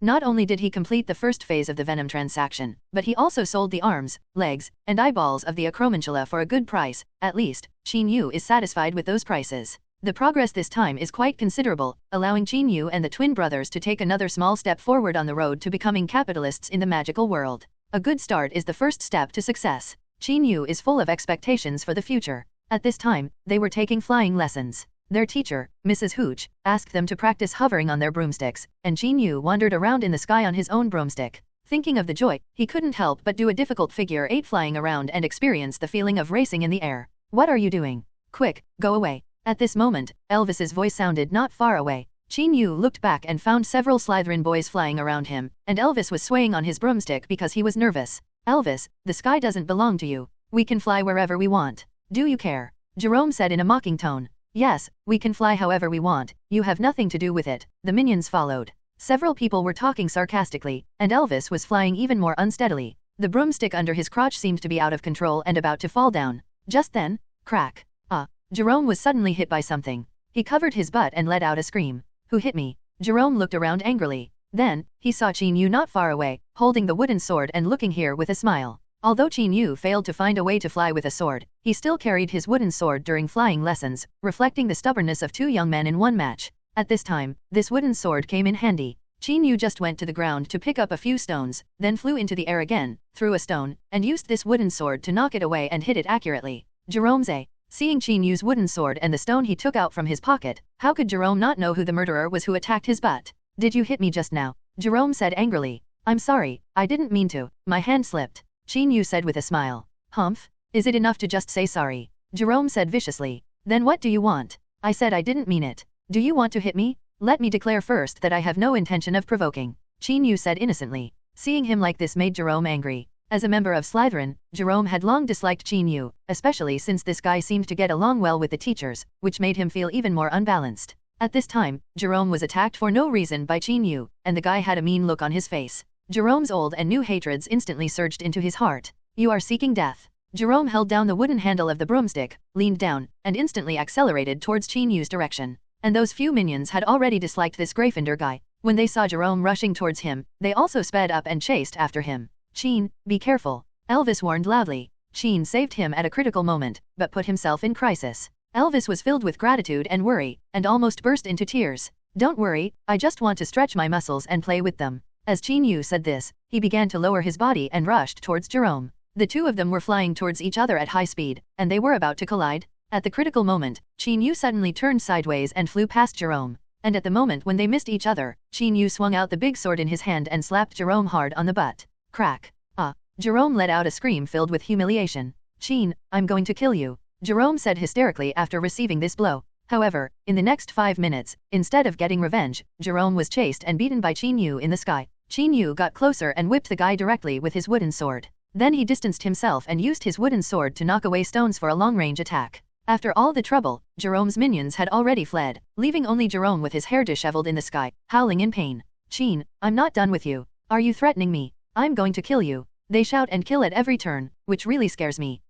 My father will not let you go. Hey, who is your dad? The Minister of Magic. Oh, can you please stop spanking me all the time? Give me a reason. I was wrong, I will never bully Elvis again, please stop. As time went by, Jerome's voice changed from tough at the beginning, to stern in the middle, and finally to a tearful plea. Qin, what are you doing? Mrs. Hooch's voice sounded. She had just walked away for a while to arrange the Quidditch selection. Unexpectedly, when she came back, she saw Qin Yu chasing Jerome in the sky. Upon hearing this, Qin Yu put the wooden sword back into the bag on his back, and landed steadily on the ground on his broomstick. Teacher, we are playing a game. Qin Yu said seriously. No, he's crazy, right, we are playing a game. Jerome originally wanted to complain, but Qin Yu gave him a cold look and immediately changed his tune. Moreover, the root of the matter is that they bullied Elvis. If they want to break up, no one will benefit. Mrs. Hooch looked back and forth between their faces. She didn't know what kind of character these naughty kids were. After a while, Mrs. Hooch said coldly, for disturbing the order of the class, 10 points will be deducted from Gryffindor and Slytherin. Qin Yu couldn't help but sigh after hearing this, and Jerome instantly turned into a bitter look. At this moment, Qin Yu saw a middle-aged man with long blonde hair passing nearby accompanied by Dumbledore. After seeing the man's appearance clearly, especially the snake-headed cane in his hand, Qin Yu recognized the man's identity. He is Lucius Malfoy, Brother Drag's father? Why did this old boy come to Hogwarts? Qin Yu couldn't help but frown. Professor Dumbledore, isn't the school's discipline a bit worrying? There are actually blatant fights in class. Lucius said quietly. Mr. Malfoy always enjoyed giving Dumbledore eye drops. It is the nature of young people to love to play. Lucius, I remember you were very naughty when you were in school. For this, Professor McGonagall deducted points from your college. Dumbledore looked at Lucius with a smile. Malfoy, that was all in the past. Now I understand that as a student, it is better to abide by the rules. Lucius said seriously. There was no way, facing an old man who had lived for hundreds of years, Lucius really had a lot of dirty information from his school days in Dumbledore's hands. There was obviously no need to go into this topic further. Lucius continued, this first-year Gryffindor student seems to be very talented in flying. What is his name? He just asked casually, pretending to be concerned so as to change the subject. His name should be Qin Yu. I just learned that he is pretty good at flying. Dumbledore said casually. Then, he led Lucius Malfoy to his office. Obviously, Dumbledore didn't want to mention Qin Yu more. Looking at Dumbledore and Lucius Malfoy walking in the corridor not far away, Qin Yu couldn't help but feel a little confused. Yes, he knew that Malfoy was a real Death Eater and a villain. He had escaped being imprisoned in Azkaban by lying about being controlled by the Imperius Curse and his family's power. In the future, the Malfoy family will immediately return to the Death Eater camp when Lord Voldemort returns. However, at this time, Qin Yu could do nothing to help Lucius Malfoy. I would like to ask, didn't Dumbledore know about Malfoy's duplicity? Even this recognized great wizard did not touch this boy. There must be many reasons and concerns. Since he cannot be defeated for the time being, Qin Yu no longer thinks too much. The most important thing now is to improve his strength so that he can protect himself and even fight when the Lord returns. In the next flying lesson, Qin Yu practiced the movements taught by Mrs. Hooch honestly and did not cause any trouble. Besides, I'm not a troublemaker. I just couldn't help but teach that boy Jerome a lesson. Qin Yu muttered in his heart. However, he always felt that he seemed to have a bit of a temper today. If he went by the usual rules, he would most likely not beat Jerome for 5 minutes, at most 1 minute. So why did it last so long this time? Thinking of this, Qin Yu looked at Jerome subconsciously. The red-haired boy saw Qin Yu's gaze and immediately trembled. He almost didn't fall off the broomstick. Then, he quickly twisted the broom handle and flew to the side, keeping a sufficient distance from Qin Yu. Professor McGonagall, I just discovered a talent. Charlie Weasley caught up with Professor McGonagall in the corridor and said excitedly. At this time, Professor McGonagall had just come out of his office and was about to walk in a certain direction. Oh, what kind of talent? Professor McGonagall stopped and asked in confusion. Professor McGonagall likes Charlie very much, mainly because she is a senior Quidditch fan, and Charlie is the captain and seeker of Gryffindor's Quidditch team, and he is quite good. Unfortunately, Charlie will graduate next summer, and Professor McGonagall is a little worried about the replacement of the old and new Quidditch teams after these graduates leave. Vice-Captain Oliver Wood is a trustworthy person, but he is responsible for the goalkeeper. The Quidditch team still lacks an excellent seeker like Charlie and a batter who dares to fight. I found a talent suitable for being a batsman, Charlie said excitedly. Sure enough, the reason he came to find him was related to Quidditch. Professor McGonagall thought to herself. Really, then, who is this person, Charlie? Professor McGonagall asked. Qin from the first grade. Charlie said the name of this talent. Huh. Professor McGonagall was stunned. Charlie thought she didn't know Qin Yu, so he continued. You don't know how talented Qin is in Quidditch. Just when he was in class, I saw him riding a broomstick chasing someone in the sky. The boy from Letling was flying and could swing a wooden stick for precise strikes. Charlie thought it was a wooden stick. Isn't this a natural hitter? Note, there are 7 players in a Quidditch team, divided into goalkeeper, chaser, batter, and seeker. The batter is responsible for using the bat in his hand to knock the bludger away to protect his own team. Players will hit the bludger towards the enemy player to interfere with the enemy's goal. In short, it is a very violent functional position. After listening to Charlie's words, Professor McGonagall just felt a headache. She thought to herself, how could I not know this child, even more than you know? Charlie, I must remind you that the fight he had with his classmates in the flying class just now was a very undesirable behavior, and he has already been punished by deducting points. Professor McGonagall said sternly. So, you also saw Qin's performance? Charlie said happily. Is this the point? Professor McGonagall sweated. Ahem, yes, it's wrong to not follow classroom disciplines. Charlie said quickly and seriously. Immediately, he put on a smile again and said to Professor McGonagall expectantly, then do you agree with him joining the Gryffindor Quidditch team? Charlie, I must tell you that although Qin has certain talents, he may not be a good choice. Professor McGonagall said meaningfully. Why? You said before that a batsman needs 3 points of talent and 7 points of courage, and I saw exactly these 2 qualities in Qin? To be honest, I originally wanted George and Fred to try as for the selection of batsmen. You know that the 2 of them are quite motivated, but after seeing Qin's performance, I found that those 2 boys can only be used as substitutes, Charlie said of his 2 younger brothers without hesitation. There are some things that I can't tell you in detail, but if you really insist, I will consider letting Qin join the Quidditch team, Professor McGonagall said after pondering for a moment. Professor McGonagall was of course concerned about Qin Yu's power of silence, but she didn't want to stop the child from living a normal life because of it. This was a very confusing choice. Great. Charlie high-fived happily. I just want to think about it, and there is no final decision. This matter is not as simple as you think. Professor McGonagall poured cold water on him first, and then said, okay, I already know the matter. Yes, I have something to do now. Your Principal Dumbledore has encountered a difficult person. I have to go over and see if I can help him in any way. Then you go and do your work first. Goodbye, Professor McGonagall. Charlie waved goodbye to her. Goodbye, Charlie. After Professor McGonagall said this to Charlie, she hurried to the principal's office. Elvis, pass me that sandwich, thank you, Qin Yu said to his roommate Elvis at the lunch table. After Elvis handed him a sandwich as instructed, Qin Yu took some more food, found a plate to put on, and stood up to leave. Qin, where are you going? Elvis asked curiously. I'm going to find a friend. Well, it should be someone who can become a friend, Qin Yu said with a smile. Then, before Elvis could ask any more questions, he hurried away with a plate of food. Watching Qin Yu's leaving figure, Elvis tilted his head and thought about who he was going to meet. He didn't know if he recognized him. Thinking that Qin Yu was so good at making friends at school, Elvis couldn't help but feel envious and regarded him as his role model. What Qin Yu wanted to see was not a human being to be precise, but a house elf. That's right, when Lucius Malfoy came to Hogwarts this time, he brought his house elf Dobby with him. Rather than meeting Lucius, Qin Yu was more happy to meet Dobby, the little elf who longed for freedom. In this magical world, the deaths of several characters have made Qin Yu, a casual fan, feel uneasy, such as Snape, Dumbledore, and Dobby the elf. Qin Yu was deeply moved by the elf's desire for freedom, loyalty to friends, and bravery in the face of danger. Therefore, he came to the auditorium as soon as get out of class was over to get some food, and then went straight to the principal's office. Sure enough, Qin Yu saw the elf standing against the pillar in the corridor outside the principal's office. However, besides Dobby the elf, he also saw Professor McGonagall, who was stepping into the office. After Professor McGonagall entered and closed the door of the office, Qin Yu strolled over and saw Dobby up close. The elf has big eyes and pointed ears. He is wearing the iconic pillowcase-like blouse and looks very thin. Hi, sir, my name is Qin Yu, what's your name? Qin Yu walked over and said straight to the point. Dobby, sir? My name is Dobby, the elf said hurriedly. However, Dobby immediately looked at Qin Yu in astonishment and said in disbelief, what did you just call Dobby? Sir? You called Dobby sir? Qin Yu smiled slightly, are you not a gentleman, but a lady? No, Dobby is not a lady. That's not what Dobby meant. Dobby just wanted to say that it was so surprising that you called Dobby sir. No one has ever called Dobby that way, the elf said nonchalantly. Then, someone will call you that in the future. Qin Yu's nose felt slightly sore when he said this. Yes, what this elf pursues his whole life is just respect from others. But, Dobby is just a lowly house elf. Dobby lowered his head and said, I think a person's nobility comes from his kind and brave heart, rather than his origin. Are you right, Dobby? Qin Yu said warmly. A kind and brave heart? Does Dobby have such a heart? Dobby murmured after hearing this. Yes, I believe you have it. Qin Yu looked at Dobby's big eyes with a smile and said sincerely. Dobby has a kind and brave heart? Thank you for saying that. Dobby has never been so happy as he is today. Dobby's master always said that house elves are lowly.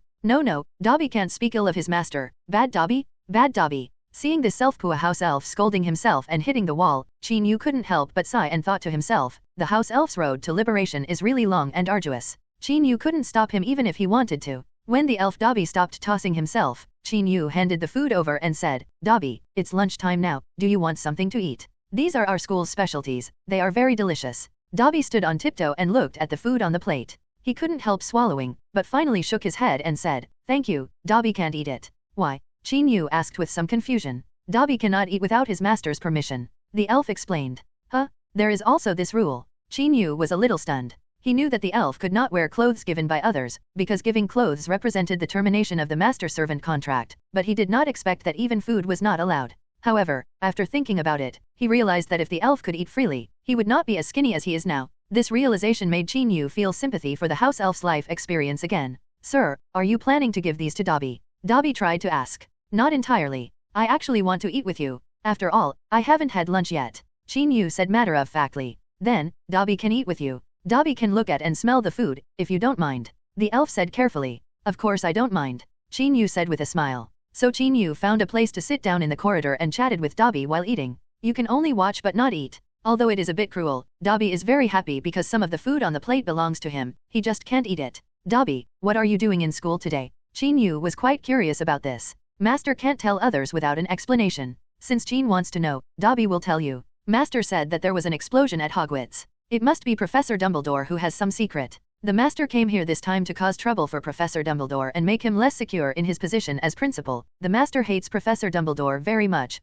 Dobby, he said bad things about his master again. Dobby can't do this. Dobby rambled on about what he knew. Oh, that's it. Qin Yu nodded thoughtfully after hearing this. It seems that Lucius Malfoy knew about the explosion in the Forbidden Forest. However, he obviously did not know the truth of the matter, let alone that it was related to Qin Yu, otherwise he would not have thought that it was Deng Yu. Bredo's secret. Thinking of this, Qin Yu felt somewhat relieved. Qin, you should also eat Dobby's share of food. The elf looked at Qin Yu expectantly.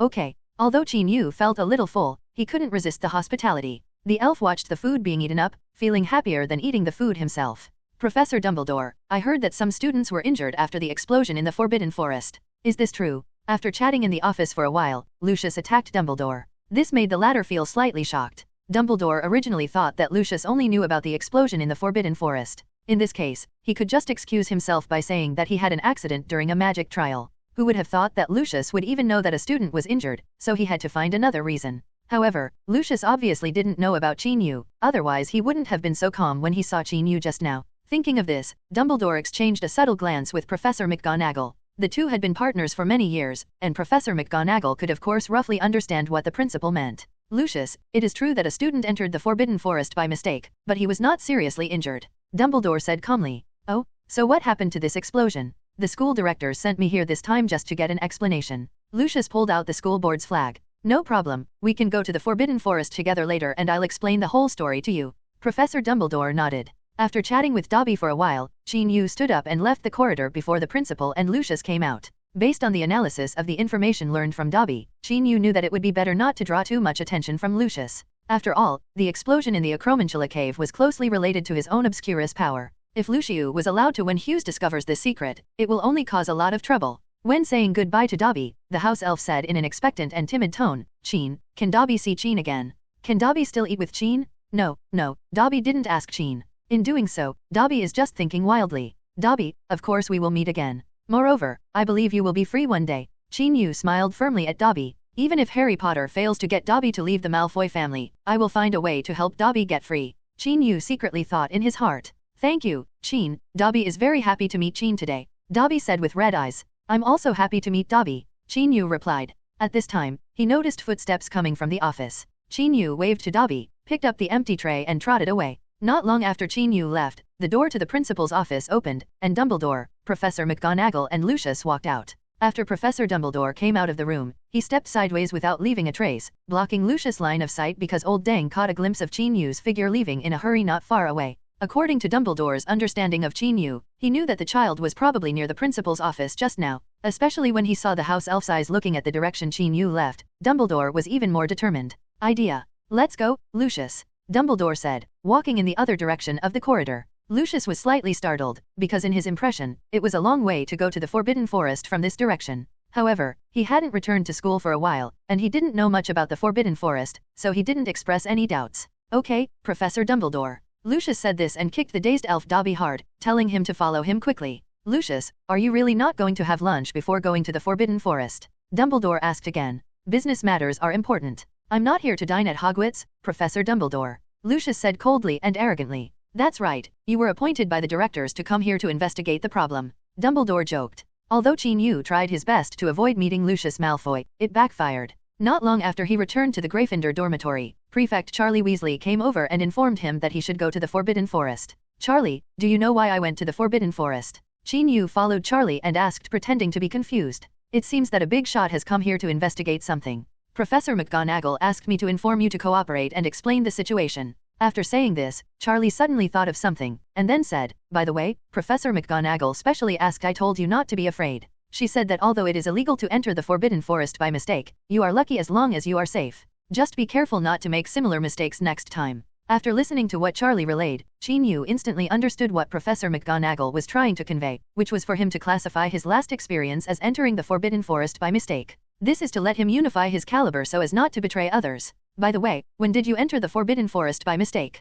On the first day of school, Professor Dumbledore stated that the Forbidden Forest cannot be entered at will. Charlie asked Chin-Yu with some confusion. Well, my pet was lost, and when I was looking for it, I accidentally entered the Forbidden Forest. Chin-Yu thought of a reason. Oh, then you are too careless. You must pay attention next time. Charlie instructed. Okay, I will, Charlie, thank you for the reminder. Chin-Yu thanked him. You're welcome, haha, my mother asked me to help you a lot. If you have anything to do in the future, just tell me. Charlie said with a smile. By the way, Chin-Yu is quite close to the Weasley family. He met the Weasley family's eldest son Bill on his first trip to Diagon Alley, and later met Way Weasley at King's Cross Station 9 3/4. The Sly family. To this day, Chin-Yu still often plays with the small pyramid that Bill gave him, and he put a cherry in it. It has been more than 10 days, and the cherry has not gone bad. Although he has not met Charlie very often, Chin-Yu naturally feels that this big brother is relatively friendly due to these connections. The two chatted all the way and gradually became familiar with each other, especially when they talked about George and Fred. There was even more topic.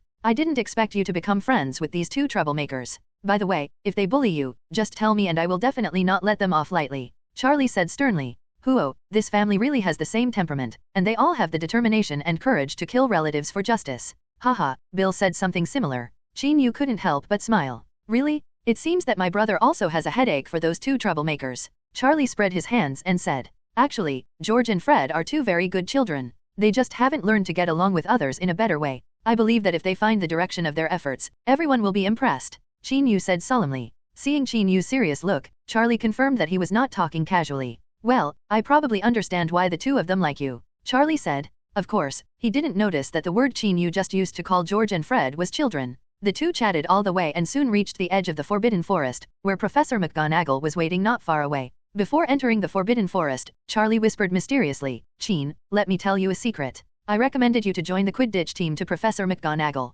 Professor McGonagall said he would consider it, but I believe you will be a member of the Quidditch team." Wow, this is really good news, thank you, Charlie, Chinyu said happily. This is Quidditch. Chinyu really wants to try it and experience this sport in the magical world that has been popular for nearly 1,000 years. Okay, Charlie, you go back first, and then I will take Chin there, Professor McGonagall said to Charlie after the two approached. Well, okay, Professor McGonagall. Charlie nodded. Then, he handed Chinyu to Professor McGonagall and returned to Hogwarts Castle. After Charlie walked away, Professor McGonagall whispered to Chinyu, "Chin, do you know what to say next?" Hearing this, Chinyu nodded and said, "That day I entered the Forbidden Forest by mistake because I was looking for a pet, and then I got lost." Professor McGonagall smiled with satisfaction and added, "Later, when you encountered danger, when you called for help, you were heard by Professor Dumbledore who was passing by. So, Professor Dumbledore used a big move to kill those terrifying acromantulas." Chinyu continued. "Yes, thanks to Professor Dumbledore, you were not harmed."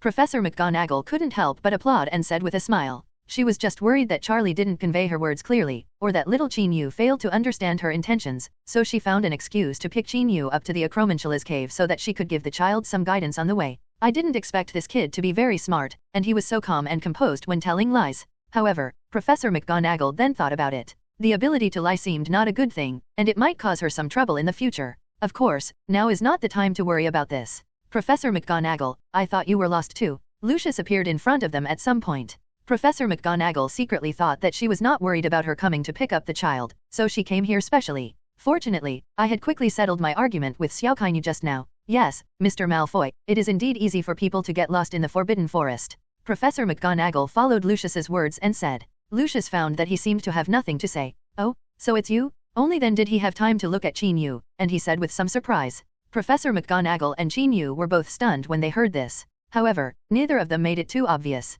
Professor McGonagall exchanged subtle glances with Chinyu, and then said calmly, Mr. Malfoy, do you know this little boy? Chinyu also showed the curiosity that a child should have and looked at Lucius Malfoy doubtfully. How do I know him? It's just that I just walked into Hogwarts today and saw this little boy bullying other students in class. This is really impressive. Lucius said mockingly. Although his words were strange, Professor McGonagall and Chinyu both breathed a sigh of relief at the same time. It seems that this guy only knew Chinyu today and couldn't even name him. Of course, as the noble head of the Malfoy family, how could he have the energy to pay attention to the affairs of a young wizard? Following Lucius and Professor McGonagall, Chinyu quickly arrived at the acromantula cave. At this time, there were no corpses of the acromantulas in the cave. Except for the valuable parts taken away by Chinyu and Hagrid, the remaining meat, internal organs, etc., were animals that had long been scavenged, eaten up. Now there are only some traces of the energy explosion and the blood stain of the acromantula. Lucius, the person has arrived. You can ask questions. After asking, ask the child to go back early. Hogwarts has classes in the afternoon.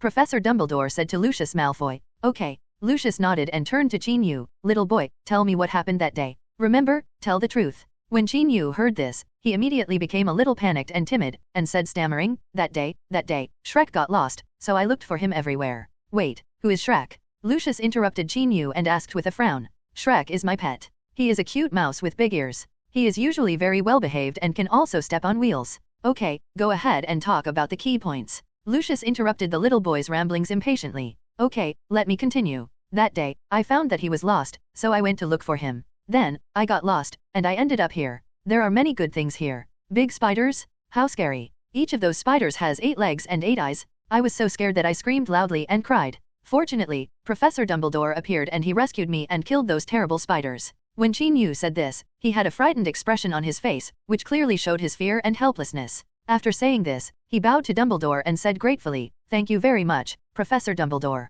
If you hadn't appeared in time, both Shrek and I would have been in danger. You're welcome, it is our duty as teachers to protect the safety of students. Dumbledore said softly. Are you sure you didn't lie? Lucius was obviously not satisfied with what the little boy said. Before Chinyu came, Dumbledore had actually explained the situation to Lucius. What Chinyu said at this time basically matched what Dumbledore said. Lucius originally thought that there was something fishy about the explosion in the Forbidden Forest, but he didn't expect that it was just an ordinary rescue incident. And if the person who took action was Dumbledore, then it would not be surprising to make a big fuss. After all, Dumbledore is recognized as one of the greatest wizards in the world, or none. Why should I lie? Qin Yu looked at Lucius blankly. Lucius didn't bother to pay attention to the little boy's rhetorical question. He looked around irritably, trying to find some unusual clues, but in the end it was all in vain. At this moment, Professor Snape walked in slowly. Severus, do you carry Veritaserum with you? Lucius asked immediately. Veritaserum? Why are you bringing that thing? Of course, I can get it if you need it, Snape said expressionlessly. After hearing this, Lucius looked at the smiling Dumbledore, the solemn Professor McGonagall, and the confused little boy who couldn't be named. After a while, he finally sighed. If you don't bring it, forget it. Now that the matter has been cleared up, I can explain it to the directors. I wonder how Professor Dumbledore plans to deal with this incident, Lucius said to Dumbledore. He originally thought it would be a big incident, but he didn't expect this to be the result of the investigation, which made him a little unwilling, but there was nothing he could do. After all, he couldn't beat Dumbledore in terms of strength. It seems that this trip to Hogwarts is destined to not yield much. Lucius thought a little frustrated. Professor McGonagall, this child is from your college, what do you think we should do with him? Dumbledore looked at Professor McGonagall and said. Although he accidentally entered the Forbidden Forest in search of pets, he violated the most stringent rules of Hogwarts after all. He could have sought help from the teacher, but he did not do so. In view of this, I think a deduction should be made. 50 points from Gryffindor and let him undergo some labor punishment, Professor McGonagall said slowly. Got it, and deducted points. Qin Yu's mouth tightened, his eyes turned red, and he looked so aggrieved that he almost cried. After hearing this, Professor Dumbledore nodded and said, I think this kind of punishment is okay. At the same time, I will reiterate the dangers of the Forbidden Forest to all the teachers and students during dinner, so that everyone should not enter easily. Do you think we can this kind of treatment satisfy the directors, Lucius? Humph, regarding Professor Dumbledore's dereliction of duty in school management, I will truthfully report this matter to the directors, Lucius said coldly. Of course, he could only say these cruel words, after all, this matter could not bring down Dumbledore. After saying this, Lucius ignored everyone present, shook his sleeves, and left with his snake-headed cane. Dobby, what are you doing? You're not keeping up, Lucius said angrily. Dobby secretly cast a concerned look at Qin Yu and left reluctantly. And after Lucius took his house elf away, the little boy Qin Yu, who was always worried and timid, immediately put on his signature warm smile. I will definitely bring Veritaserum with me when I chat with you later. Snape rolled his eyes and slowly left the cave. After listening to Snape's words, Professor McGonagall couldn't help but frown, because she found that Qin's acting skills were extremely proficient and easy to control, which allowed today's things to end smoothly. However, if you use this trick against the teachers at Hogwarts, they will have a headache. Thinking of this, Professor McGonagall subconsciously looked at Professor Dumbledore, and found that the latter gave her a reassuring smile. Well, with the principal taking care of everything, she doesn't have to worry so much. Professor McGonagall thought so. When it comes to acting skills, Qin Yu really has nothing to be proud of. Especially in front of Comrade Snape from Mission Impossible, he is just a younger brother, right? By the way, Lucius was somewhat suspicious of Qin Yu's remarks just now, but Snape's timely appearance diverted Lucius's attention, and then said that he could go get the Veritaserum at any time, acting as if nothing had happened. The clouds were calm and the wind was gentle. Lucius thought that he had a certain ability to distinguish, so he didn't let Snape bother him and chose to believe Qin Yu's words. Furthermore, Qin Yu believed that even if Snape really went to get the Veritaserum, he would definitely do something wrong, because you can always rely on the loyalty of Comrade Severus Snape. Of course, the most important reason is that as a descendant of a noble pure-blood family, Mr. Malfoy does not bother to worry too much about a little brat and is too lazy to waste energy. In this way, Qin Yu successfully muddled through, and Malfoy could only accept Dumbledore's words, and finally left disappointed. Hagrid is the warden of the hunting ground. Didn't Mr. Malfoy ask him to explain the situation? Qin Yu asked doubtfully. Snape's appearance was very reassuring, but Qin Yu was worried about when Hagrid would suddenly appear the whole time. You can always trust Snape's acting skills, but you can also never trust Hagrid's mouth. Fortunately, Qin Yu didn't see the shadow of Uncle Hagrid until Malfoy left. Because Hagrid happened to be away for something that day, there was no need to be questioned. I also asked Hagrid to do the matter of the acromantula venom, and I have already explained this to Mr. Malfoy. After Dumbledore said this, he looked into Qin Yu's eyes and continued, So, little Qin Yu, you still need to give some of the money you earn from selling venom to the school. You have to talk to your friends about this. Let's discuss it carefully. Dumbledore originally thought that the child would be distressed when he heard that he had to hand over the profits, but Qin Yu nodded very simply and said, No problem, I can give you a promise first. We guarantee that we will hand over 10% of the profits. Give it to the school. His answer surprised both Dumbledore and Professor McGonagall. 10% profit is not a small amount, at least for a child, it is quite considerable. However, they immediately saw Qin Yu's bright smile and said slowly, So, Professor Dumbledore, we can claim that these things are specialties from Hogwarts when we sell them, right? Of course you can claim that. Dumbledore nodded subconsciously, but he quickly showed a look of understanding and scolded with a smile, You little boy, you are really shrewd. Dumbledore was a mature man and was not a stickler for the past, so he naturally understood what Qin Yu meant. Hey, it's all because of the principal's teachings. Qin Yu quickly flattered Lao Deng. Okay, it's over now, go back to class quickly. Dumbledore patted Qin's shoulder and said with a smile. I'll go say hello to Hagrid first, and then rush back to Hogwarts Castle for class immediately. Qin Yu said this, said goodbye to Dumbledore and Professor McGonagall, and ran to Hagrid's cabin. Professor Dumbledore, what did this kid mean just now? Why did he so readily agree to let the school share a portion of the profits? Professor McGonagall couldn't help but ask. She was so focused on education that she didn't know anything about business. For a while, she was a little confused about Qin Yu's purpose. Haha, Minerva, you don't understand this. He wants to use the name of the school to cheat, to make money. In this case, with the name of Hogwarts School of Witchcraft and Wizardry, the price will definitely be slightly higher. Improve it. Dumbledore said the key. Professor McGonagall understood immediately, sighed and said helplessly, he is indeed a child with many ideas. Being good at discovering opportunities in crises and taking advantage of situations is a very powerful ability. Just like a wise man named Sun from the East said, a talented person's qualifications and temperament are no different from others. It's just because he is good at using foreign objects, and Qin happens to have this quality, Dumbledore said to Professor McGonagall. It does make sense. After Professor McGonagall said this, she asked doubtfully, Professor Dumbledore, you seem to like to quote the words of the wise man from the East recently? I have heard you say this more than once. Past. Really? Dumbledore was stunned when he heard this, and then said with a smile, maybe it's because this Eastern kid made me pay attention to Eastern wisdom unconsciously. I have to say, the remarks of those ancient wise men are really impressive. Very inspiring. Minerva, I suggest you read those books when you have time, you will definitely gain something. Okay, I will. Professor McGonagall nodded and said calmly. The two old friends chatted and strolled back to Hogwarts. Qin Yu went to see Hagrid, firstly to assure Uncle Han that he was safe so that he would not worry about himself, and secondly, of course, to explain the sales issues of the acromantula venom and those miscellaneous parts. Our publicity strategy can be bolder, labeling all these items as produced by Hogwarts, and even add the name of Professor Snape who personally handled them. After all, he is still very famous in the field of potion research. Qin Yu said his plan. This was similar to what Professor Dumbledore had guessed, but Lao Deng didn't expect that Qin Yu would even pull Snape into trouble. Is this okay? Is it against school rules? Hagrid said worriedly. Don't worry, I have reached an agreement with Professor Dumbledore. As long as we hand over 10% of the profits to the school, we can blatantly use the Hogwarts trademark. Qin Yu smiled brightly at Hagrid. Oh, if that's the case, that's good.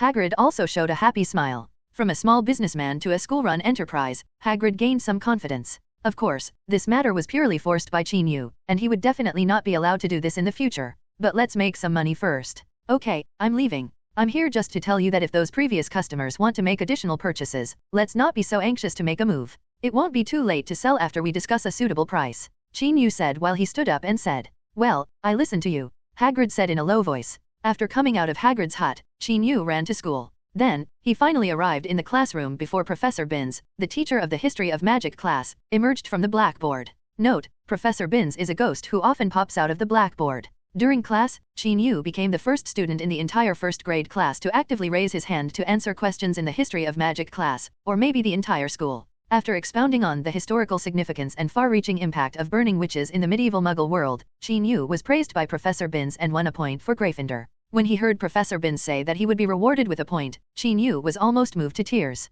Merlin's beard, so many points were deducted, I finally got 1 point to hug him back. Thank you all for your reminders, gifts, and comments. The space here is limited and I will not list the reader IDs one by one. However, the author has really read each of your comments and the source of each gift. Thank you very much for your support. Support? I will continue to work hard. Bow and step down. After Lucius left Hogwarts for a while, he asked Dobby, the house elf, to take him back to Malfoy Manor by operating. Dad, where have you been? Why did it take you so long to come back? The younger son Draco Malfoy greeted him enthusiastically. Lucius tapped Draco on the shoulder with his snakehead cane and said seriously, have you finished all the books I asked you to read?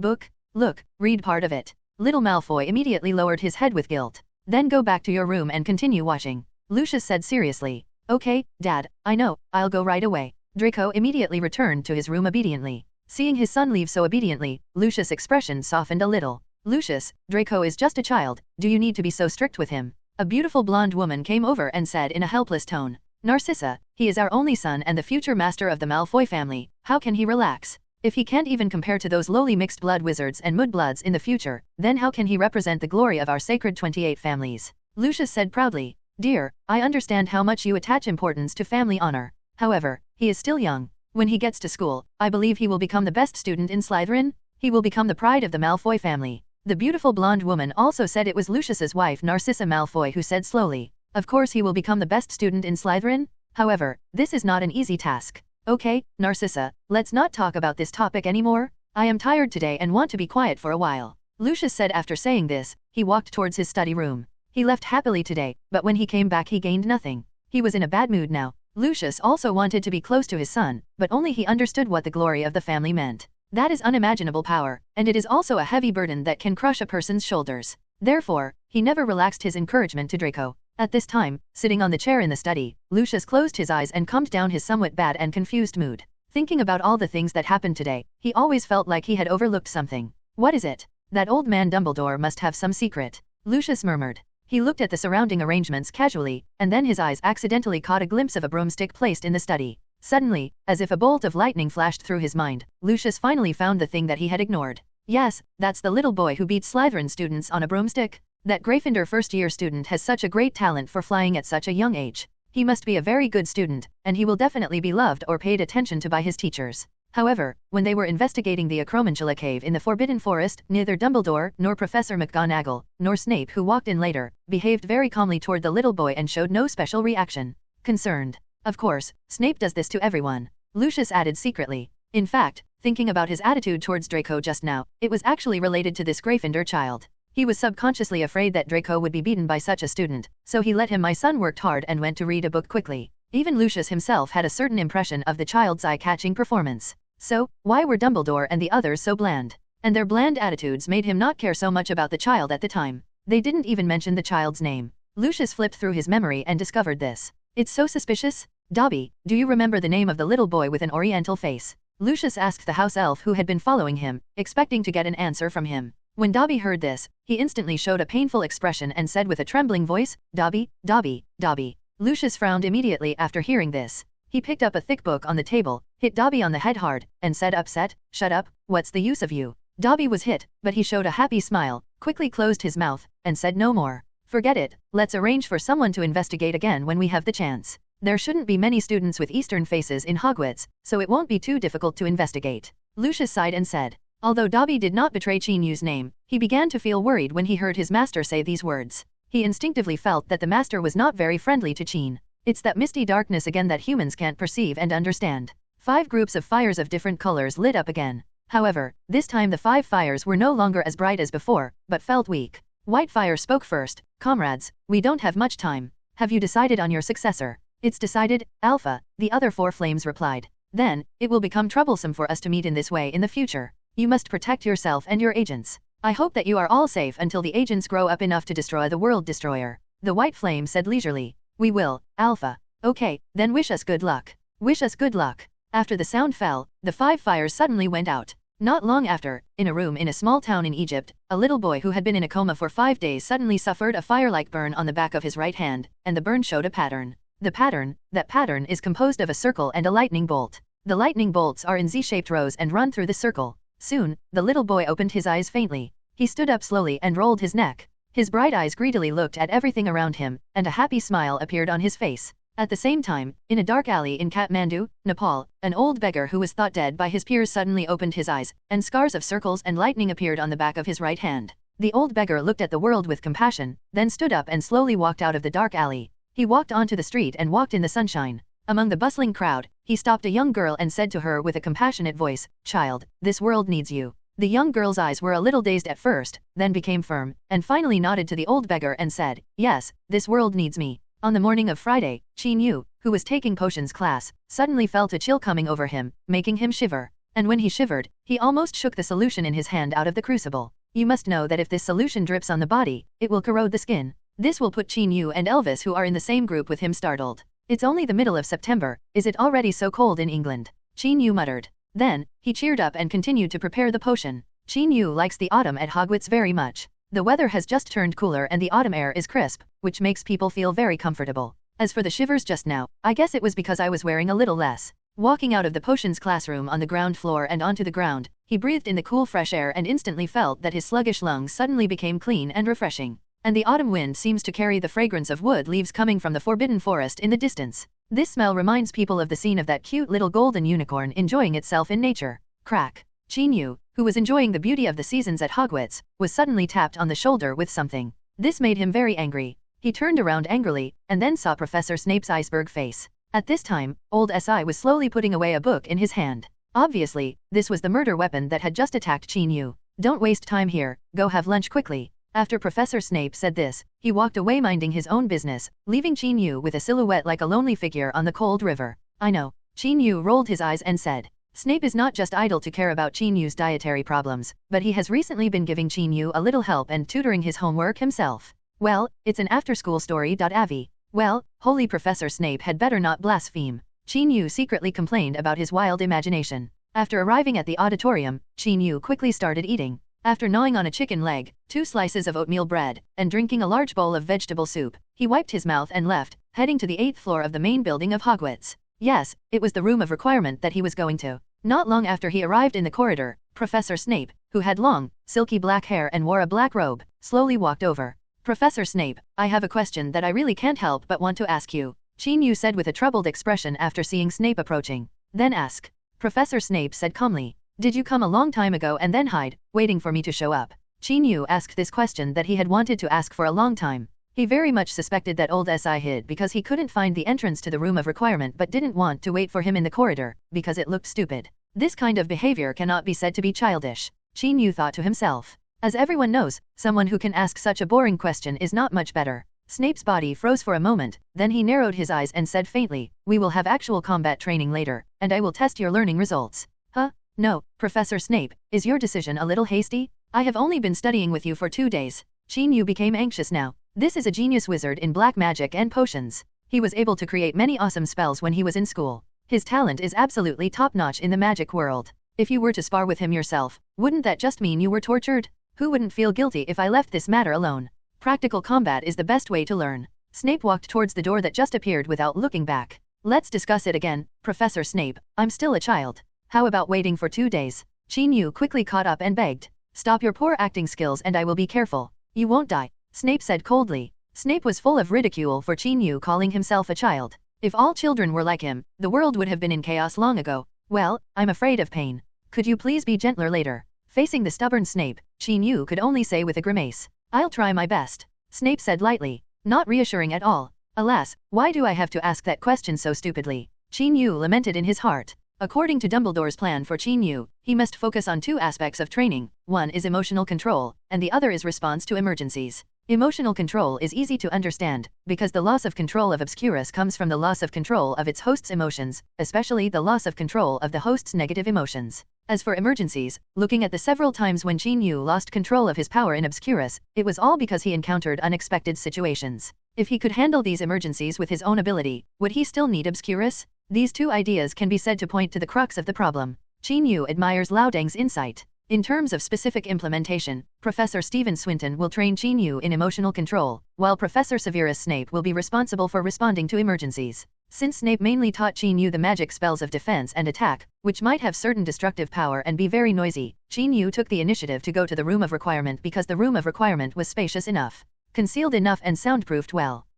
Can you find the room of requirement? Snape snorted disdainfully at that time. Then, Chin-Yu actually took him to the door of the room of requirement, which left Snape speechless, thinking that this kid was really lucky. Today is the 3rd day that Professor Snape trains Chin-Yu in the room of requirement. I won't practice anything else today, I'll just use the Expelliarmus spell. Professor Snape said the rules of the battle. When Chin-Yu heard this, he breathed a sigh of relief, nodded and said, okay, Professor, I understand. It's just Expelliarmus. It's not a spell with too strong attack power. It shouldn't kill anyone. Snape didn't waste any time and walked to the center of the field. Chin-Yu quickly walked over with his silver-gray wand. Then, Snape straightened his body and raised his wand in front of him. Chin-Yu followed suit and bowed slightly. Then, the 2 turned around and walked towards the 2 ends of the field with their backs to each other. They stopped at the edge of the field and turned around again to stand facing each other. After the duel ceremony was completed, Snape looked at Chin-Yu with a solemn expression. Looking at this posture, he is trying to be serious. Chin-Yu unknowingly paid attention to it and dealt with it seriously. Expelliarmus. Exp. The 2 of them spoke almost at the same time. However, Chin-Yu only chanted half of the spell and just waved the wand when he felt the hand holding the wand being hit hard by an invisible force. He came out immediately. With a clang sound, his silver-gray wand fell to the ground. The timing is good, but the spell is not used proficiently enough, and the hand memory of waving the wand has not been formed. I will give you 30 points for this response. Professor Snape commented, and then said to Qin Yu loudly, pick it up and come again. Qin Yu leaned over to pick up the wand as instructed, briefly moved his wrist, and continued to confront Snape. This time, he silently recited the incantation to dispel your weapons several times, and then looked for opportunities to take action after he was almost done practicing it. Expelliarmus. Expelliarmus. This time Qin Yu successfully recited the complete spell and waved the wand, even half a second ahead of Snape. However, he was still shot down by Snape.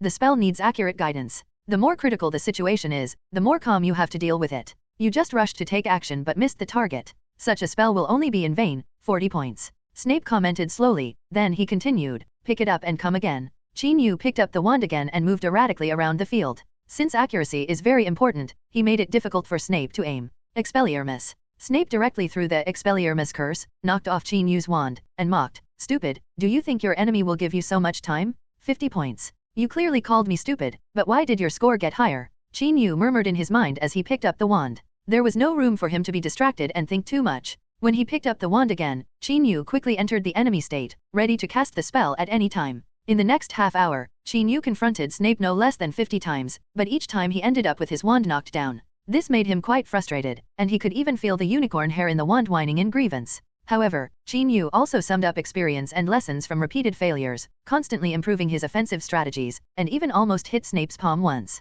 However, at the critical moment, Snape actually made a move. He made a very cunning and strange hand movement and successfully avoided the attack. However, as the sparring progressed, Qin Yu was exhausted, and Snape didn't even take a breath, looking calm and relaxed. This made Qin Yu's strategy of consuming the opponent to death unsustainable. On the contrary, he estimated that if he continued, he would fall down from exhaustion. After all, constantly wandering around the court and keeping an eye on the opponent's every move was simply too draining on his physical strength and energy. Moreover, he felt that his hands were all exhausted. Almost swollen. Expelliarmus. Expelliarmus. They took action at the same time again, but Qin Yu was still shot down with his wand. When he was hit, he stumbled because he was too tired and hit a table next to him. The wizard's body is an important support. You have to learn how to keep your body in better condition. 59 points. Snape said. Qin Yu took the initiative to pick up the wand without waiting for Snape to speak. This time, while walking around the field, he adjusted his breathing and allowed his body to recover quickly. When he walked half the field and arrived at the original location of Snape, his condition also adjusted.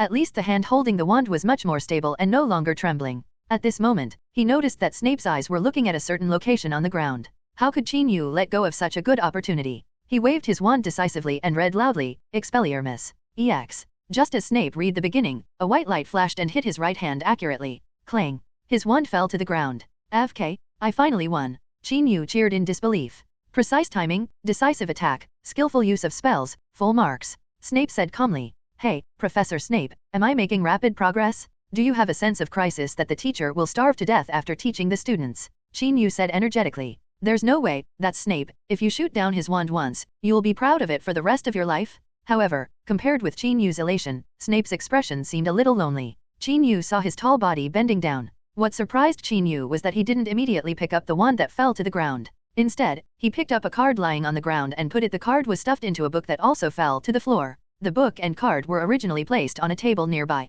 Just when Qin Yu was unsteady and bumped, the book fell off the table and a card fell out of it. Of course, Qin Yu had seen this card before. It was the bookmark with the lily sealed in it that Lao Si made in class. Professor Snape, I'm sorry, I didn't mean to do it just now, Qin Yu said quickly. You did nothing wrong. On the contrary, you were able to take advantage of the enemy's weaknesses and carry out decisive attacks. This is worthy of praise. Snape closed the book and said slowly. What Qin Yu actually wanted to say was, I'm really sorry for knocking off your lily. However, these words were a bit too deep. If he said them out, he might even be personally destroyed by the depressed Lao Si. Qin Yu did not dare to provoke this guy at this time, so he wisely chose to remain silent. I heard that you knocked off Severus's wand? Tisk, what a terrible life. Professor Swinton said with great joy during the evening tutorial. Haha, lucky.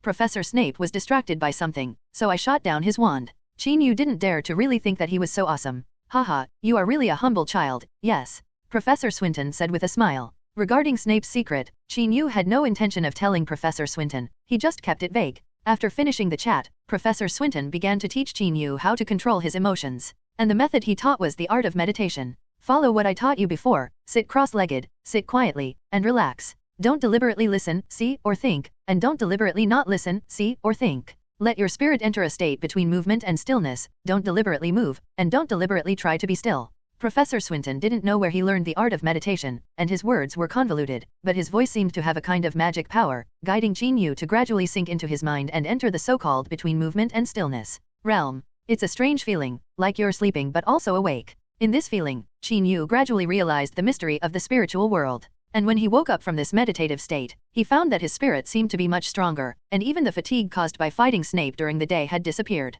This made Qin have to look at Professor Swinton with admiration. At the same time, he secretly thought that Hogwarts is indeed a place where dragons and tigers are hidden. Emotional control lies in being able to calmly respond when encountering an accident. Since you experienced the acromantula incident, have you found it difficult to calm down when encountering an accident? After the meditation, Professor Swinton talked to Qin in the defense against the dark arts teacher's office. Well, it was talk therapy. Qin thought for a while, nodded and said, "That's true. Last time I hit Jerome in the flying class, I hit him a little too hard. Later, I also felt annoyed because others were too noisy, so I hit them in my hands. The levitation spell was cast on all the things. Another time, I almost wanted to pour acid etching solution on Professor Snape's wizard robe. Fortunately, I finally came to my senses. Now I think about it, I'm a little scared." "Well, you should be glad that you woke up relatively quickly," Professor Swinton said with deep sympathy. "And since practicing the meditative technique with you, I obviously feel that my temper has improved a lot, and I can suppress my anger when I encounter unpleasant things. Just like today when a few Slytherin boys bullied Ravenclaw, one of the girls, I just yelled at them impatiently and didn't do anything," Qin continued.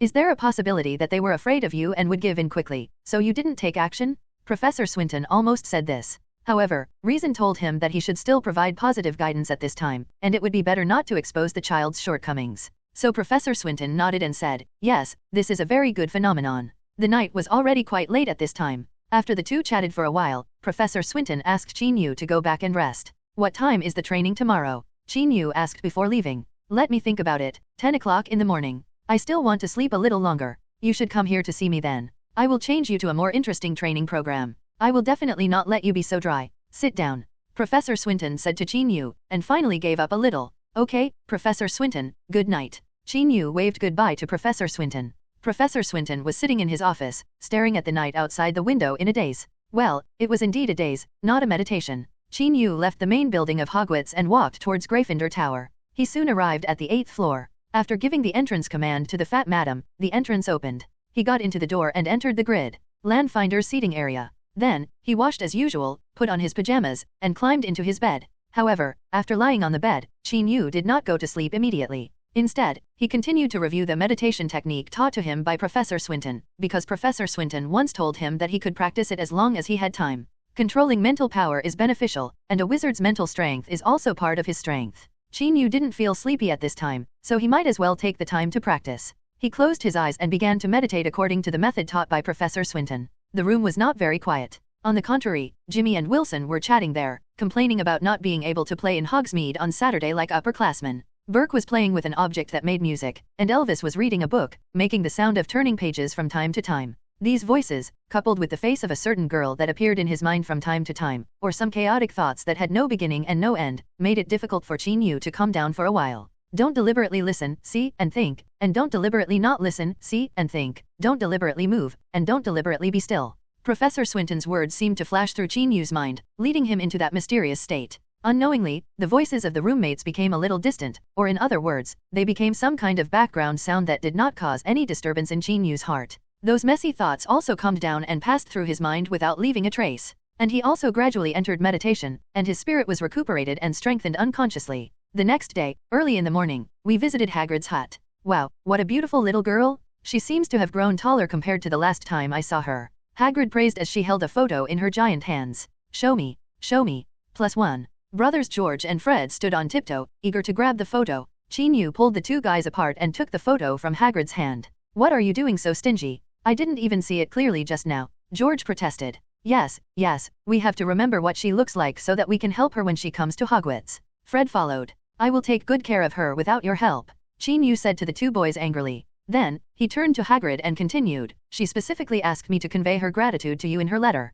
She said that the book you sent was wonderful and helped her a lot. Haha, what a polite little girl. You're welcome to tell her. It's my honor that she likes her, Hagrid said with a smile. Yes, that photo was Hermione's. In the photo, Hermione straightened her body and stood in front of Granger's house with a smile on her face, holding Trig, the owl with blank eyes, in her arms. This is the photo included in the letter Chin-Yu received this morning. Just as he said, Hermione specifically expressed her gratitude to Hagrid for the gift of the book in the letter. The out-of-print collection of books written by Newt Scamander was deeply loved by the little girl. She learned a lot from reading it and cherished it. You can have a bowtruckle, or a sniffer or an invisible beast. In the disappointed eyes of George and Fred, Chin-Yu put the photo into the envelope and put it away properly. Okay, let's get down to business. Chin-Yu came to Hagrid's cabin early in the morning not just to convey the words in Hermione's letter, but also for another purpose, which was to discuss business matters with Hagrid and the Weasley brothers. Well, let's call it a business matter. We heard from Hagrid that you plan to sell things under the guise of a school. Fred said first. Fred, please pay attention to your wording.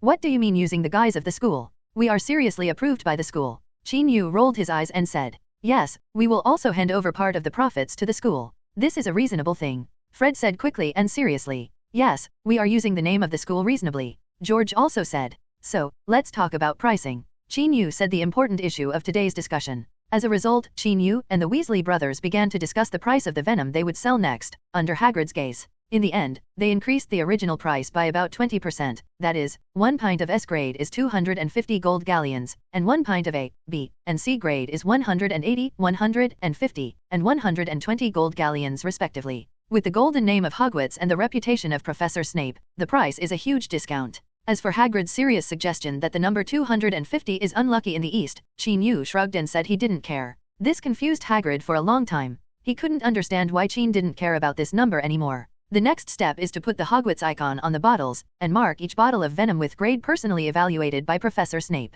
Chin-Yu finally added. George and Fred nodded in unison, expressing their admiration for Chin-Yu's shameless behavior. No, they admired his business marketing ability. Chin, I heard from Charlie that you might make the Gryffindor Quidditch team. George asked enviously. Charlie was full of praise for your flying ability, and said that the two of us are far behind you. Fred said in frustration. At this time, they came out of Hagrid's hut and were walking towards Hogwarts Castle. The Weasley twins have always felt that they are outstanding among their peers. However, after meeting Chin-Yu, a boy who is 1 year younger than them, they feel that they are inferior in terms of IQ, EQ, and magical talent. They were crushed. Of course, the most important thing was that their proud business acumen looked very immature in front of Chin-Yu. Now, when they heard that Chin-Yu was going to join their dream Quidditch team, how could they not feel envious and frustrated? However, they had long been convinced by Chin-Yu, otherwise they wouldn't have become normal now that they saw Kelly and Anna's mother and daughter being so affectionate with Chin-Yu. Charlie did tell me about this, but Professor McGonagall feels that we should not be too hasty. She wants me to participate in this Quidditch team selection. If I pass, I will be allowed to join. Chin-Yu said the two brothers. Are you also participating in the team selection? George said in surprise. Isn't this going to bump into us? Fred suddenly felt unsure. Just go all out, I believe you can do it. Chin-Yu encouraged. Okay, although I know there is a gap with you, we can't run away. George encouraged himself. Well, there are quite a lot of places this time, so we don't have no chance. Fred also regained some confidence. Come on then, wish us good luck. Chin-Yu said to the two of them. Well, come on, the two brothers said in unison. The three of them talked and quickly walked into the gate of Hogwarts. Chin-Yu said goodbye to George and Fred. Seeing that the time was almost 10 o'clock, he went directly to the main building to find Professor Swinton. When Chin-Yu knocked on the door of Professor Swinton's office and walked in, he saw a black cabinet placed on the open space of the office. The moment he saw the cabinet, Chin-Yu had a rough guess. Sure enough, Professor Swinton said with a smile, today's training program is to face your fears. I originally planned to show you some scary images, but you are different from other children. You don't seem to be afraid of those things, so this is what I found, Boggart. Swinton said this and pointed to the black cabinet. Boggart. Chin-Yu said pretending to be confused. Yes, this is a magical creature that can transform. It can see through your inner fears and turn into the thing you fear the most. The way to deal with Boggarts is very simple, that is, use the Boggart expulsion spell. Funny ridiculous, make it the funniest thing you can, so that the scary thing becomes ridiculous, explains Professor Swinton. In fact, Chin-Yu knew something about this matter, but he had never cast the funny spell before, and he didn't know what his biggest fear was. This still made him feel a little uneasy. Seeing his reaction, Professor Swinton finally felt a sense of accomplishment. That's right, this kid has scared himself. Professor Swinton thought to himself. Okay, now I'll teach you how to cast the funny curse. After saying this, Professor Swinton explained to Chin-Yu in detail the pronunciation of the spell, the waving of the wand, and the timing. It has to be said that Chin-Yu is quite talented in magic. I don't know if he is like this originally or because of the blessing of Obscurus. In short, he learned this spell very quickly, and it only took him less than 5 minutes. You can cast this magic spell skillfully. This made Professor Swinton sigh again. Chin-Yu is really a worry-free thing. The next step is to face the boggart. Remember, the more afraid you are, the more powerful it will be. You have to calm down and not let fear control your emotions. You have to work hard to find how to make it funny. Swinton the professor walked to the cabinet and reminded solemnly. Okay, I understand, Professor Swinton. Chin Yu nodded. In fact, he was also a little curious about what he was most afraid of. Then, let's get started. After Professor Swinton said this, he waved his wand and opened the cabinet door. As the cabinet door opened, an indescribable strange feeling arose in Chin Yu's heart, making him very uncomfortable. Then, a black shadow jumped out of the cabinet. After a while, the black shadow twisted in the air, turned into something, and landed on the ground. When Chin Yu saw such a thing, he was instantly stunned. It was an extremely familiar desk, with a keyboard, mouse, and monitor placed on it, as well as familiar mugs and cactus, and an unfinished PPT file was open on that monitor. The first PPT has the words Weekly Summary Report written on it. Chin Yu looked at everything familiar and seemed to be pulled toward that workstation by an invisible force, and he seemed to hear the boss's urging in his ears. Could it be that everything is fake? I am still the same social creature as before. There is no magical world and no Hermione. Thinking of this, Chin Yu seemed to have something stuck in his heart, which made him feel irritable and even his breathing became a little heavy. Chin. Professor Swinton's voice suddenly sounded. Chin Yu was suddenly startled, and subconsciously used the meditation technique. His mind quickly calmed down, and then he waved his magic wand and recited the incantation. Ridiculous. As he finished reciting the incantation, he pointed the wand at the desk, which instantly distorted, and with a bang, those things reorganized to form the shape of a large pug, and the monitor was the pug's head. Looking at the pug consisting of a table and a monitor with its tail wagging, Chin Yu exhaled and smiled. Well, that's a good idea. Professor Swinton praised. Then, the boggart disappeared and the cabinet door closed again. You performed very well this time. You were able to adjust your mentality in time and respond quickly, which proves that you have a certain ability to control your emotions. Professor Swinton concluded.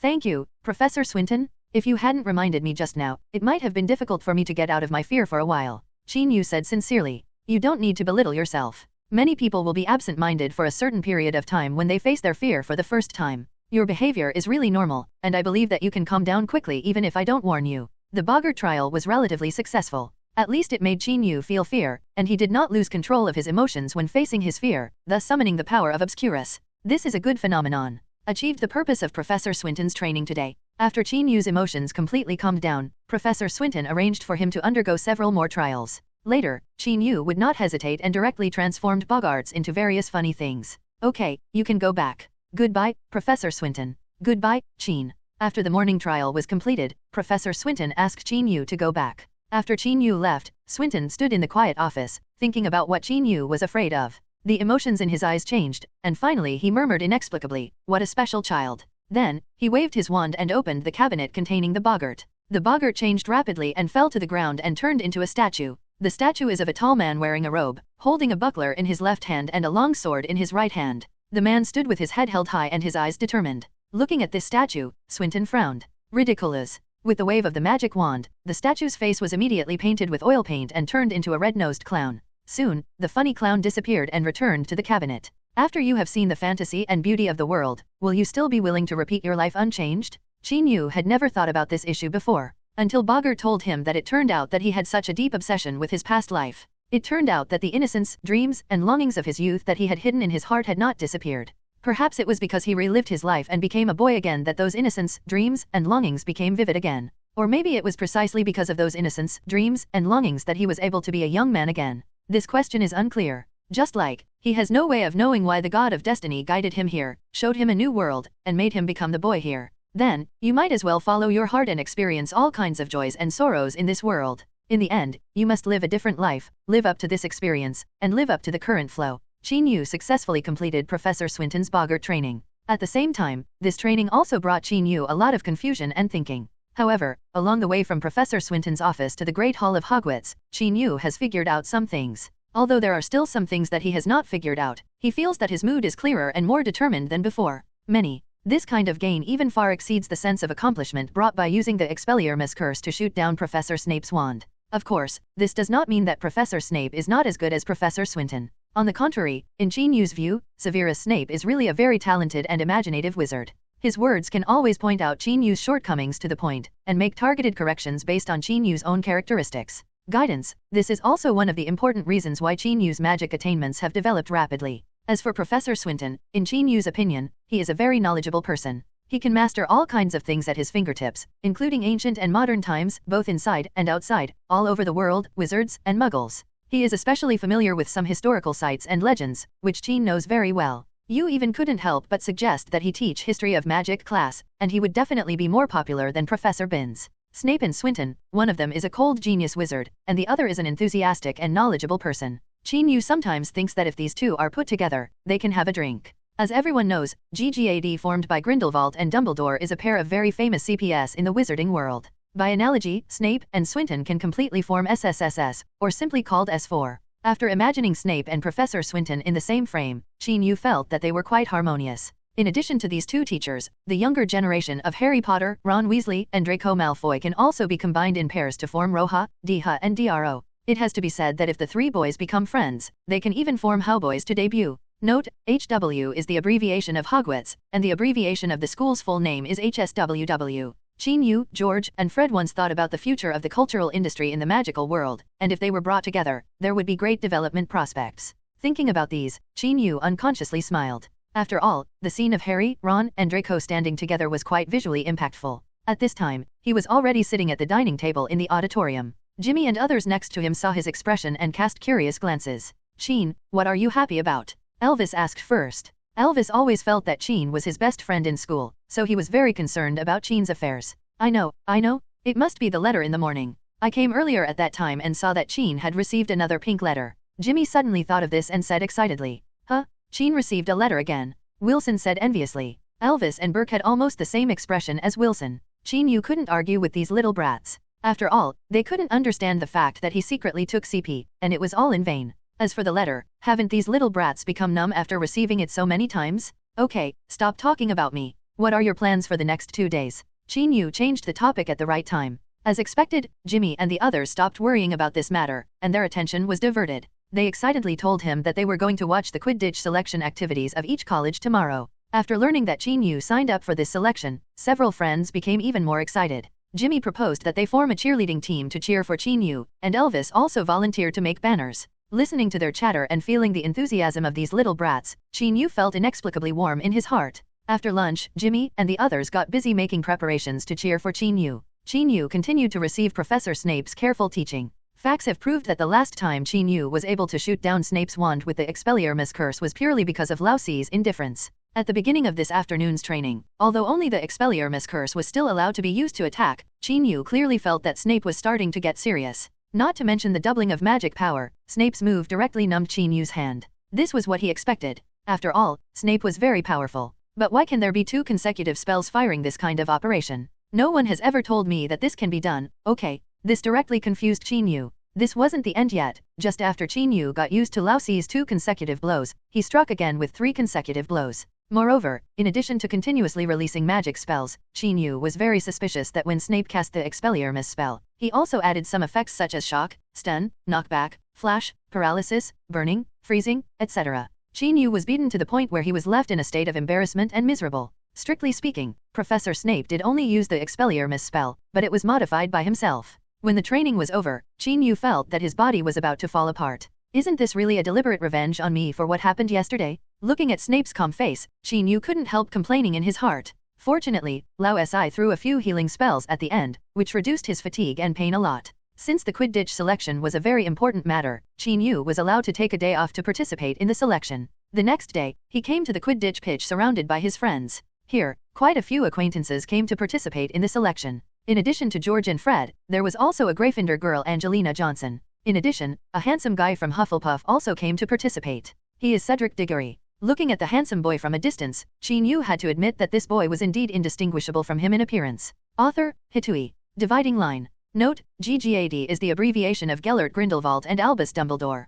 Quidditch originated in the 11th century and has a history of nearly 1,000 years. It is one of the most influential sports in the wizarding world. Many teachers and students in Hogwarts are very keen on this sport, and Professor McGonagall is an experienced Quidditch fan. She once ignored Professor Snape for 3 weeks because Gryffindor's Quidditch team lost to Slytherin, and then she was happy for several days because of a win. Moreover, she is also very good at discovering Quidditch talents, and she has worked very hard for the Gryffindor Quidditch team. Of course, under her care, the Gryffindor Quidditch team became one of the strongest in the entire school. Of course, Professor McGonagall will not be absent from such an important selection event today. As soon as Qin Yu arrived at the stadium, he saw Professor McGonagall sitting in the teacher's exclusive stand, looking at the stadium with a serious expression. So nervous. With so many people watching, wouldn't it be embarrassing if it falls down later? George and Fred said nervously next to Qin Yu. While they were talking, they couldn't help but look at the Gryffindor girls waiting not far away for selection. Qin Yu knew that the two brothers were probably looking at the pretty Angelina Johnson. This girl is here to be chosen as the chaser.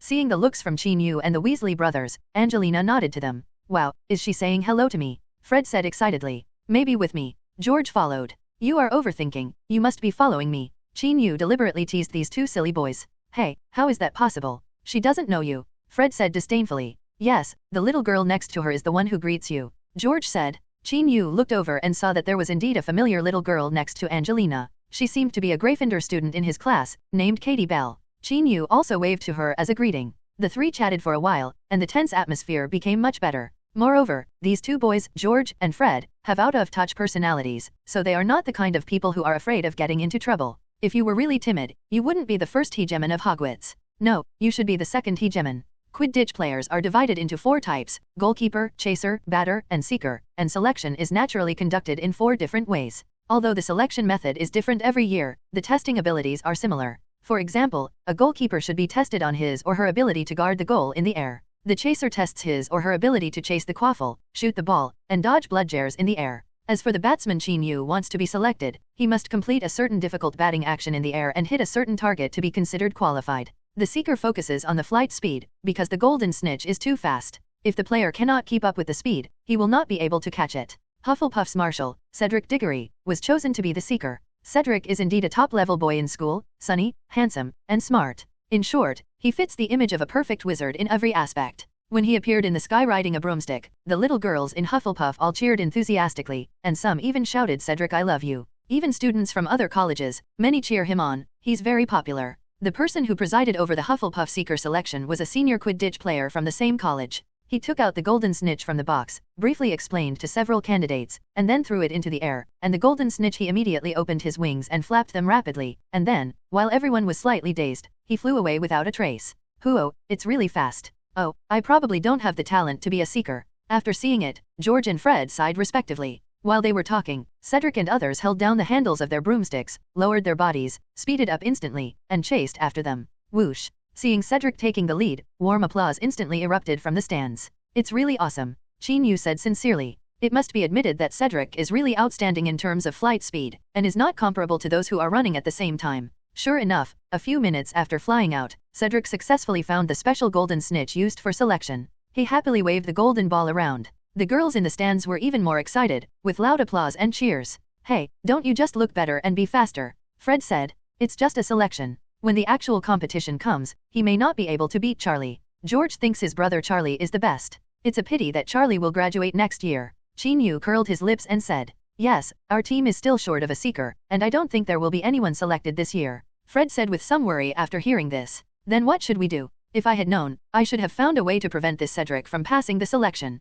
George said in frustration. Yes, I have 7 or 8 spells that can interfere with him catching the golden snitch. Unfortunately, it's too late to say anything now. He has already passed. Fred also said unwillingly. Okay, can't you two think of a normal way? Qin Yu rolled his eyes and said angrily, and then he said meaningfully, besides, maybe next year's first-year students will there is someone who can replace Charlie. First grade? Pull him down. When I think of Ron, I'm worried about the next first grade. George thought about his brother's coward and couldn't help complaining. Although I agree with what you said, it's not very good for you to say this about Ron. Fred said seriously. These are all brothers. Qin Yu couldn't help but feel sympathy for little Ron in his heart. The seeker selection ended quickly, because there were not many qualified ones, and Hufflepuff's Cedric performed the most eye-catchingly. The selections from other houses were lackluster. Gryffindor only recruited one who was barely qualified and served as a substitute. However, Qin Yu felt that if he really wanted to fly seriously, he could fly faster than him. After the selection of seekers, there is the selection of goalkeepers and chasers. When Angelina Johnson came on the stage, Fred and George were shouting so hard that they might have made a lot of noise if they weren't allowed to use the loud voice charm.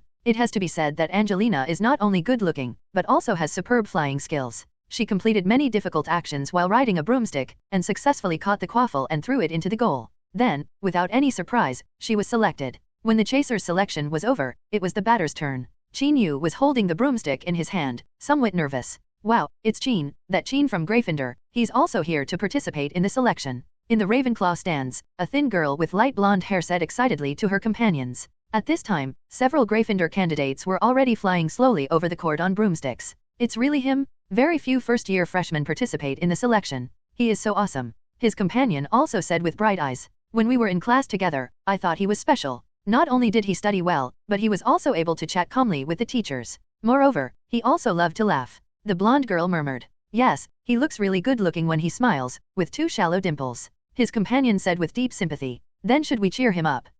Well, he is not from our college after all. Isn't that bad? Just as the two of them were whispering, a voice came from not far away from them. Chin, come on. The two of them turned around and saw that it was a little girl from the same school as them. Both girls raised their eyebrows, no longer hesitated, turned around, put their hands to their mouths and shouted loudly, Chin, come on. Chin, you are the best. The voice was immediately an octave higher than that of the girl who was ahead of them. Chin Yu had just flown into the air and was somewhat surprised when he heard cheering sounds from the stands around him. Although he had previously muttered in his heart that Cedric was nothing more than this and that he should not bully young people into poverty, he had to admit that he could not compare to this boy's popularity. After all, Cedric had been enrolled in school for more than a year and was active in the school. In various activities, he is considered a minor celebrity, but he has just entered school for less than a month, and not many people know him. However, he was surprised to find that there seemed to be quite a few people shouting his name to cheer him up. Gryffindor students certainly accounted for the majority here, and there were also considerable numbers from other houses. Looking around the stands, Chin Yu saw people waving and shouting at him in the Ravenclaw, Hufflepuff, and even Slytherin seating areas.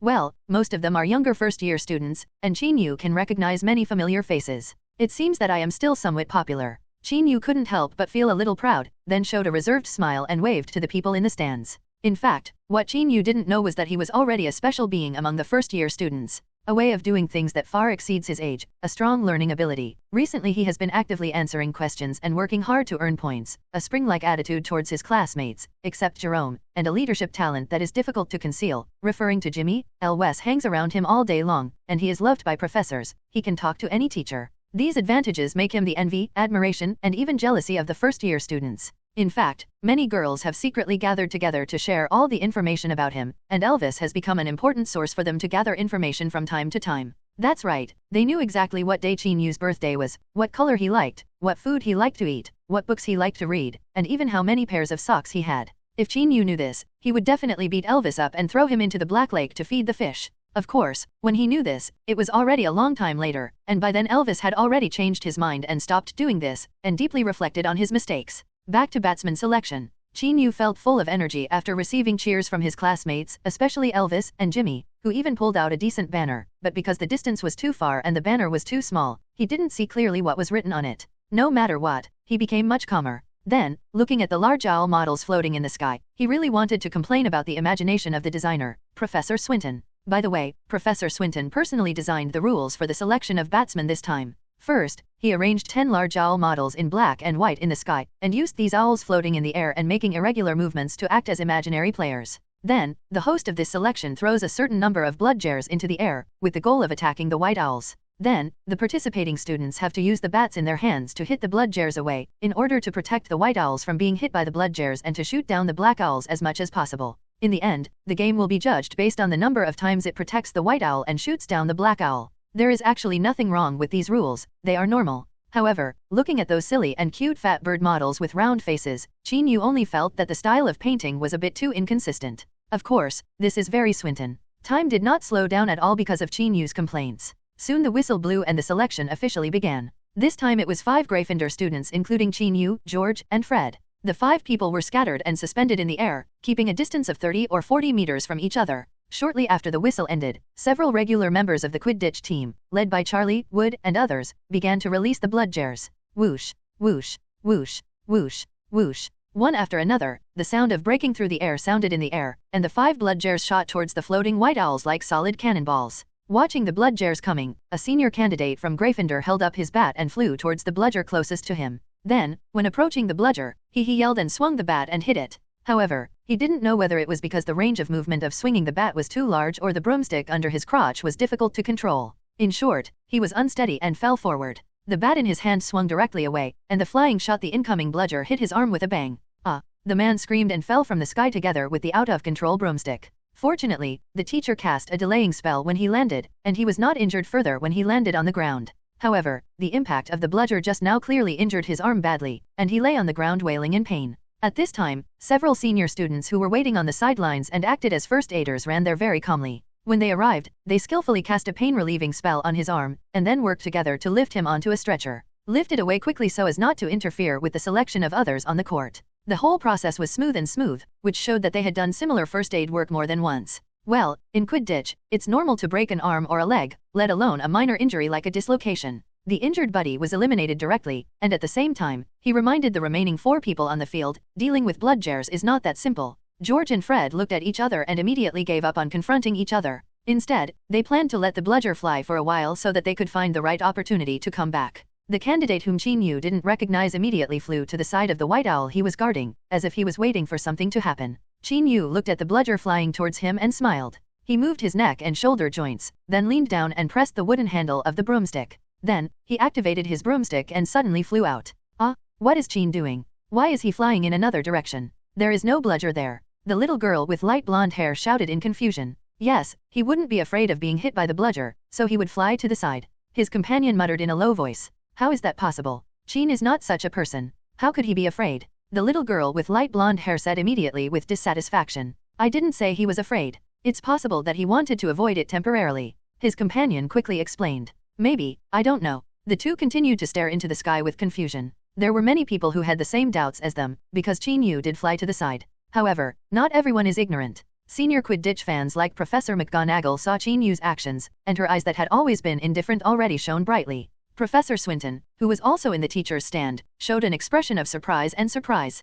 Grandstanding. Professor Snape couldn't help but muttered, but a hint of admiration flashed in his eyes. Those who understand naturally understand, and those who don't understand don't have to wonder for too long, because Qin Yu flies so fast that he quickly tells others his purpose. I saw that after he flew out, he did not fly to the side along a straight path, but always pulled the wooden handle of the broomstick to fly in a rapid arc. It's probably akin to driving around a roundabout in the Muggle world. When he quickly circled a semicircle and turned back, he happened to be close to the bludger he was defending. So, he speeded up to catch up, kept moving in the same direction as the bludger, and quickly closed the distance. At this time, the bludger was less than 10 meters away from the white owl he was guarding, and was about to collide with the cute fat bird model swinging slowly in the air. At the critical moment, Qin Yu held the broomstick with one hand to control the flight direction and speed, raised the bat with the other hand, and hit the bludgers flying in the same direction. Bang! A crash sounded in the air. Qin Yu's bat hit the bludger accurately and knocked it away suddenly. The cute white owl avoided the fate of being shot down and continued to float and sway in the air, swaying from side to side, as if it was congratulating itself on escaping.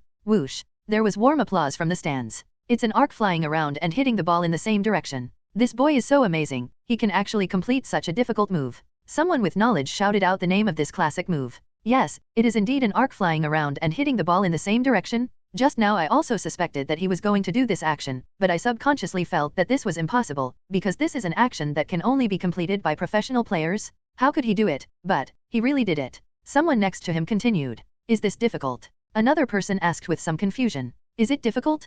Can you please remove the word? The biggest requirement of this movement is the ability to control the flight. If your speed and control skills are not up to standard, you will not be able to catch up with the bludger. The person who spoke first said. The guy who doesn't understand football explained excitedly. He can do this action at such a young age, so he has a promising future. Yes, I will definitely pay attention to him in the future. By the way, what is the name of this little boy? Why haven't I heard of him before? What grade is he in? He seems to be a first-year freshman. I heard the first-year kids next to him calling him Qin or King. It was too noisy and I couldn't hear him clearly. It doesn't matter, I'm a fan of him anyway. Ugh, you're great. People who understand how powerful Qin Yu's moves are excited and explain to those around them who don't understand how cool and difficult this move is. As for the first-year students who had been cheering for Qin Yu, they shouted even harder. As for Qin Yu, he actually doesn't know anything about the so-called arc-shaped ball flying in the same direction. He just understands the concept of speed is relative. This is also thanks to the buddy who was hit by the bludger. If he hadn't seen him being hit so badly by the bludger, Qin Yu would probably have attacked him head-on. However, after seeing the miserable state of this man, Qin Yu quickly adjusted his strategy. Since he could not change the actual speed of the bludger, he could fly in the same direction as the bludger. In this case, the relative speed of the bludger and him it will become very small, or even in a relatively static state, and then it won't be so laborious to hit the ball. It was with this in mind that Qin Yu performed a series of actions, including flying back and forth and then flying in the same direction as the bludger before hitting the ball. Facts have proved that his idea was correct. He successfully knocked away the fast-flying bludger, which gave Qin Yu a slight sense of confidence and accomplishment. Little did he know, he accidentally completed a difficult Quidditch maneuver in front of everyone, shocking those who were watching. During the next selection period, Qin Yu continued to use his super flight control ability and flight speed to knock the bludger away from all directions. In addition to flying around in an arc, he also tried different methods and unintentionally used many classic tactical moves. This turned the selection of batsmen directly into his own show. Of course, he has never experienced professional training after all, and some of his movements are just random and he doesn't do them well, or he only does half of them and changes his appearance. However, this does not prevent many people from treating him as a genius. Rising Quidditch star. Family members like Professor McGonagall and Charlie Weasley were of course happy. Professor Snape, on the other hand, secretly smacked his lips, feeling that the future Gryffindor Quidditch team was a bit tricky, and resisted the temptation to cast any interference spells to bring down the grandstanding boy from the sky. Since the entire stadium's attention was focused on Qin Yu, the unnamed contestant who was hit by the bludger and landed on the ground did not attract much attention, except, of course, the conscientious and extremely skilled rescue team. As for the brothers George and Fred, they got together at some point and worked together to deal with those difficult bludgers, and in the end each scored a lot of points. Of course, it is not a foul for the two brothers to do this, because there is no rule in advance that they cannot join forces. After the selection was completed, Qin Yu naturally became the batsman of the Quidditch team, while brothers George and Fred became the substitute batters. Although they were substitutes, the two brothers were still very happy because compared to Qin, they were really convinced. Then, they came down from the world to find Angelina, who was also selected for the Quidditch team. Johnson, tell her that we will be teammates from now on and take care of each other, and so on. The Slytherin candidates who came on stage after Qin Yu performed very mediocrely. One boy wanted to imitate Qin Yu's arcing flying movement and threw himself away, which in vain increased the work of the rescue team. Quantity. Qin Yu handed the borrowed broomstick to Charlie, and then went to the stage to meet his roommates. Seeing how hard they worked to cheer him on, Qin Yu decided to treat them to various candies from Dukeby. Of course, this required Hagrid went to Hogsmeade Village to buy something, and they, the younger students, were not allowed to go out. When he reached the stands where the Gryffindor students were, Qin Yu was greeted by everyone's enthusiastic cheers. Qin, you are great. Qin, your moves are amazing. Qin, can you teach me how to use a broomstick? I'm not very skilled yet. Under the crowd's attention, Qin Yu smiled and greeted them as he walked by, feeling the feeling of being a public figure. Then, he came to where Elvis and the others were. When Elvis and Jimmy saw Qin Yu coming, they quickly pulled the small banner probably made of Elvis's scarf and shouted at Qin Yu, Qin, you are so awesome. Qin Yu finally saw the words on the banner clearly. Qin is the king. The autumn wind blew the banner made of scarf, fluttering like a flag. At this time, neither the boy holding the banner nor the people looking at the line of words knew how such a sentence would spread in the magical world in the future. And they, at this moment, are simply enjoying simple joy. Joy should be simple. This Quidditch selection lasted almost a whole day, and it was considered a lively whole school activity. Young people are very enthusiastic about these things, shouting and cheering outside the field like a joy, releasing the youthful energy unique to their age, as if they are tireless. By about 4 o'clock in the afternoon, the selection was coming to an end. Everyone left one after another, leaving only a few senior students and teachers to clean up the place. Qin Yu saw Professor Swinton coming to the bottom of the stadium from a distance and gently waving his wand towards the sky. Then, the black and white owl models suspended in the air flew down one by one, and when they were close to the ground, shrunk suddenly, and quickly flew into a cloth bag held by Professor Swinton. Then, he pulled the rope at the mouth of the bag, tied the bag, and walked away with it. Looking at the cloth bag that was only the size of a potions textbook, Qin Yu couldn't help but look envious. This bag must have been cast with a space spell such as a stretching spell, so that it can hold so many large owl models. What a good thing, if only it were mine. Qin Yu smacked his mouth and muttered to himself. As if sensing some malicious glances, Professor Swinton stuffed the bag into his open arms, covered it with the wizard's robe, and then disappeared in the blink of an eye. This made Qin Yu a little disappointed. Then, he saw brothers Fred and George, whose expressions were even more disappointed than his own, walking towards him. How is it? Did you get pouted? Qin Yu raised his eyebrows and said with some gloating. Who translates this sentence? As the saying goes, don't expose someone's shortcomings when you expose them, don't slap someone in the face when you hit someone. Qin Yu perfectly avoided this virtue. Don't say it so harshly. Angelina said politely that she had made an appointment with her friend a long time ago, so she rejected our invitation. Fred said dissatisfied. Yeah, who made us a step late? George said disappointedly. By the way, just now, Qin Yu and others discussed having a small party at Hagrid's cabin to celebrate the smooth progress of the selection, while Fred and George vigorously said that they would invite Angelina to go with them. After all, everyone was selected at the same time today, and they are considered as team members in the same period, so we can keep in touch and express feelings. Then, there is no more. Then wait until next time. Anyway, if we train together in the future, there will be plenty of opportunities. Qin Yu comforted the two guys with kindness. The two recovered instantly and led Elvis, Jimmy, Wilson, and Burke to the Hagrid cabin. Seeing the Weasley brothers vividly talking about the magical animals Hagrid took care of along the way, Chin-Yu felt that it was unnecessary to comfort them. These two were born optimists. Of course, how can it be simple for someone who can live as an alien in the Weasley family? Thinking about these unfinished things, Chin-Yu also followed everyone to the Hagrid hut. When Chin-Yu and the others arrived at Hagrid's cabin, Hagrid, as the owner, had just decorated his simple living room. When he saw everyone coming, he rubbed his hands and said with a smile, "Boys, welcome to my place as a guest." "Thank you, Hagrid." Several children thanked them quickly. Then, they looked at the pile of candies on the table and couldn't take their eyes away. Before Chin-Yu came, he had asked the owl to tell Hagrid in advance and asked him to help buy some candies. Hagrid thoughtfully bought several kinds and piled them on the table like a hill. Although the food at school is good, how could the children resist the temptation of candy? Gillo. I don't know who swallowed first. Then, other people's grunts started. Without further ado, let's eat. Chin-Yu picked up a BB multi-flavor bean and stuffed it into his mouth. After chewing it, my mouth was instantly filled with spicy taste. Hiss. Chin-Yu took a breath, then frowned, chewed and swallowed hard. BB multi-flavor beans, if you eat them, you are not allowed to vomit. Whoever vomits will lose. Except for Chin-Yu, everyone else also tried the candies with random flavors. After eating, their expressions were really various, bitter, spicy, sour, and sweet, clearly visible at a glance. The luckiest one was Wilson, who ate a strawberry-flavored one. Others were a little unlucky, and George choked with tears. After eating BB's multi-flavor beans, everyone picked their favorite candies and started eating them. Of course, after eating a certain amount of candy, people will be satisfied, and they will no longer be so enthusiastic about it, and they will not eat it without limit. At this time, the tea prepared by Hagrid himself was welcomed by everyone. Not to mention, Hagrid's cooking skills are disastrous, but the tea he makes is still good. Each of the children holds a cup and drinks tea while asking Hagrid about the furnishings in his house, especially the hairs of magical animals. The horns and other things made them full of curiosity. Of course Chin-Yu was not among them. He was sitting on the steps at the door of Hagrid's hut with a cup of tea in his hand, sipping the tea while looking at the setting sun. I don't know when, a little golden unicorn walked over with light steps. After approaching the hut, it neighed happily at Chin-Yu. It's Anna the unicorn. Her arrival made several little kids go completely crazy. They looked at the elegant little beast from a distance, not daring to get too close for fear of disturbing her. At this time, George and Fred each took a carrot that had been washed clean and wiped off the surface moisture, and walked over. However, Anna ignored them both and walked straight towards Chin-Yu. The party at Hagrid's cabin ended on time before dinner started. Before the end, Charlie, who had packed up the Quidditch pitch, also came here. He first told his two precious brothers not to cause trouble for Hagrid, which elicited a slight response from George and Fred. Then, he told Chin-Yu about this selection. Charlie said that Professor McGonagall suggested that Chin-Yu play the position of seeker instead of batter. Why? Chin-Yu was slightly startled. Because you are really fast. Charlie spread his hands and said,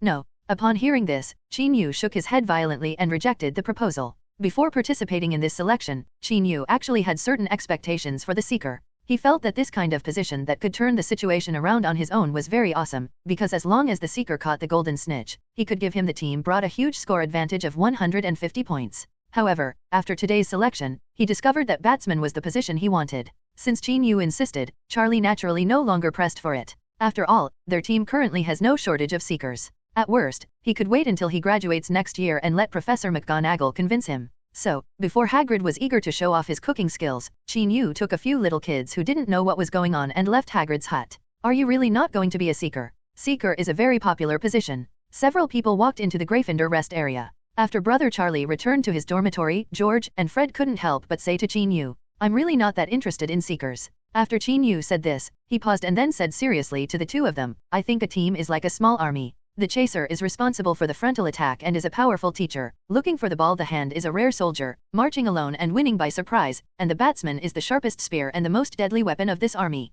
It is the strongest expression of a team's combat power. Instead of chasing a flying one, the little ball with wings is flying like a headless fly. I would rather wave the bat and kill everyone on the court. If the gods block the gods, the Buddhas will block the Buddhas. How cool it is." As he said this, he made a gesture of waving the bat and hitting hard, which was quite impressive. "Sure enough, you think the same as us, the batter is the coolest position," George said with a sympathetic smile. "Quidditch has no soul if it doesn't have a batter," Fred also said. The three heroes saw the same thing, and they stood shoulder to shoulder and dreamed about being invincible on the court in the future, and they were in a very happy mood. After the separation, Chin-Yu thought that if he and the two brothers continued to hang out like this, they would most likely become more and more average. The topic of Quidditch selection was very lively for several days after the selection. Chin-Yu has also become a minor celebrity in the school. At least when many people see him, they can recognize him as the batsman who guarded the big white owl on the day of selection. As for his name, most people really I don't know. After all, Qin Yu is just a freshman who has just entered school. Then, after a few days, the inertia of life brought everyone back to dullness and busyness again, and the Quidditch selection became a thing of the past.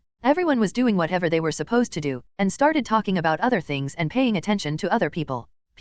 Of course, those classmates who were Qin Yu's fans are still keen to dig out all kinds of information about him. And Elvis remains the most important source of information. However, when Elvis told them that Qin Yu had a girlfriend who often wrote to him, these people's hearts were broken and they couldn't sweep it away. Then, some sad girls gave up some of their imaginations about Qin Yu and began to study to numb their wounded hearts. Of course, there are still some who still have no intention of giving up and feel that they are not without their own efforts. Let me ask, who is not a little magical princess? Qin Yu naturally had no way of knowing what these children were thinking, because he was really busy. After officially joining the Gryffindor Quidditch team, he started taking classes, after-school tutoring, and Quidditch training. Although he was a little busy, Qin Yu did not feel tired. On the contrary, he quickly adapted to such a life. Needless to say, classes are all about potions, herbal medicine, spells, transfiguration, etc. Each class is very fulfilling. The more Qin Yu learns, the more he can feel the charm of magic. Then, he relies on himself to surpass the knowledge and wild imagination of peers raised strange questions to the teachers, interrupting the teacher's teaching rhythm again and again, and greatly hindered the normal teaching progress. Professor Sprout complained to other teachers more than once, saying that he might not be able to finish the semester's courses before the Christmas vacation, because Qin Yu had loaned out the herbs for teaching more than once, on the grounds that he needed to study the feasibility of cultivating them in large quantities. X, and some expensive herbs, he even took away them for the purpose of experiment, and used them in large amounts. In terms of Quidditch training, Qin Yu, under Charlie's professional and careful guidance, systematically and standardizedly learned the commonly used tactical moves, and made rapid progress. In just 2 weeks, he was able to cooperate with the regular players, and in one he performed well in the friendly training match with Ravenclaw, and the frustrated players in the Eagle Academy were wary of him one by one. Note, the symbolic animal of Ravenclaw is the eagle, so it is called the Eagle Court. After this friendly match, Professor McGonagall personally handed him a Nimbus 2000 broomstick, which moved Qin Yu inexplicably. However, Qin Yu later learned that the money used to buy the broom was the portion of the venom profits they turned over. He even found out that when Lao Dang approved the funding for the flying broom, he also quoted "the wool comes from the sheep."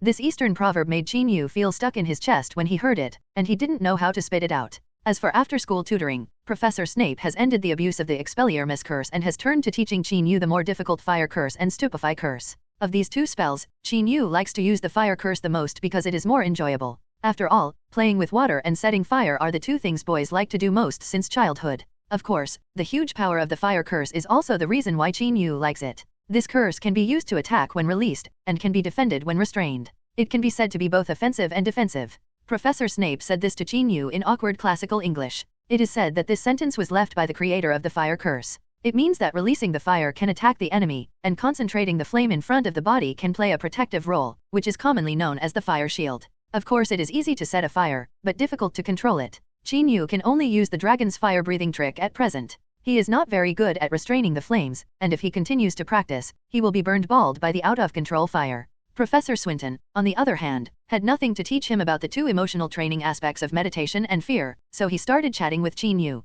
"Professor Swinton, does it seem unprofessional for us to chat and drink tea like this every day?" Qin Yu finally said to Professor Swinton one night, who had prepared a bunch of tea. "How can this be not doing your job properly? You must know that chatting is also a necessary way to adjust your emotions. When your thoughts collide with another person's thoughts, your understanding of the world will be more complete. Your three views will be more stable, and your will become stronger," Professor Swinton said seriously. "Well, what you said does make sense." Qin Yu agreed deeply, and then ate a piece of pastry that seemed to be made of glutinous rice flour. "Today, let's talk about astrology. By the way, what's your zodiac sign?" Professor Swinton asked. "Taurus, my birthday is May 5th. After Qin Yu said this, he took a sip of tea. "I guessed it right. By the way, I'm a Gemini." Professor Swinton pointed at himself and said, "I don't care. Professor, I heard that astrology is a superstition in the Muggle world. Is it necessary for us to discuss this?" Qin Yu finally couldn't help but said, "Your understanding is a bit one-sided. Although constellations have a superstitious side, they are actually a category that can be explained by psychology.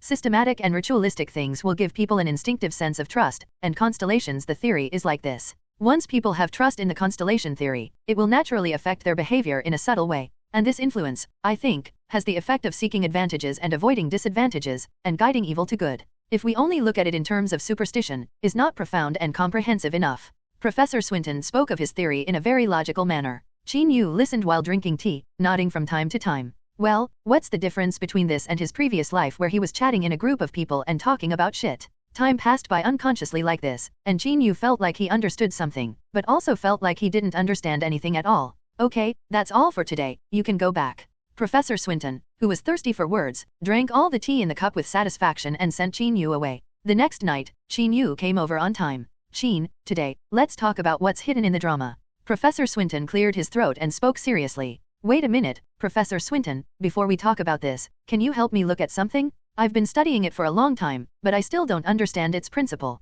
Qin Yu interrupted Professor Swinton and took out a small items. Oh, what is this? Professor Swinton asked curiously. A friend gave me a handicraft. I once put a grape and a cherry in it. They can stay fresh for a long time. Qin Yu said this and handed over the small object. Yes, this is the little pyramid that Bill gave to Qin Yu. He really felt that chatting dryly every day was a waste of time and a waste of Hogwarts teaching staff. He might as well ask Professor Swinton for advice, and Qin Yu, I have been playing around with this little pyramid recently, trying to figure out how it works so that I can make a bigger one so that he can store more fruits. The purpose is simple and practical. That's it. Professor Swinton took the small pyramid and looked at it over and over in his hand. Then, his eyes became brighter and brighter as he looked at it, and he murmured, wow, it's from the Egyptian Alchemy Research Center. I haven't seen them make new stuff for a long time. No, Chain, the gold material belongs to them, and the magic spell here is obviously not Cairo's system. It's a bit interesting. The operation of magic has the charm of classical magic. Well, Professor, can you tell me how this thing works? Qin Yu interrupted at the right time, pulling Professor Swinton back from his own world.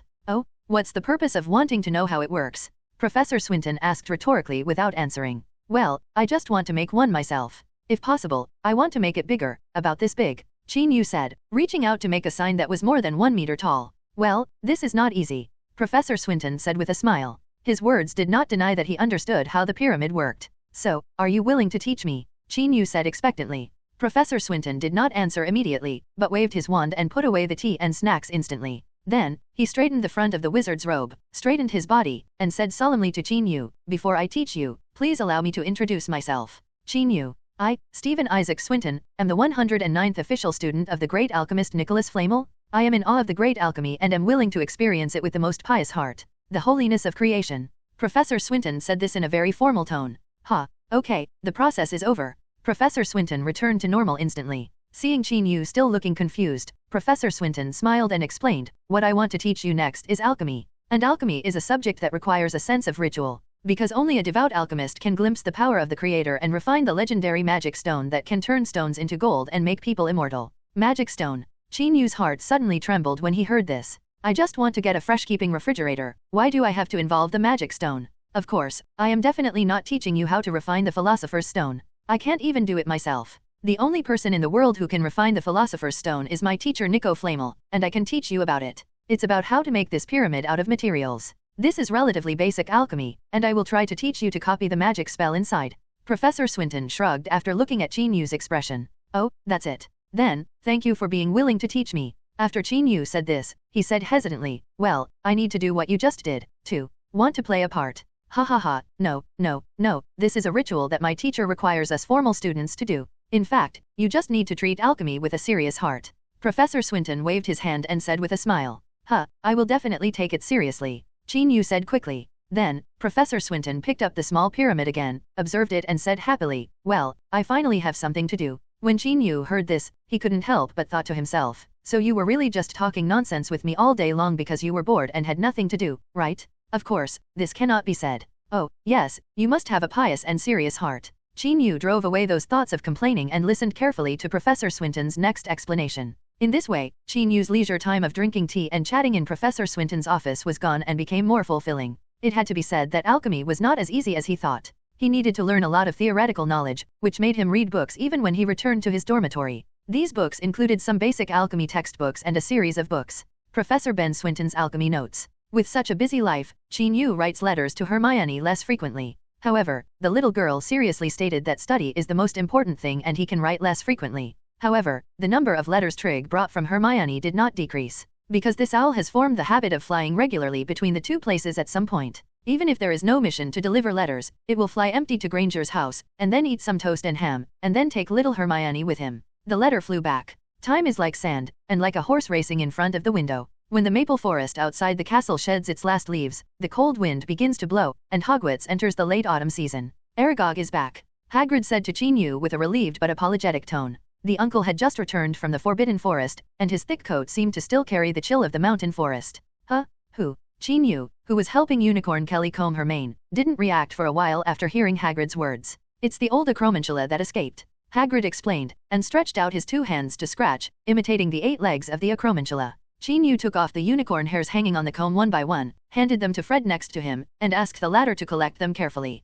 He then nodded suddenly and said, "It turns out that isn't it? Has this old guy run away from home?" To be honest, Chinyu really doesn't have a good impression of this acromantula. When he accidentally entered the spider cave, he had clearly made it clear to it that he was Hagrid's friend. However, this guy was still there. Commit murder. If it were someone without a system, wouldn't it just hang there? The old guy might not hurt anyone, but its indifference when it saw Chinyu and the little unicorn in danger that day still made it hard for Chinyu to let go. Therefore, Chinyu always used it as a title. Well, Aragog didn't have a good life after he escaped. He was almost killed when he passed by a gathering place of centaurs. Now that the weather has turned cold, he has come back quietly. I also just went to ban him. He only discovered it when Lynn was on patrol. After Hagrid said this, he added, he also specifically told me not to tell you about his return. George. Fred. I won't let you tell Chin, so why don't you tell me? The 2 brothers murmured in their hearts at the same time. Humph, are you still afraid that I can't eradicate it? Chinyu said angrily. Probably because of such worries, Aragog said that you were too scary at the time. If he didn't run in time, he would definitely die. Hagrid nodded with deep understanding. Chin Yuxiao rolled his eyes, and while giving the unicorn Kelly a mid-parted look, he said coldly, "Go and tell it, since it didn't hurt me then, I won't hurt it. By the way, you tell it that this is for your sake, Uncle Hagrid. Also, its descendants are responsible for their own evil, and the bodies belong to us. If it has any objections to this, I can talk to it." George and Fred listened and nodded fiercely. The venom of acromantula is quite easy to sell, and they already have wizard customers as far away as Brazil. I can guarantee that Aragog will never have any objections to this. His children have long been wild and untamable. They have completely different habits from him. Even he himself has difficulty restraining them. Hagrid said to Chinyu, and the Weasley brothers said. Chinyu probably understood what Hagrid said. Aragog was raised by Hagrid. He is equivalent to a husky raised in the Muggle world. Although he is fierce, he can listen to people's words, while Aragog's children are all wild. They are ferocious and ignorant beasts, equivalent to wild dogs and wolves. One is a pet and the other is a beast. Hagrid naturally has feelings for Aragog, but he does not have the slightest sympathy for those beasts, and the same is true for Aragog. After all, he has too many descendants, and he has too much sympathy. What? Well, it's nothing, just let it continue to live in its home. After Chinyu said this, he seemed to remember something, and then said to Hagrid, "Tell it again, and you will be there in the future. My friends come in and let it take a good look at its little cubs. If someone is injured, I don't mind blowing up the spider hole again. At that time, I'll see if it can successfully escape again." Of course Chinyu would not casually use the power of Obscurus to blow up spider holes, but he could still scare him. It was just a big bug. Could it be that he still knew the idiom that a soldier never tires of deceit? I will definitely bring the words to you. Hearing this, Hagrid nodded solemnly and said. Chinyu and the others obtained the venom and used the venom to slightly open up the market in the magical world. Aragog also obtained Chinyu's temporary understanding and warning under Hagrid's lobbying. The acromantula incident was finally brought to an end. A happy ending, probably. Brothers George and Fred felt relieved, and Hagrid also returned to the Forbidden Forest to tell Aragog what Chinyu had said. The only person at the scene who was dissatisfied was the little unicorn Anna. When Chinyu was combing the big unicorn's brown fur, she had already been impatient and circled around it. The appearance of Hagrid directly slowed down Chinyu's progress in styling her mother, which made her a little angry. At this time, Hagrid finally left, and Chinyu also gave Unicorn Kelly a middle-parted comb that would satisfy even an obsessive-compulsive disorder. Then, the little unicorn hurried over and asked Chinyu to do it for her too. Seeing her like this, Chinyu smiled for a while. So, he took off the last white unicorn hair from the comb, handed it to the Weasley brothers to put away, and then began to comb the little unicorn Anna's hair. The Weasley brothers are not accepted by the unicorns when it comes to grooming their brown fur. As for the combed golden unicorn hair, there is no need to collect it. Well, Ollivander doesn't collect it. However, when Chinyu was combing her hair, the little unicorn enthusiastically reminded Chinyu to collect her golden fur as well. In order to prevent Anna from feeling that her hair was not as useful as her mother's, Chinyu asked George and the others to change a bag to contain the golden animal hair. One Friday afternoon passed like this. Chinyu stayed with the unicorns and helped them comb their manes, which was a half-day break, while brothers George and Fred were very satisfied with the unicorn hairs they collected. Then, when Hagrid came back from the Forbidden Forest again and brought back Aragog's guarantee, Chinyu and the Weasley brothers left Hagrid's cabin and returned to Hogwarts Castle. On the way back, George and Fred walked in front, while Chinyu followed behind and walked slowly, thinking about recent events. Then, he unexpectedly thought of the old acromantula Aragog.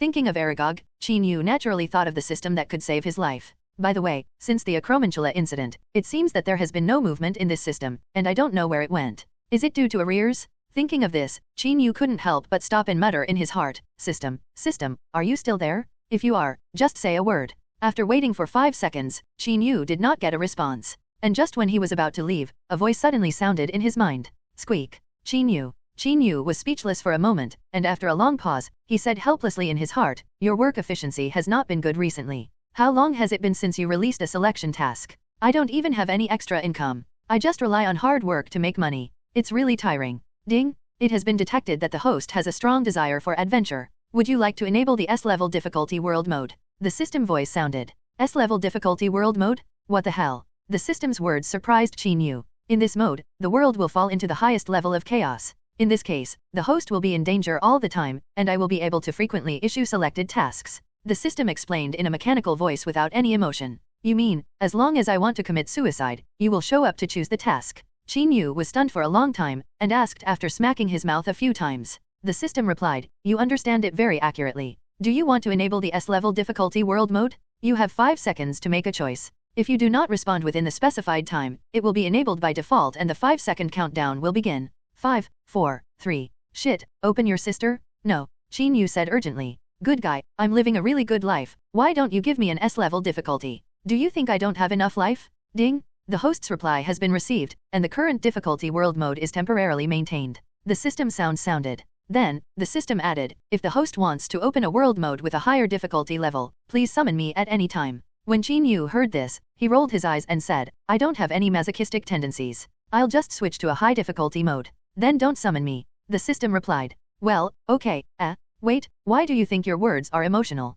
Are you trying to criticize me? Qin Yu asked excitedly. Do you have similar human emotions? Qin Yu continued to ask. However, the system did not make any reply, not even a chirp. After trying for a while, Qin Yu gave up decisively, because he was really afraid of offending the system. If it directly went to S-level difficulty mode, it would be enough for him to drink a pot. At least, he is quite satisfied with his current life and does not need to add any higher level of difficulty. The cold wind in the evening blew across the hillside, and Qin Yu shrank his neck from the cold. After George and Fred greeted them from a distance, he took a few steps to catch up. Sitting at the dining table, after drinking some hot tomato soup, Qin Yu felt very comfortable, and his whole stomach was warm. Then, after eating 2 pies and a piece of potato, Qin Yu left the auditorium and went to the Defense Against the Dark Arts professor's office on the 3rd floor. And here, after Professor Swinton decided to teach Qin Yu alchemy, it became very crowded and filled with all kinds of alchemy materials and alchemy equipment. When Qin Yu knocked on the door and entered, Professor Swinton said quite proudly, you came just in time. I have cracked the material formula of the Egyptian Alchemy Research Center, and we can start refining it.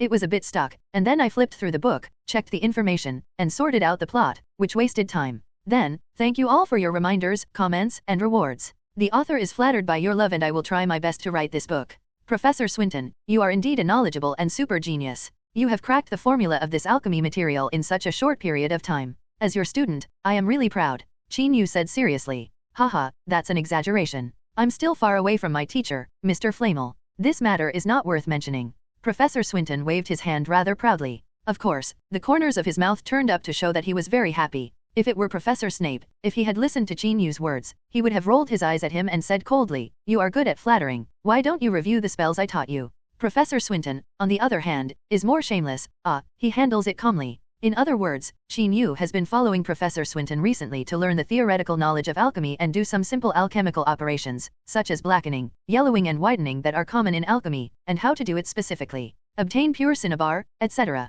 Professor Swinton himself, while teaching Qin Yu, devoted almost all his remaining energy to the reverse derivation of the alchemy material used in the small pyramid, so much so that even the Defense Against Dark Arts class he taught became absent-minded. It had been a long time since his classmates had been frightened by those disgusting pictures, and their appetites had become much better. Now, after many days of research, Professor Swinton finally figured out the composition of this material, which really took a lot of effort. Okay, Qin, don't be stunned, let's start doing it. I can't wait. Professor Swinton rubbed his hands and said to Qin Yu with bright eyes. Qin Yu. Although he understood Professor Swinton's enthusiasm for alchemy, Qin Yu always felt that his words coupled with his expression really made people want to turn around and leave immediately. How could Professor Swinton know Qin Yu's mental activities at this time? Without saying a word, he handed Qin Yu a set of alchemist uniforms in the room, and he himself waved his wand and changed into the same costumes. This is a robe with a simple pattern. After Qin Yu put it on, he and Professor Swinton came to the alchemy materials and alchemy equipment. Test you, what is alchemy? Professor Swinton asked solemnly before officially starting. Alchemy is the blending and exploration of the 4 elements of earth, wind, water, and fire. It is the use of these elements to create more noble substances and even life. Qin Yu said the definition of alchemy. Yes, nobility comes from tempering and tempering. The 4 most primitive elements in heaven and earth are reborn from fire and various tribulations. Professor Swinton said with a pious look. After saying this, Professor Swinton directed Qin Yu to start making some preparations and pre-processing the required materials. Qin Yu has done these pre-processing operations many times, and they are not difficult to do. By the time Qin Yu finished processing the materials, Professor Swinton had already set up the alchemy cauldron, with blue flames burning underneath. Then, Professor Swinton asked Qin Yu to put the pre-processed materials into the alchemy cauldron one by one in order, while he waved his wand to control the intensity of the flame and the flow of materials in the alchemy cauldron. As Qin Yu put in the last material, the material in the alchemy cauldron turned into a liquid of mixed colors. At this time, Professor Swinton released a magic spell to suddenly increase the temperature of the flame. Then he took out a transparent glass bottle containing white powder from his cherished arms. Then, he opened the cork of the glass bottle and poured in about 1/3 of the bottle of white powder was poured into the alchemy cauldron. This is the alchemy catalyst given to me by Mr. LeMay. It can save a lot of troublesome steps. Professor Swinton explained to Qin Yu, who was a little confused. Hearing this, Qin Yu nodded and continued to look at the reaction in the alchemy cauldron. As the white powder was poured in, the originally chaotic molten liquid reacted violently and began to intertwine and fuse with each other as if it were alive. The color of the liquid gradually became unified until it turned golden. Golden, that is the color of gold. Of course, Qin Yu knew that what they were refining was definitely not gold, but a substance more noble than gold. Professor Swinton, who was always paying attention to the changes in the alchemy cauldron, after seeing that the color of the liquid reached his requirements, he waved his wand and gradually weakened the flames under the cauldron until it was extinguished. The whole process was very cautious, not daring to go too fast. Don't dare to be too slow. After the flames were completely extinguished, Professor Swinton cast a levitation spell on the pool of golden liquid. The liquid rose from the cauldron and turned into a round golden ball as big as a quaffle when it reached the air. As the ball rotates in the air, it gradually changes from liquid to solid, leaving shallow cloud-like patterns on the surface of the ball. Qin, catch it! Professor Swinton shouted, raising his voice. Upon hearing this, Qin Yu quickly stretched out his hands. The golden ball slowly fell under the control of Professor Swinton, and finally landed in Qin Yu's hand. The moment his hands touched the ball, Qin Yu seemed to feel the breath of life coming from the golden ball. Alchemy is indeed a magical subject. Qin Yu thought in his heart. The successful refining of the alchemy material is the first step in making the pyramid. They will use this newly made alchemy material to forge the 5 sides of the pyramid. The next step is to replicate the magic spell on the small pyramid on the 5 sides of the pyramid. This is a very ancient magic spell that uses some ancient incantations. Your friend is really talented at being able to carve these incantations into the pyramid. Professor Swinton said to Qin Yu. Well, Bill is indeed very powerful. I can't even imitate those spells. Qin Yu nodded. Haha, drawing a mantra is not just about drawing it as it appears.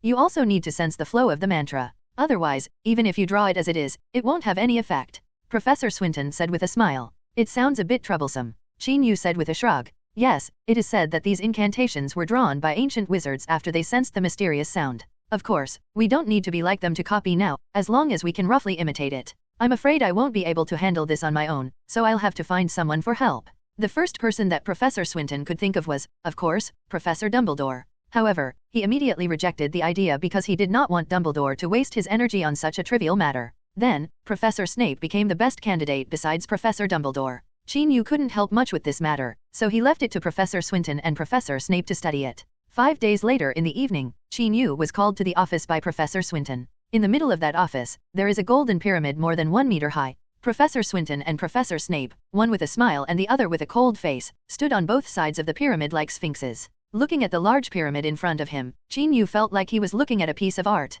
It is so beautiful. The golden regular edges seem to be flowing with brilliance, which is dazzling. Then, he looked at the 2 teachers who were obviously a little tired. Qin Yu suddenly thought of this sentence, I have been struggling for a long time just for a fresh-keeping refrigerator. Isn't it too much work? You see, Professor Snape is very tired, and his originally black and smooth long hair has become a little dry and split. Qin Yu looked at Professor Snape somewhat sadly. After Snape noticed his gaze, he rolled his eyes and said coldly, although I don't know what you are thinking, if you continue to look at me like this, I can't guarantee that you will be killed. Throw it out of the 3rd floor window. Hey, I just think you look very haggard. You and Professor Swinton have really worked hard during this time. Qin Yu said sincerely with a playful smile. I don't find it hard to do research. On the contrary, you should have a correct attitude and not be afraid of difficulties when doing things. Professor Snape continued to say in a cold tone. Yeah, I understand. Qin Yu nodded quickly and said, okay, Severus, the teaching time is over, it's time to show our research results over the past few days. Professor Swinton interrupted at the right time. Yes. Snape heard this and nodded in agreement. Then, Professor Swinton and Professor Snape took a step to both sides at the same time, while the former waved his wand and pointed at the pyramid. A golden panel of the pyramid then slowly flew up and suspended in midair, revealing the hollow internal structure inside. And there was an exquisite porcelain plate with several fruits, including an apple, 3 bananas, a bunch of grapes and 2 avocados. Looking at Swinton with a proud look on his face and Snape with a slightly raised chin, Qin Yu lamented in his heart, I am indeed a sinner. I shouldn't trouble these 2 big guys to do this. Isn't this overkill? Although he thought so in his heart, he certainly couldn't show such emotions on his face. The efficiency of the 2 teachers' cooperation is so high. I didn't expect that the magic spell of the small pyramid could be reproduced so quickly. Qin Yu said with great admiration. This worship is indeed true. Qin Yu himself is also studying the incantations in these pyramids. However, he can only barely sketch a rough outline, but there is no flow of magic power at all, let alone the expected effect. Now, looking at the interior of the pyramid transmitting magic fluctuations, Qin Yu truly felt what Professor Swinton called the breath of classical magic. Reproduction? Do you think the 2 of us would do such a low-level thing? Professor Snape sneered and said proudly. Huh? Isn't it? Qin Yu was slightly startled. Professor Snape was too lazy to answer his question. Instead, he stretched out his wand and tapped the top of the pyramid. Then he moved his mouth and recited a spell, and a thin cold air quickly appeared in the pyramid. As the cold air filled the air, Qin Yu heard the sound of ice crystals solidifying in his ears, and ice condensed on the inner walls of the pyramid made of alchemy material at a speed visible to the naked eye. Looking at the fruits on the plate, they are already covered with a layer of frost, obviously frozen. What is the effect of quick freezing? Qin Yu looked at the 2 professors in disbelief. By the way, the small pyramid that Bill gave Qin Yu also had a preservation function, and the magical aura was not very strong. However, the current large pyramid not only has a strong magical aura, but also has a quick freezing effect. This has to be Qin Yu was a little surprised. Severus, you agreed that I would demonstrate. How could you do this? Professor Swinton said angrily. Does it matter who demonstrated it? Professor Snape said calmly. Of course there is a difference. How can I establish a tall and positive image in front of students like this? Professor Swinton argued. Oh, then if you are willing, you can demonstrate it again. Snape said. What's the use of doing it again? Can the effect of the first demonstration be more shocking? Swinton said angrily. You didn't say how many times you would demonstrate before. Snape said sharply. You are quibbling. Professor Swinton said through gritted teeth. Whatever you say. Snape folded his hands on his waist and said indifferently. Qin Yu couldn't help raising his hand, interrupting the conversation between the 2. Say, Qin, don't you like him too? The 2 professors said at the same time. Well, I want to say that no matter who performs the demonstration, the image of the 2 teachers in my heart is glorious and great. It is you who let me know the wisdom and magical qualities that a good wizard should have. Can you become it is my greatest honor to be my student. Master Qin Duanshui said sincerely. When Professor Swinton heard this, his expression immediately softened a lot, and Professor Snape also snorted and said nothing more. So, can any of you tell me the principle of this curse? I really want to know. Qin Yu said to the 2 of them. Of course I will tell you. Professor Swinton said first. Then, he pointed to the open pyramid with a thick layer of frost on the inside and began to explain. First of all, the alchemy material used by your friend is actually a low-quality material refined by the Egyptian Alchemy Research Center. It doesn't cost much, and the quality of the material we refined before is much higher. Then, although the magic spells he drew inside the small pyramid had certain preservation and antiseptic effects, they did not bring out the maximum value of those ancient spells. This is also a problem that Professor Snape and I have been overcoming recently. Now, we can say that we have thoroughly researched and developed 80% of the abilities of those spells.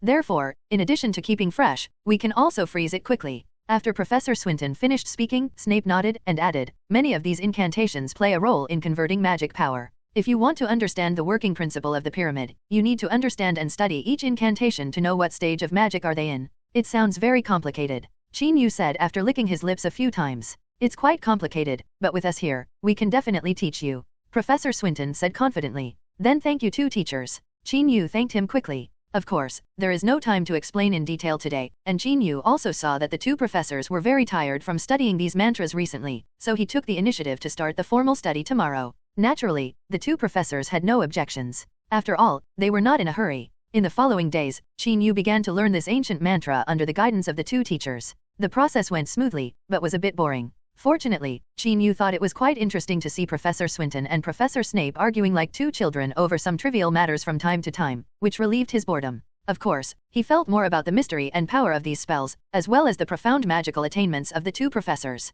One day, the 3 of them were drinking strong tea and eating fruits taken out of the pyramid. Professor Snape looked at the thing they had been studying and murmured, "Are we working hard for so long just to store fruits? Ha, have you finally discovered this?" Qin Yu twitched the corner of his mouth, thinking awkwardly in his heart. What's going on? Is there anything wrong? Professor Swinton asked with some confusion. There's nothing wrong. I'm just suddenly curious about how much money you spent on this pyramid, Snape said slowly. When Qin Yu heard this, he also looked at Professor Swinton curiously. He only knew that the alchemy materials must be valuable, but he didn't know how much they were worth. How much does it cost? Let me think about it. The materials used in alchemy are probably worth 2,000 to 3,000 gold galleons, or maybe a little more. Professor Swinton thought for a while and said, 2,000 or 3,000 gold galleons. Qin Yu was a little dumbfounded when he heard this. They sold a Chromantula venom for an autumn, but they didn't make so much money, right? This was not over yet. Professor Swinton continued to say, as for the catalyst that Mr. Flamel gave me for the alchemy, there is no way to use money to measure it. After all, that thing cannot be bought on the market.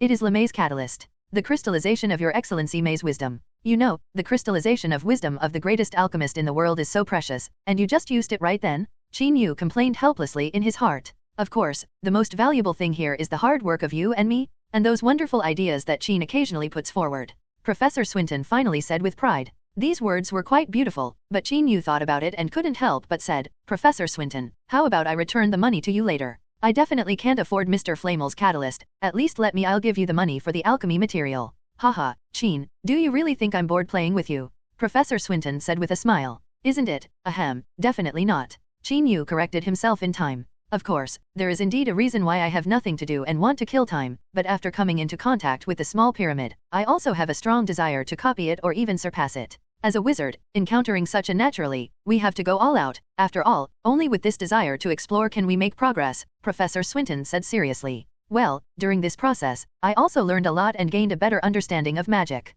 Professor Snape interjected. Yes, you see, your Professor Snape has the same idea as me. We did only make a pyramid to store fruits, but that doesn't mean we can only do this. Are you right, my dear? Qin.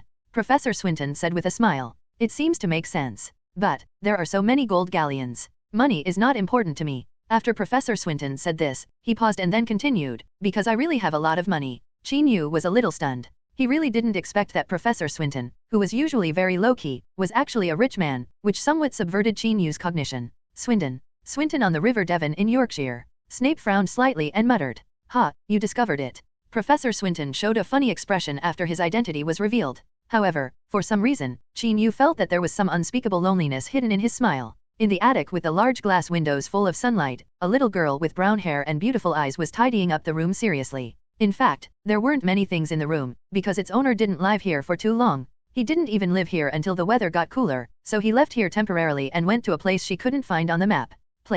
Therefore, the clothes here only include spring clothes and summer clothes, not much, just a few pieces. However, she still carefully folded the few pieces of clothes that had been dried by the sun and put them into the wardrobe that was not too big. Then, she arranged some things in the room according to the layout she thought was good, such as the location of the coat rack, where the vases would look best, and where the books, stationery, and cups used by the owner of the room should be. How to place it on the table. Of course, the floors still need to be cleaned. After all, even if no one lives here, dust will continue to fall. After finishing this, she clapped her hands, looked around, and smiled with satisfaction. As she looked around, she finally landed on a standing photo frame on the desk. In the photo frame is a magical moving photo. In it is a boy wearing a red-lined robe. He is flying in the sky on a broom. At a certain moment, he turned around and looked at the girl with a smile. On her side, looking at the boy looking at her, the little girl pursed her lips and raised the corners of her mouth slightly. How are you doing? She silently recited this sentence in her heart that she had written countless times in letters. Then, her eyes slid from the photo album, looked out the window, and looked into the distance.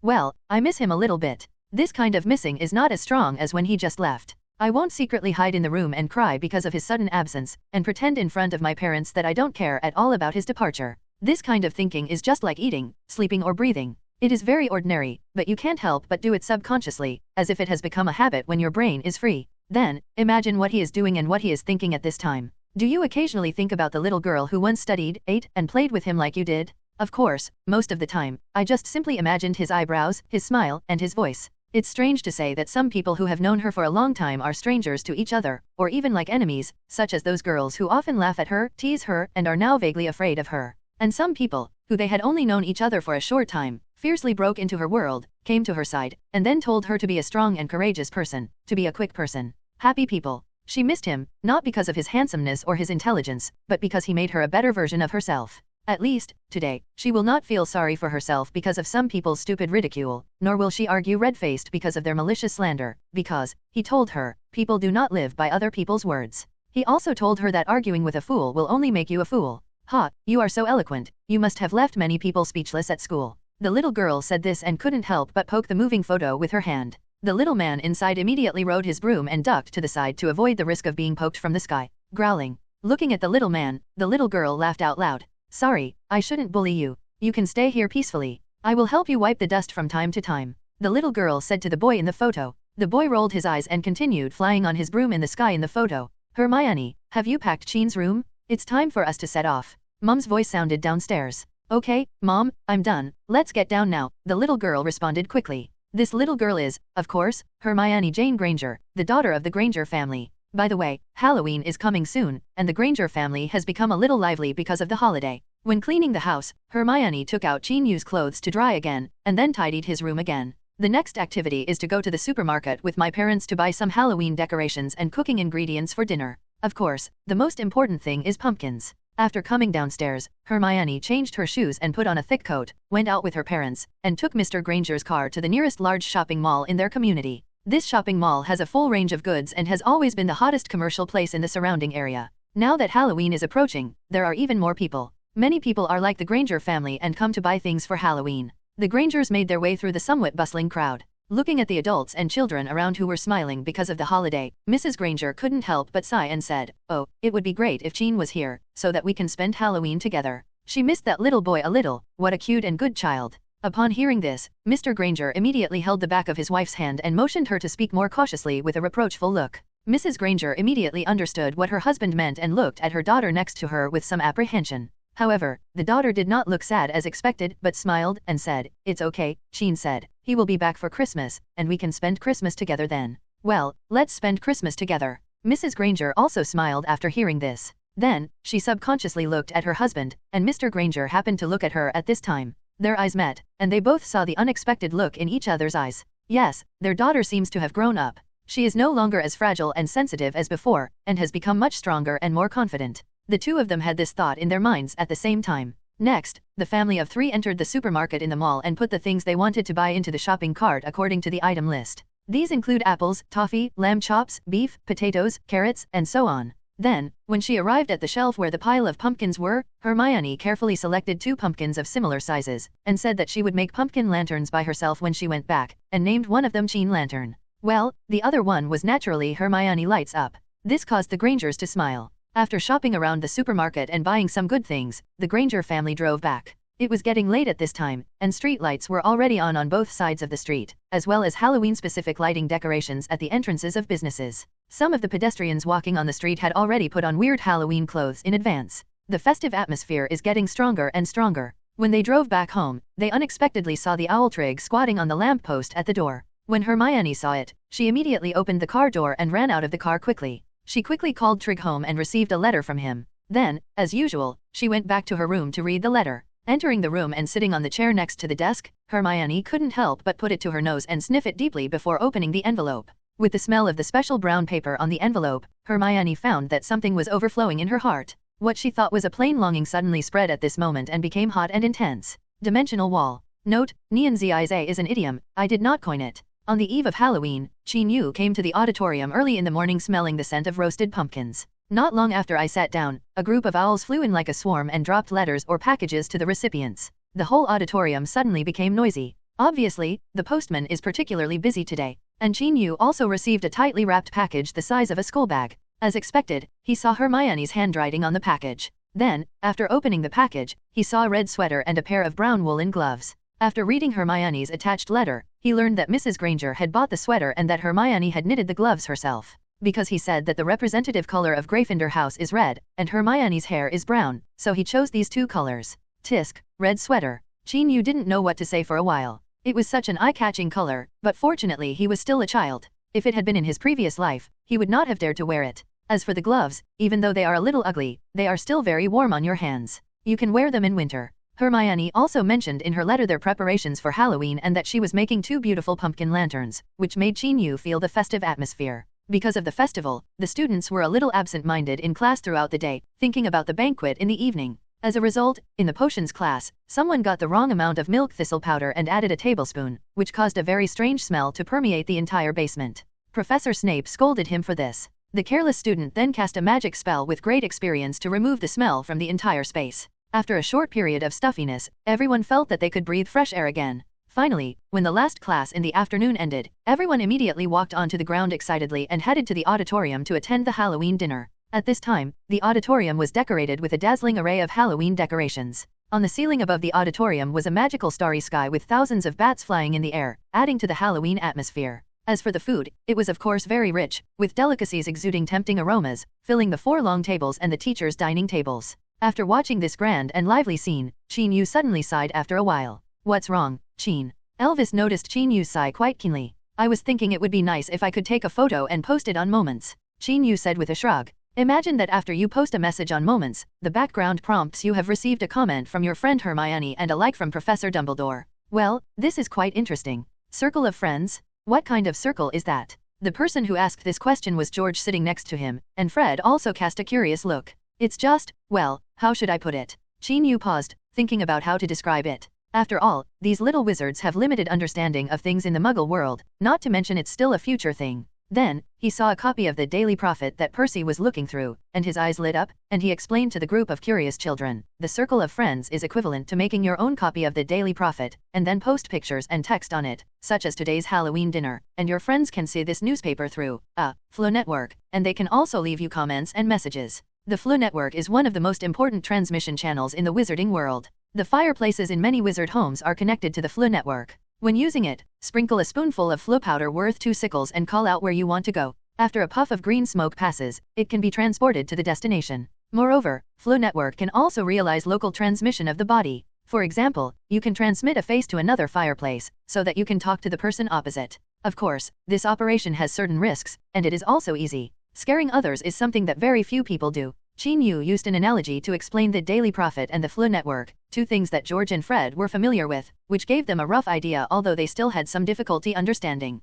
Moreover, George and Fred were keenly aware that there was something going on here. So, they pestered Qin Yu and asked him to elaborate. Qin Yu couldn't resist the twins who were thirsty for knowledge, so he had to explain what he knew about the circle of friends in his previous life, combined with the situation in the magical world. This made the Weasley brothers' eyes brighter and brighter. In fact, Qin Yu had occasionally mentioned similar topics before, but didn't go into much detail. Now that Qin Yu introduced them, the 2 brothers seemed to have opened a new door. The magical world will change because of this, George said excitedly. And we will be the ones to change the entire magical world. Fred's voice was trembling. Ahem, I appreciate your enthusiasm, Qin Yu said with a slight cough. What else could he say besides encouragement? When the 2 brothers heard this, they immediately felt full of energy and started discussing together. One result of this incident is that Percy Weasley, the 3rd brother of George and Fred, who originally aspired to enter the powerful department of the Ministry of Magic, was persuaded, by his 2 younger brothers to go to the magic department. Of course, this will have to wait until Percy graduates, and he is only a 4th-year student at this time, and has not even become a prefect.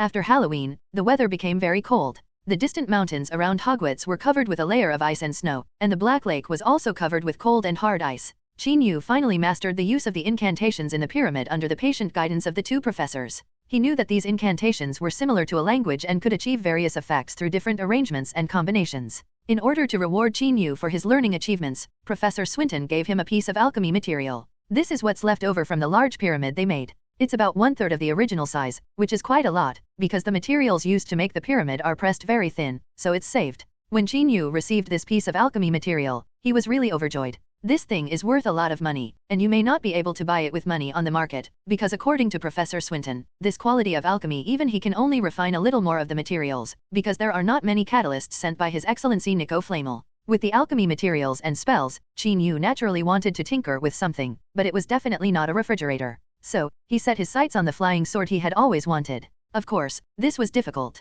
Apart from beating the alchemy materials into a 1-meter-long sword, he didn't have much breakthrough. This sword could neither fly nor have much power. It was not even as good as Quidditch. The golfer's bat works well, and he doesn't have much energy to study this recently, because the first official Quidditch match in his life is about to begin. November 9th, Saturday. Early in the morning, Professor Dumbledore received a letter from the Ministry of Magic, or from the Wizengamot to be precise, informing him to go to London to attend an emergency meeting. In fact, many wizards are confused about the status of Wizengamot to the Ministry of Magic. It is nominally the Department of Magical Law Enforcement under the Ministry of Magic, and under this department there are famous agencies such as the Auror Office and the Office for the Prohibition of the Misuse of Muggle Items. George and Fred's father, Arthur Weasley, is the director of the Office for the Prohibition of the Misuse of Muggle Articles. However, seemingly on the same level as several other organizations, the Wizengamot is very special because its members all have well-established backgrounds. The chief magician is Dumbledore, the #1 person in the wizarding world, and the other members are also different. Simple, including the Minister of Magic, deputy ministers and senior officials of various departments, as well as some famous wizards in the magic world.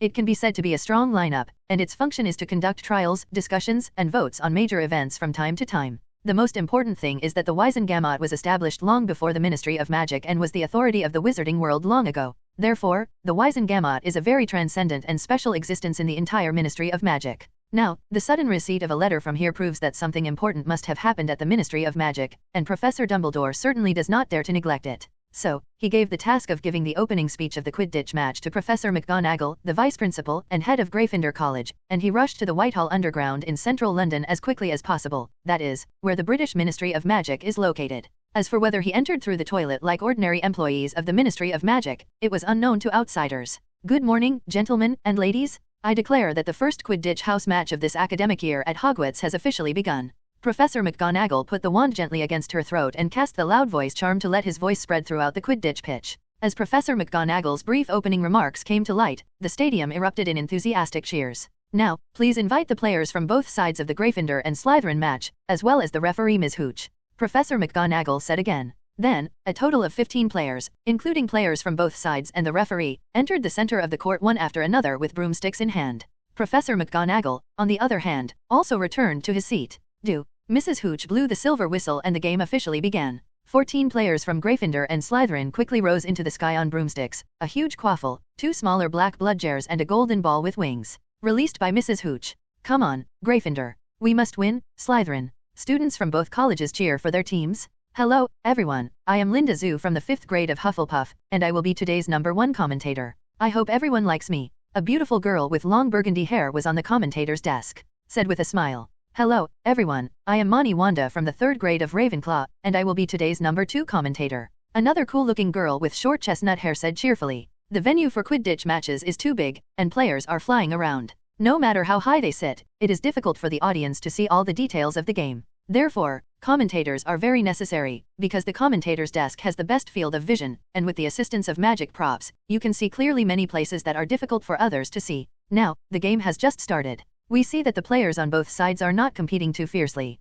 Currently, the quaffle is in the hands of Slytherin's chaser Adrian Poussey. Adrian Poussey already has several games of experience, and he joined Slytherin's Quidditch team last year. Linda Zhu said. That's right, in the last game against our Ravenclaws, Poussey scored a very beautiful goal, and our team's goalkeeper seemed to be asleep. Mani Wanda said with a bit of resentment. After hearing her words, many people on the court couldn't help laughing, while the Ravenclaw students looked at the short-haired girl on the commentary desk with some annoyance. However, this is indeed a fact. Ravenclaw's Quidditch team has been in decline in the past 2 years. The level of the players cannot be compared with Gryffindor and Slytherin. They can only be abused on the court. However, this guy named Mani Wanda is too hateful. How can he talk about his college team like that? Money, you can't say that. Ravenclaw's performance in the last game was remarkable. Linda Zhu smoothed things over, and then changed the subject with considerable experience. So, let's turn our attention back to the court again. Now Poussey has taken the ball and flew to Gryffindor's goalpost. Mani, do you think he can score? When Mani heard this, she immediately shook her head and said, it's difficult.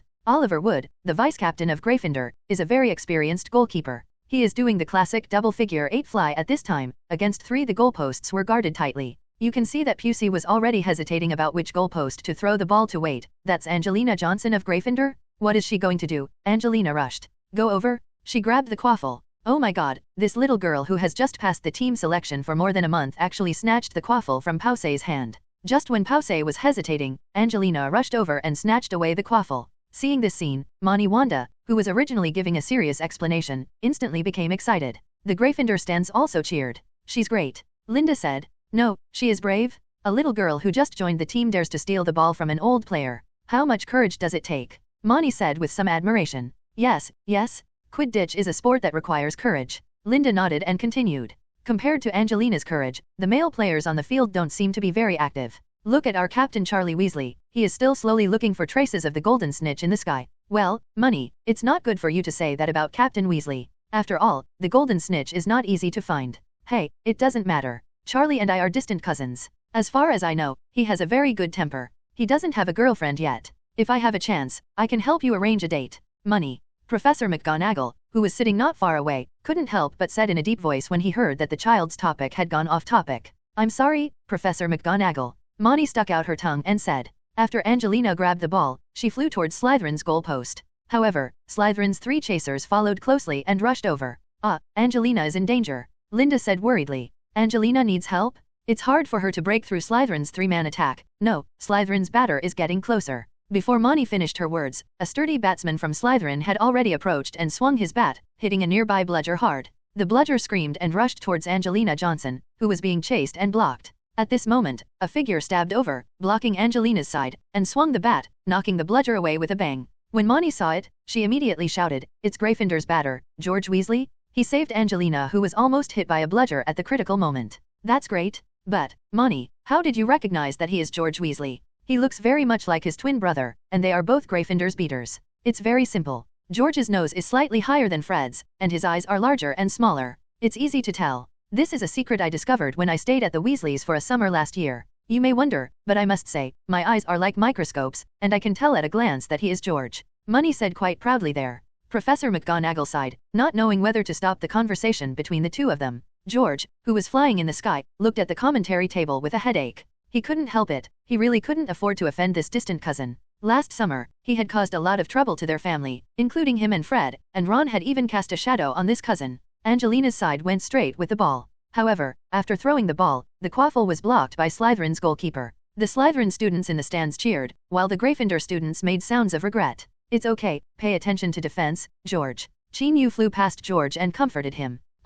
George nodded, and then whispered, Chin, let's use that one. At this time, the person who got the quaffle was Slytherin's Marcus Flint. This guy was tall and fierce. Okay, I'll stay over there first, and you wait for my signal. After Chin Yu finished speaking, he quickly flew somewhere ahead. Under the protection of 2 other chasers, Marcus attacked Gryffindor's goalpost in the shape of an arrow. After the explanation of Mani Wanda, a senior Quidditch fan and number 2 commentator, many students who don't know the rules know that this is the very troublesome eaglehead offensive formation. Over there in the Gryffindor stands. I borrowed it, please let me come over. Hagrid's huge body squeezed through the crowd. Hagrid, we're here. Elvis saw Hagrid and called him over. After the candy party that day, several roommates in Chin Yu's dormitory had already gotten to know Hagrid, so they were very enthusiastic to see him come over. Hagrid, why did you come now? Jimmy asked curiously. There was some delay in the Forbidden Forest this morning. Hagrid answered. Did something happen to the unicorn? Wilson asked worriedly. Oh, no, it's the centaurs. Something happened. I went over to inquire, but they drove me back. Hagrid said helplessly. After saying this, Hagrid muttered, I actually don't want to interfere with their affairs. Their tempers are not generally bad. Then ignore them, let's watch the game. Hagrid, please help us hold the banner. Elvis said. Okay. Hagrid nodded happily. Then, he took a banner from Elvis and held it high above his head. Chin Yu held the wooden handle of the broomstick with both hands and controlled the broom to fly to his predetermined position. It was located diagonally in front of the Gryffindor goalpost, not far from goalkeeper Oliver Wood. Chin Yu could even clearly see the frown on Wood's solemn face. There is no way. The situation on the court is very unfavorable for Gryffindor, because the one who has the ball now is Slytherin's Marcus Flint, and this kid is not a good guy. Marcus, with the cooperation of the 2 Slytherin chasers, rushed towards Gryffindor, and let's look at Gryffindor's response. Gryffindor's the 2 chasers attacked from both sides, intending to interfere with Marcus' side. Angelina came over, she swooped down from the sky and went straight to Marcus. Gryffindor used the park and clamp tactics was used to force an attack. Oops. What a pity. Angelina Johnson was severely knocked away by Marcus, and the attack tactic failed. Money Wanda was on stage. Explained. Money, is this a foul? Linda Zhu asked curiously. It can be seen from the fact that Mrs. Hooch did not determine that he violated the rules, and his behavior should be regarded as a normal defensive collision. Moni explained. I see, the current situation is not good for Gryffindor. Linda said worriedly. At this time, Angelina, who was hit by Marcus, struggled to control the broomstick. However, she still staggered and fell down. Fortunately, Captain Charlie Weasley, who still hadn't found the golden snitch, swooped over in time and helped her stabilize her fall. Chin Yu, looking at the situation on the field, had no intention of going over to help, even though the short-haired girl on the commentary desk had already started to say in a sarcastic tone, the 2 Gryffindor batters seemed to be watching from the sky landscape. He remained unmoved, suspended there. And Gryffindor's other batter, George Weasley, although moving, did not fly in the direction of Marcus, but flew diagonally to the latter's side. George's move made the two Slytherin batters who were a little wary of him feel confused. However, they immediately showed contemptuous smiles, probably thinking that this kid had given up resistance, because Gryffindor was so worried. At that time, no one could stop Marcus Flint from charging wildly. The fact was just as they expected. Marcus once again knocked away a Gryffindor chaser who was trying to intercept him, approaching the Gryffindor goalpost. Why didn't goalkeeper Oliver Wood continue with the previous double figure 8 fly? Linda Zhu asked doubtfully. Because Marcus is not the former Darian Pusey. He is too strong. The double figure 8 flying will not only fail to achieve the purpose of comprehensive defense, but will consume the goalkeeper's energy and easily allow Marcus to take advantage of the loophole. Therefore, Gryffindor's goalkeeper, Senior Wood, chose to only guard the middle goal and be ready to pounce at any time, Moni explained clearly. Then Gryffindor is really in danger now, Linda said with a sigh. Well, I'm afraid Senior Wood won't be able to hold on, Moni also said. Listening to the explanations of the two wizard ladies on the commentary stage, the audience in the stands also deeply felt the crisis and subtlety of the situation on the field. Seeing Marcus dribbling the ball quickly toward the goalpost, the Gryffindor students were naturally nervous for goalkeeper Wood, while everyone on the Slytherin side was excited. First-year students like Jerome the freshman all started cheering loudly. Marcus dribbled the ball forward, but Gryffindor's chaser was blocked behind. Captain Charlie Weasley couldn't catch up with Marcus after rescuing Angelina, and he had to be wary of Slater at all times. Lynn Seeker. Oh, I'm afraid this ball is going to be lost. Professor Swinton's voice rang in Snape's ears. Snape frowned and looked at this guy who appeared out of nowhere. I just tested a new alchemy formula and lost track of time. As you know, those spells have very strict requirements on the carrier. Swinton shrugged and explained casually, and then, he turned his gaze to the sky above the court and asked, how did Jean perform in his first official game? Did I miss anything? No, he has been looking at the scenery in the sky. Professor Snape quoted the short-haired girl in a cold tone. Of course, he definitely didn't think that Jean was really just looking at the scenery, and he was even vaguely looking forward to the boy's next performance. After all, they had known each other for a long time. How could Snape not know that this boy was full of evil? Hey, look at the scenery. Swinton repeated the phrase with a playful tone. To make him believe that Jean is really so honest, it would be better to make him believe that Snape would put on women's clothes. Well, put makeup and powder on your face, and hold a folding fan in your hand to hide your shame. Thinking of this, Professor Swinton subconsciously looked at Snape next to him. As if he felt his gaze, the latter turned his head slightly and looked at him with narrowed eyes. His face was as dark as water, and his eyes showed murderous intent. Professor Swinton immediately put away his nonsensical thoughts and his expression became serious. Well, after all, there is a spell in the magic world called Legilimency, and another called Avada Kedavra. While the two professors were chatting, the situation on the field was also changing. Marcus is approaching the goal post, ready to go. There is a high probability that this ball will go in. What is George doing? Why is he flying out? Go and stop Marcus. You are a coward. Sorry, Professor McGonagall, I will pay attention. Moni said a little excitedly, and finally was intimidated by Professor McGonagall's majesty and did not say any curse words. Money, I think George may have some ideas of his own. Linda Zhu had a different opinion. How is that possible? What else can he do besides causing trouble? Money said in a tone of I know him too well. After Marcus approached the goalpost, he slowed down and stabilized his body. No one could stop him at this time. He even had time to look back at the weaklings of Gryffindor, and his face Kamiya showed a contemptuous and arrogant smile. Note, it is illegal to hold the ball into the ring, which means that the chaser cannot carry the ball through the hoop on the goalpost, so Marcus has to stop outside the goalpost to throw the ball. Goalkeeper Wood looked solemn, as if facing a formidable enemy, and Marcus started to wander around to interfere with the flight, which made it difficult for Wood to determine which of the three goalpost hoops he was going to shoot. But Wood didn't wait too long. After lingering for a while, Marcus suddenly rushed to the left, and then stopped suddenly, getting ready to throw. Wood quickly leaned over and rushed to the goal post to protect it, but the response was obviously a bit hasty and there was no time to block the quaffle that Marcus was about to throw.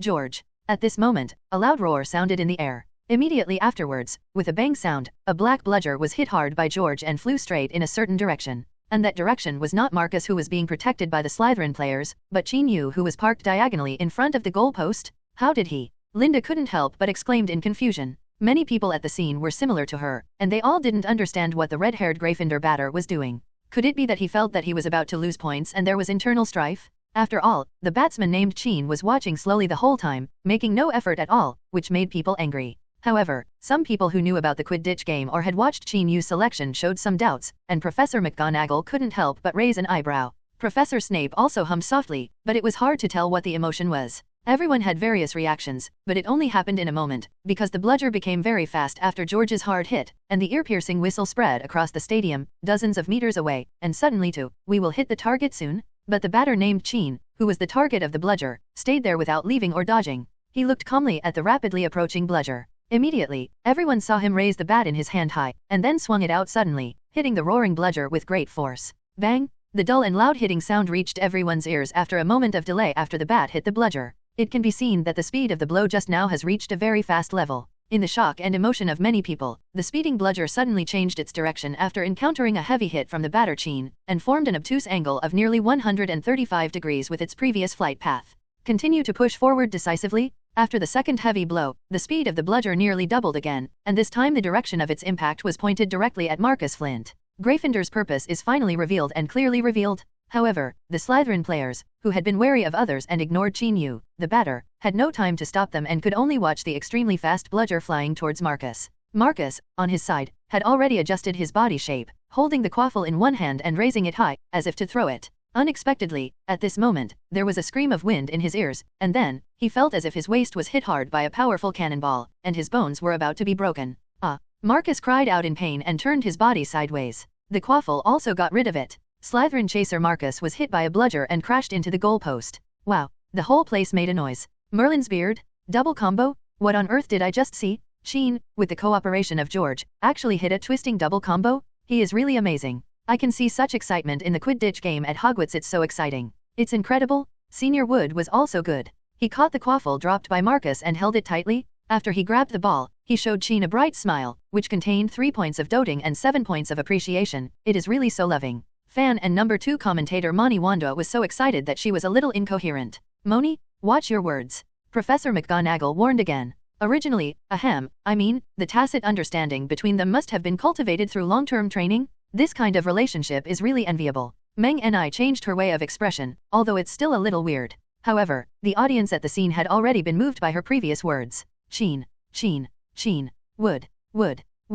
Of course, there are also many voices shouting Weasley. The 3 of them are the heroes of this blockade and deserve such cheers and praise. Chin Yu and George's tactics were successful and they flew back and forth in the sky excitedly. I just intercepted a goal. I'm too complacent now, Professor Snape said coldly. As the Dean of Slytherin House, Professor Snape naturally has no shame. Oh, really? Do you really think this is just a simple interception? Professor Swinton sitting aside said with a half-smile. You can shut up.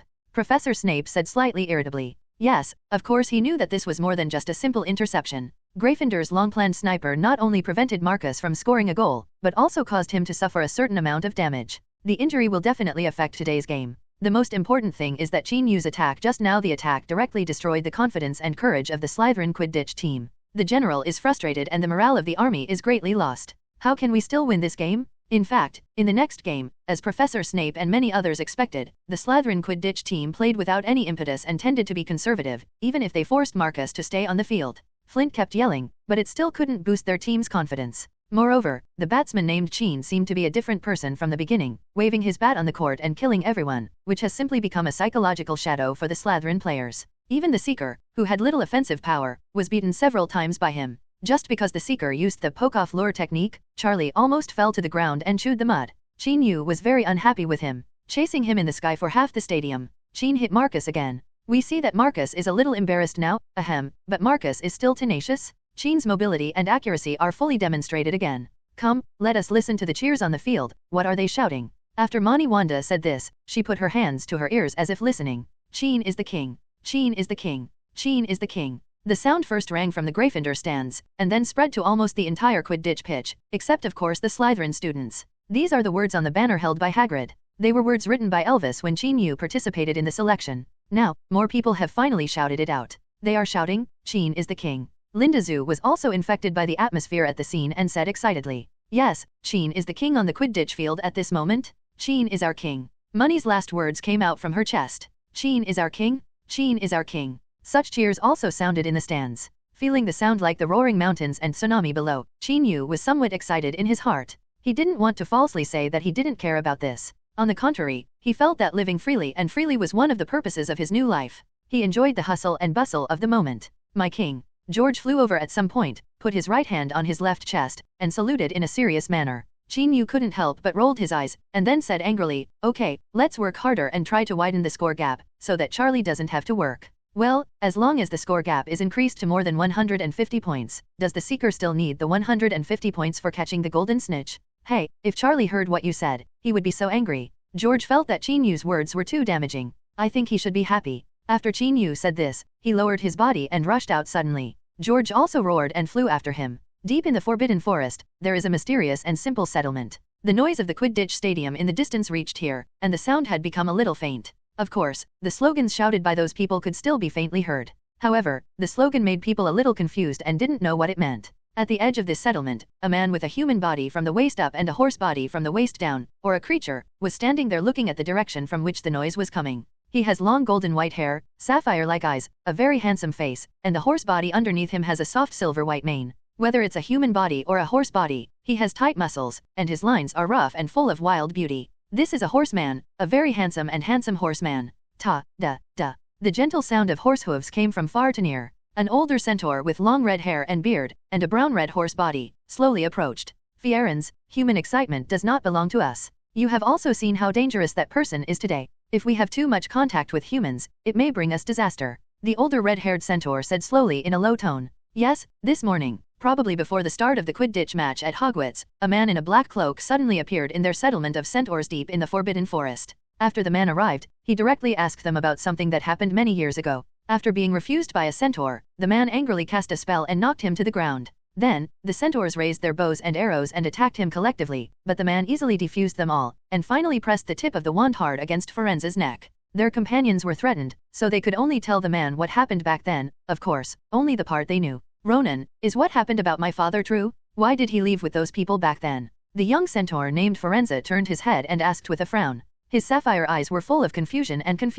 When he turned his head, he saw a bruise on his neck, which was left by the man before with his wand. Even though the centaurs were good at magical treatment, the bruise was still difficult to remove in a short time. I don't know why your father Asta left. I was still young and ignorant. I only know that Asta is the most talented fortune teller in our tribe. He can see destiny through the stars. The trajectory. Later, a group of people from the tribe came to take him away. When he left, he said that fate had arranged for him to do a great thing and he must do it. However, what happened later you also know that he failed to come back. The older centaur, Ronan, continued to say in a low tone. So, did he change his destiny or become a part of his destiny? Firenze continued to ask. No one can know this, we can only know that the horse people need to stand outside the destiny, rather than participate in it. Ronan said earnestly. Ronan, you can't explain to this kid. He will only understand these truths after suffering. Obviously, he didn't suffer enough today. An angry voice sounded. Then came the intensive sound of horse hooves. Soon, the owner of the voice appeared in front of two centaurs, a centaur with black hair and a black mane. The black centaur was a little embarrassed at this time.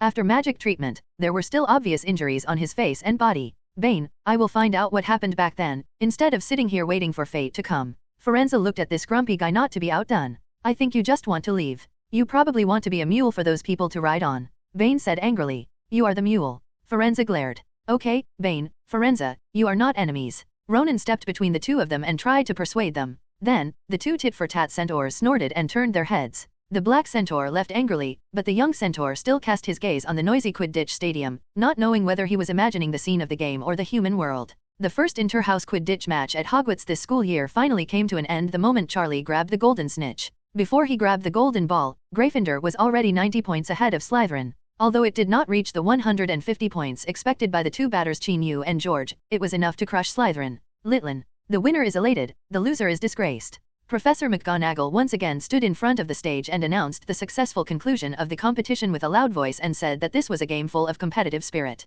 After that, the teachers and students began to leave one after another. Of course, they were still discussing the game just now, talking about which scene was the most unforgettable, Sheen's twisting double combo or his pursuit of Slytherin. Players were running all over the court, so much so that when the golden snitch finally appeared, the seeker didn't dare to try too hard to grab it. In short, this game has spread Sheen's name to the ears of everyone present, and this game will eventually remain deeply in the memories of many people. Money, well, cousin, thank you so much today. At a certain exit of the stands, Fred waited for Money Wanda who had just come out. Money Wanda smiled and said, hey, it's a trivial matter. However, I am very curious. Sheen and the Gryffindor Quidditch team are so powerful, is it necessary for me to cooperate? The two of them walked aside as they talked, avoiding the crowd. Of course it is necessary. Sheen often said that even if a lion hunts a little white rabbit, it will use all its strength. What's more, the Slytherin Quidditch team is not a well-behaved rabbit. Fred said to Money said, and quoted what Qin Yu said.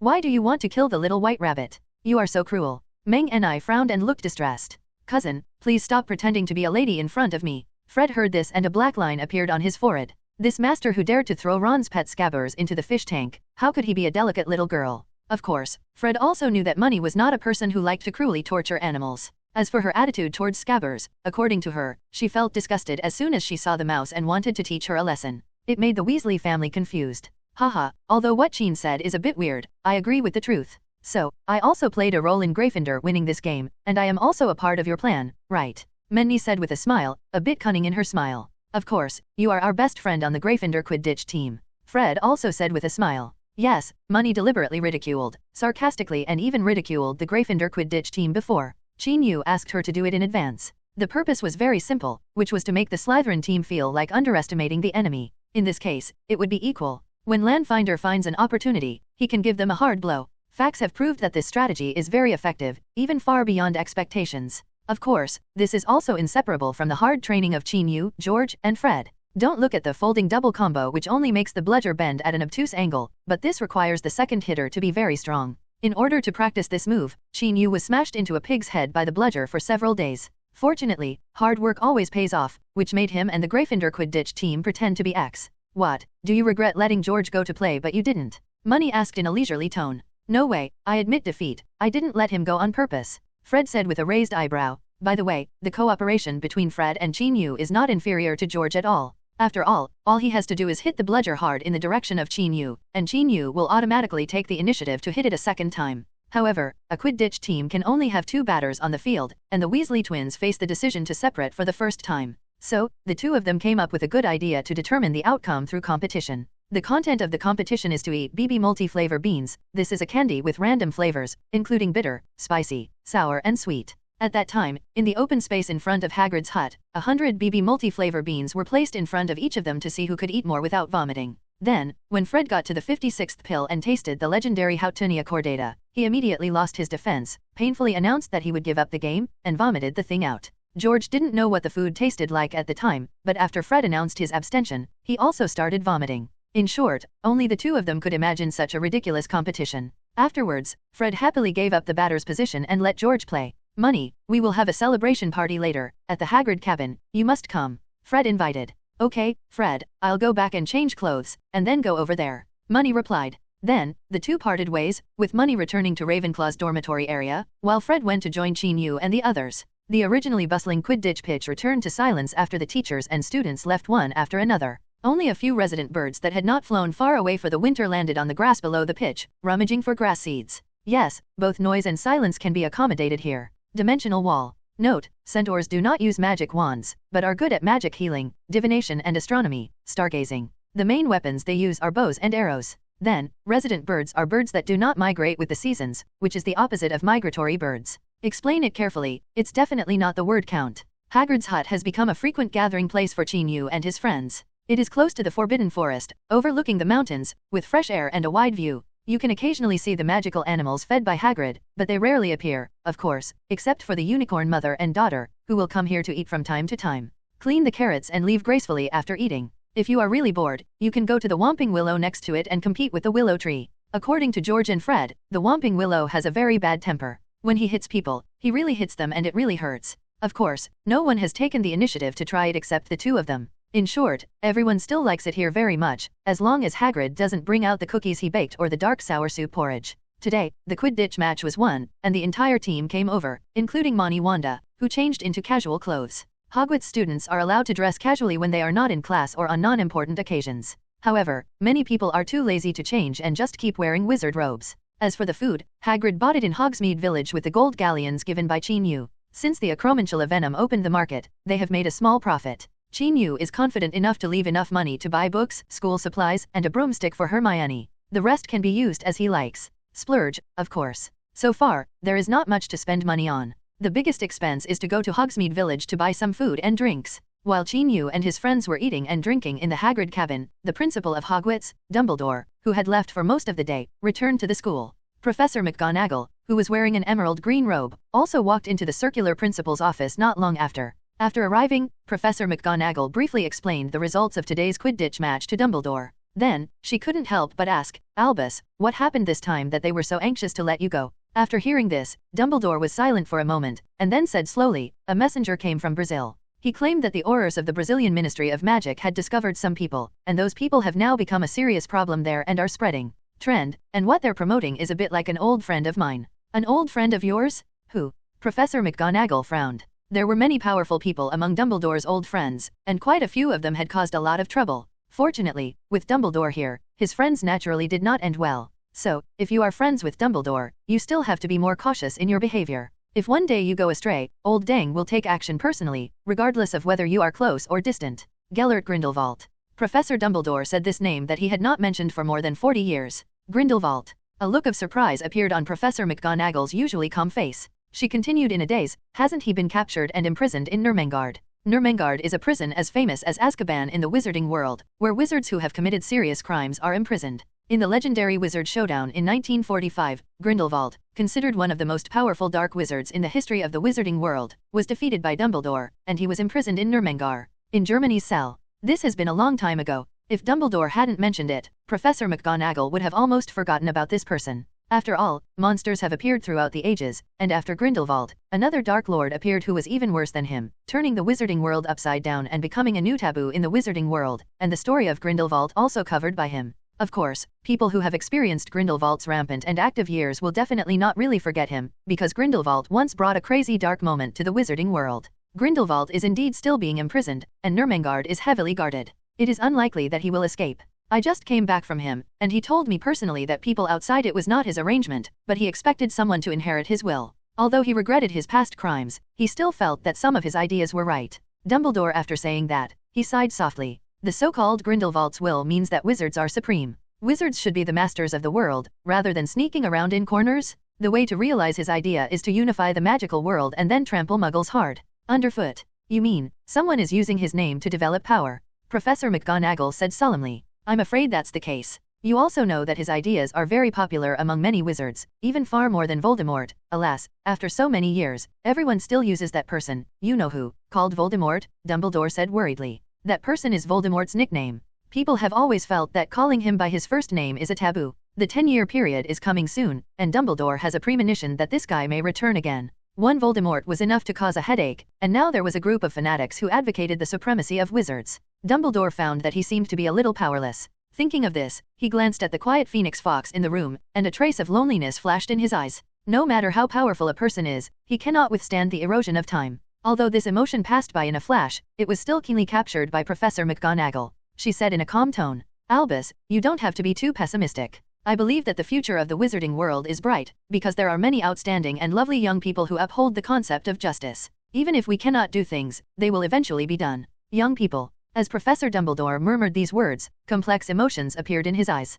These emotions included sadness, anger, self-blame, regret, and anxiety. However, these emotions did not last long. They just appeared. It was deeply hidden by him and replaced by determination, calmness, and perseverance. Minerva, you are right, the future of the wizarding world must be bright. I will do what I can for those young people. After Dumbledore said this, he seemed to be addressing Professor McGonagall, and as if muttering to himself, it seems that some adjustments need to be made to those previous expectations. Your Excellency Dumbledore, I am willing to obey your orders. Professor McGonagall said with a smile. Thank you, Minerva, Dumbledore replied. Dimensional Wall. Chin, you really should experience Christmas at Hogwarts. At the banquet that day, there will be 100 plump roast turkeys, mountains of roasted meats and boiled potatoes, and delicious food. Small sausages, fragrant meat stew and various fruits. Hagrid tried to impress Chin Yu with delicious food so that he could stay for Christmas. Mainly, after spending half a year together, Chin Yu suddenly had to leave for more than 10 days, and Hagrid was somewhat uncomfortable with it. It was already approaching Christmas, and Hogwarts would be on vacation soon, and they were also preparing for holiday celebrations.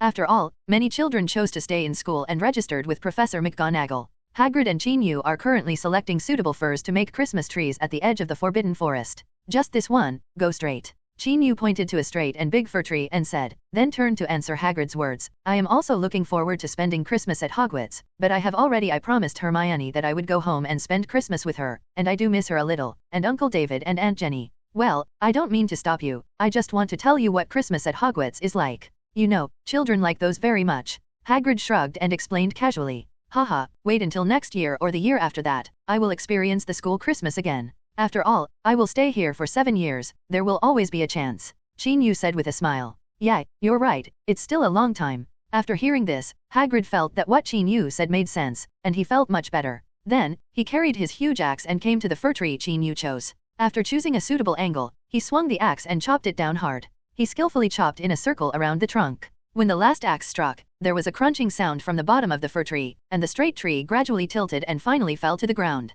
After the fir tree was cut down, Hagrid put one end of the trunk on his shoulders and dragged it outward with all his strength. Qin Yu followed him and helped him pick up the axe. This is already the 12th tree cut down today. It is enough, so they will not come back again and there is no need to leave their tools here. Hagrid dragged the fir tree, leaving a winding trail on the snow. Qin Yu followed this trail and followed him back to Hogwarts Castle. When Qin Yu and the others walked into the auditorium, George and Fred were helping the professors to move things with a grimace. The reason was that these two guys cast magic on Snowball, and the snowball lost control and was next to Professor Snape. After it exploded, they were lifted up and slipped over to help. Qin Yu's arrival cheered up the two of them, and they clamored to hang various decorations on the newly moved tree together. Soon, with the help of Professor McGonagall, Professor Flitwick, Hagrid and several students, the auditorium was decorated lively and full of festive atmosphere. Looking at the hanging flower ribbons all over the wall, all kinds of beautiful Christmas decorations, and the Christmas tree hanging with shiny icicles, hundreds of candles or golden bubbles, Qin Yu suddenly thought for some reason. The little girl with brown hair and beautiful eyes.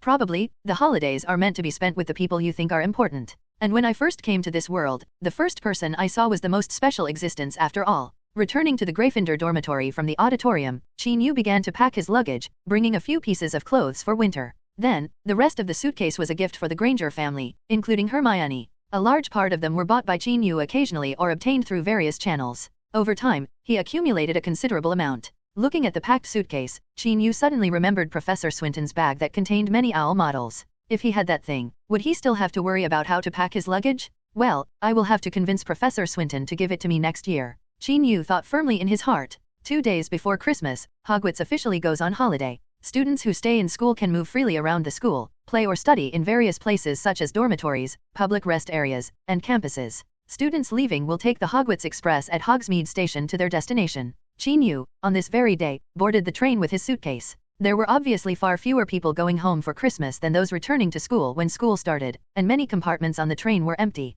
Qin Yu picked an unoccupied box and walked in. However, even though there were not many people, he did not immediately enjoy the quiet treatment, because from time to time, students passing by saw him, and were surprised to find that he was the Gryffindor in the last Quidditch match. Invincible batsman Sheen couldn't help but come over to say hello. Even Cedric Diggory came over and asked if he could sit here for a while. After getting Qin Yu's permission, he sat down excitedly and expressed his admiration for Qin Yu, and asked Qin Yu for advice on how to do it. A qualified Quidditch player. Qin Yu thought to himself, you are a seeker, please tell me, the batter, am I a little off track? However, in the face of enthusiastic questions from fans, Qin Yu still chose to explain patiently. After all, he had been a little jealous of Cedric's popularity before, but he did not expect that he would become the object of his admiration. This somewhat made him he was a little emotional. So, Qin Yu explained to Cedric a little bit about his experience of torturing Slytherin's Seeker last time, and Cedric was able to draw inferences and try to tell some tips on how to avoid strong attacks on the court. The player's strategy made Qin Yu admire this child's talent in Quidditch.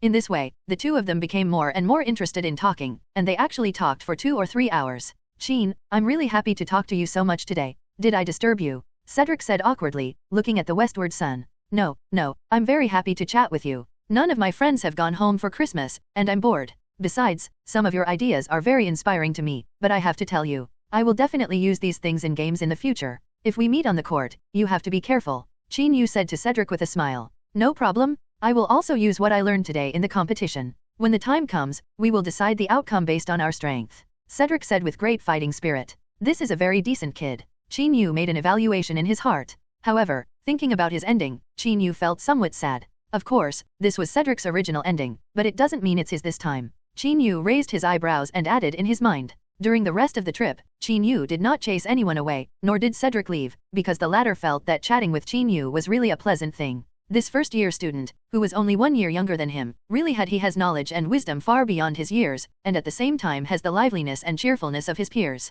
In short, Cedric thinks Qin Yu is a nice person who speaks well and can talk to each other. Then, he really told Qin Yu a lot of his thoughts. For example, his father's expectations for him sometimes made him a little breathless, and he even buried many of his dreams because of this. Of course, he was not complaining about his father, but felt a little at a loss, fearing that he could not afford to revitalize himself. The burden of family glory. Qin Yu didn't know how to enlighten children from this kind of native family. He could only encourage him with gentle words, telling him that while working hard, he should also calm down and not be demanding in everything and do his best. Chin, after talking to you today, I feel really relaxed. I really regret not taking the initiative to get to know you earlier. Before the train arrived at the station, Cedric held Chin Yu's hand and said with an emotional expression, there was even some crystal reflection in his eyes. Well, I'm sorry to meet you too late. Chin Yu said seriously. This child seems to lack friends who can tell the truth, otherwise why would he be left alone? Chin Yu thought to himself. However, Chin Yu could feel Cedric's sincerity, and he himself felt that it was quite enjoyable to chat with the child, which at least reduced some of his fearful feelings towards home. Yes, Chin Yu felt a little uneasy as he got closer to his destination. This emotion was inexplicable. Fortunately, someone was chatting with him, which diverted his attention. The train stopped at King's Cross station. After Cedric got off the train, he was picked up by his family. Chin Yu took the London subway and rushed to the community where he had lived for a spring and a summer. When he pulled his suitcase and appeared in front of the familiar house, a couple and a teenage girl had been waiting there for a long time. Of course they were Mr. and Mrs. Granger and little Hermione. The owl Trig, who had long been familiar with the route, flew here first and notified the Granger family of Chin Yu's return time. Chin Yu stood there, somewhat hesitant, but Mrs. Granger did not hesitate at all. She walked over and held him in her arms, touched his head and said, Chin, you are back. Auntie really misses you. You. When Mrs. Granger said this, her eyes were red. Although they had only lived together for a few months, she really missed this child very much, and she really felt like she regarded him as half a son. Aunt Jenny, I miss you too, Chin Yu said with a smile. Then, Mr. Granger also came over and hugged Chin Yu gently. Mr. Granger was not as emotional as his wife, but he was still sincerely happy for Chin Yu's return. By the way, Hermione, haven't you been talking about Chin coming back for Christmas? Why are you silent now? Mr. Granger said to his daughter who was standing not far away and was extremely quiet. Hearing this, Hermione bit her lip gently and stood there timidly looking at Chin Yu. She suddenly couldn't tell between the Chin in her memory, the Chin in the letter, and the Chin in front of her eyes, which one was the real him. Chin Yu looked at this little girl who had obviously grown taller. At that moment, he seemed to feel the doubts, confusion, and timidity in her heart. Yes, the more familiar someone you think you are, the more likely it is that you will feel an indescribable feeling of strangeness after meeting again after a long absence. She was like this, and he wasn't much better. However, Chin Yu didn't want this strange feeling to exist for too long. He walked over and walked up to Hermione. The latter resisted the urge to retreat and allowed him to come closer. Then, Chin Yu gently opened his arms and looked gently at Hermione's eyes with a pair of clear eyes. Hermione's original nervousness dissipated instantly the moment she saw Chin Yu's eyes. Yes, he may have become taller, he may have become calmer, he may have experienced many wonderful things and met many interesting people, but he is still him, the same person who once encouraged her, helped her, and accompanied her. She was loved by someone she had dreamed about many times in her dreams. Thinking of this, Hermione smiled and eagerly took the step forward that she had wanted to take for a long time. Then, she threw her open arms, pressed them against Chin Yu's chest, and hugged him hard. She actually wanted to give him a hug as soon as possible more than her mother. She was even a little jealous that her mother had taken the lead. Then, she secretly decided that she would definitely be one step ahead of everyone else in the future. Any sense of strangeness, doubt, confusion, and timidity were all put aside at this moment. Of course the same was true for Chin Yu. He held the girl in his arms, rubbed her long brown hair, and said softly, Hermione, did you miss me? Yeah. Hermione nodded subconsciously, and then, thinking that he was somewhat resentful that he had only returned after half a year after leaving, she pouted again and added, a little. Is it not too much for two friends who have reunited after a long separation to hug each other for a short while? Chin Yu thought with a guilty conscience. After all, Mr. and Mrs. Granger were still watching. However, he did hold her for a little longer just now. The main thing was that Hermione hugged her very hard, which made him feel her inner emotions very clearly, and he didn't know how to express his emotions, so he hugged her for a while greedily. This moment more or less exceeded a certain normal threshold. However, as long as no one deliberately notices this, it's actually okay. For example, the Grangers were busy helping Chin Yu carry his luggage home and didn't pay much attention to how long they hugged him. Well, Chin Yu was really a little preoccupied. Then, Hermione happily took Chin Yu's hand and walked into the house together. She had a lot to say to Chin Yu. The Grangers and their wife looked at their daughter, who had been quiet just now and now became lively, and couldn't help but sigh. This child's mood changes really quickly. Then, there was a sumptuous dinner, and Chin Yu was very full. After dinner, Hermione and Chin Yu sat in the living room chatting. However, when it was about 9 o'clock and almost 10 o'clock, Mrs. Granger came over to remind them that it was time to take a bath and go to bed. Considering that Chin Yu needed to rest after taking the train all the way, Hermione, although a little reluctant, still let him wash up and go upstairs to sleep. Lying on the small bed in the attic, looking at the roof of the room and the surrounding layout, it was very quiet at this time, and Chin Yu suddenly felt a sense of unreality in his heart. Yes, I woke up in this room at the beginning, and then experienced many things, and now I am back in this room again. Life is indeed very interesting, always drawing circles one after another. And when he returned to the starting point of this circle after experiencing all kinds of things, he had some doubts as to whether he had really experienced it all. Well, just like the sentence I once read in my previous life, life is an illusion. Of course, even if it is an hallucination, Qin Yu feels that it is at least a great hallucination. Then, he had an irresistible urge to go downstairs to see if the little girl named Hermione really lived downstairs. Fortunately, his reason told him that it was better not to be stupid at this time. Amidst all these messy thoughts, ideas, impulses, and self-complaints, Qin Yu gradually became sleepy, and fell asleep at some point. And when he had not yet entered deep sleep from light sleep, he vaguely heard the sound of slight footsteps. This is a special ability brought about by his practice of meditation. Even in his sleep state, he can be aware of the surrounding environment. Then, the footsteps approached cautiously and finally stopped beside his bed. So, Qin Yu woke up from a light sleep, opened his eyes, and then saw the little girl he just wanted to see if she was still there. Qin, can't you sleep too? The little girl was a little excited when she saw Qin Yu wake up but did not dare to say too loudly. This was not Hermione. Who else could it be? After Qin Yu was stunned for a moment, he nodded with a smile and said, "Well, I can't sleep either." Hermione was squatting next to Qin Yu's bed, wearing a light blue pajamas, her hair simply tied into 2 braids, looking at him with bright eyes. Qin Yu sat up, reached out and touched her head and said, "Sit down." "Hey." After hearing this, the little girl happily climbed into Qin Yu's bed. The two sat side by side like they had done many times before. Then, Qin Yu pulled his quilt over and carefully covered the two of them to keep them warm. On winter nights, the room is still a little cold. Just when Qin Yu covered himself with quilt and was about to turn on the light in the room, Hermione grabbed him and stopped him. "Qin, don't turn on the light, you will be discovered by Mother. If Mother knows that I haven't slept yet, she would scold me, and she asked me not to disturb your rest." Well, that's right, you've done neither of the two things, Qin Yu thought to himself. Seeing how nervous she was, Qin Yu took his hand back. Then, he saw Hermione pointing to his head and said with some pride, "I have this." As Hermione's fingers gently pressed somewhere above her head, a soft light shone down, driving away some of the darkness in the room, making people feel much more at ease. The thing that glowed brightly was the cat hair card Qin Yu gave her. Qin Yu still remembered that when he bought it in Diagon Alley, it cost him 10 silver coins. "Does it look good?" Hermione asked, tilting her head. "It looks good." Qin Yu looked into her eyes and said with a smile. This time it was Hermione's turn to be a little stunned, because she understood instantly that what Qin said was good looking was not the same thing as what she asked about being good looking. Then, she just stared at him blankly, not knowing what to say for a while, until her heartbeat began to get faster, and her face began to feel a little hot. Hermione turned her head in a panic and coughed lightly. At this time, she realized that the hand she had just stretched out when she stopped Qin Yu was held by a broad hand at some point. "Your hands are too cold, let me cover them for you." Feeling the urge to leave his little hands, Qin Yu said. Upon hearing this, Hermione blinked a few times and felt that his hand was indeed quite warm, so she did not break away. "So, what should we talk about?" Qin Yu spoke first, breaking the somewhat silent atmosphere at this time.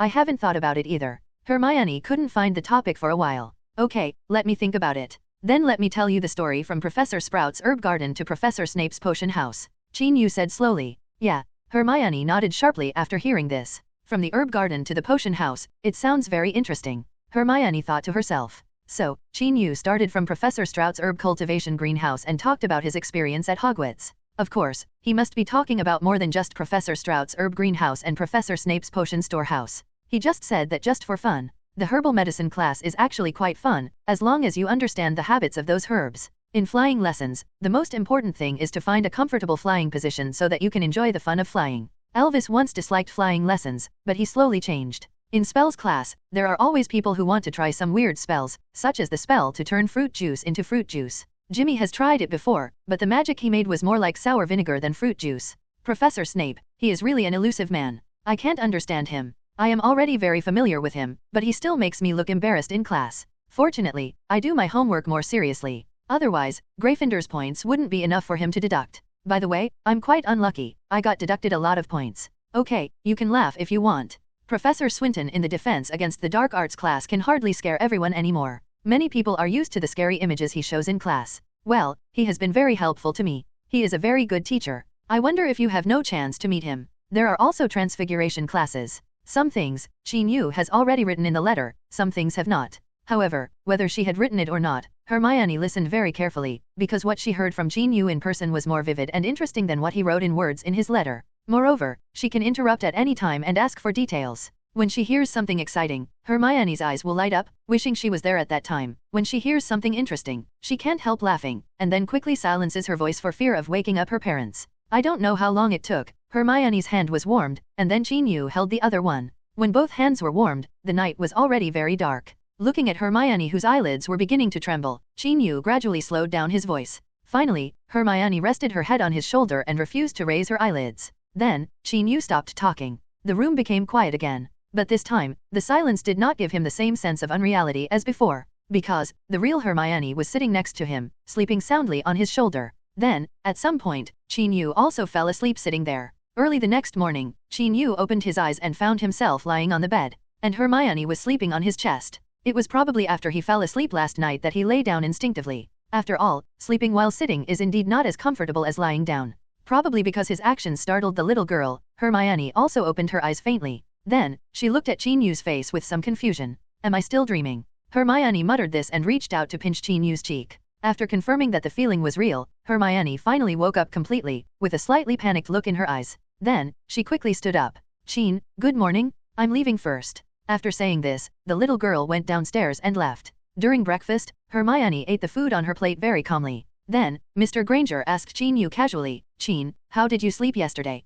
It's pretty good. It's quite comfortable to sleep on this bed. Chin-Yu replied. Well, that's good, but even if it's a holiday, you have to develop the habit of going to bed early and getting up early. When Mr. Granger said this, he also looked at his daughter meaningfully. Huh? Dad, I was wrong? Hermione almost said this. Chin-Yu almost had the same idea. Thinking about it carefully, when the two of them were chatting yesterday, their voices would inevitably be heard downstairs. It was not too surprising that Mr. Granger found them up late at night. After all, Chin-Yu didn't use anything to block the sound spell. However, it was obvious that Mr. Granger had no intention of pursuing this issue. After reminding them to take a rest, he changed the subject. This made both Hermione and Chin-Yu secretly relieved. After breakfast, the Grangers took Hermione and Chin-Yu out for shopping, and the place they went to was the same large shopping mall where they bought Halloween supplies. This time I bought more things than I did for Halloween. When you come back from shopping and decorate your home, the Christmas atmosphere will immediately rise. Hello, everyone! As we wrap up this video, I want to share a quick note. I have a Patreon account. If you'd like to support me and enjoy on-demand audiobooks, you can become a Patreon member. Alternatively, you can check out my Google Drive link, which has 500+ novel audiobooks available through my Ko-fi or Patreon shop. I appreciate your support.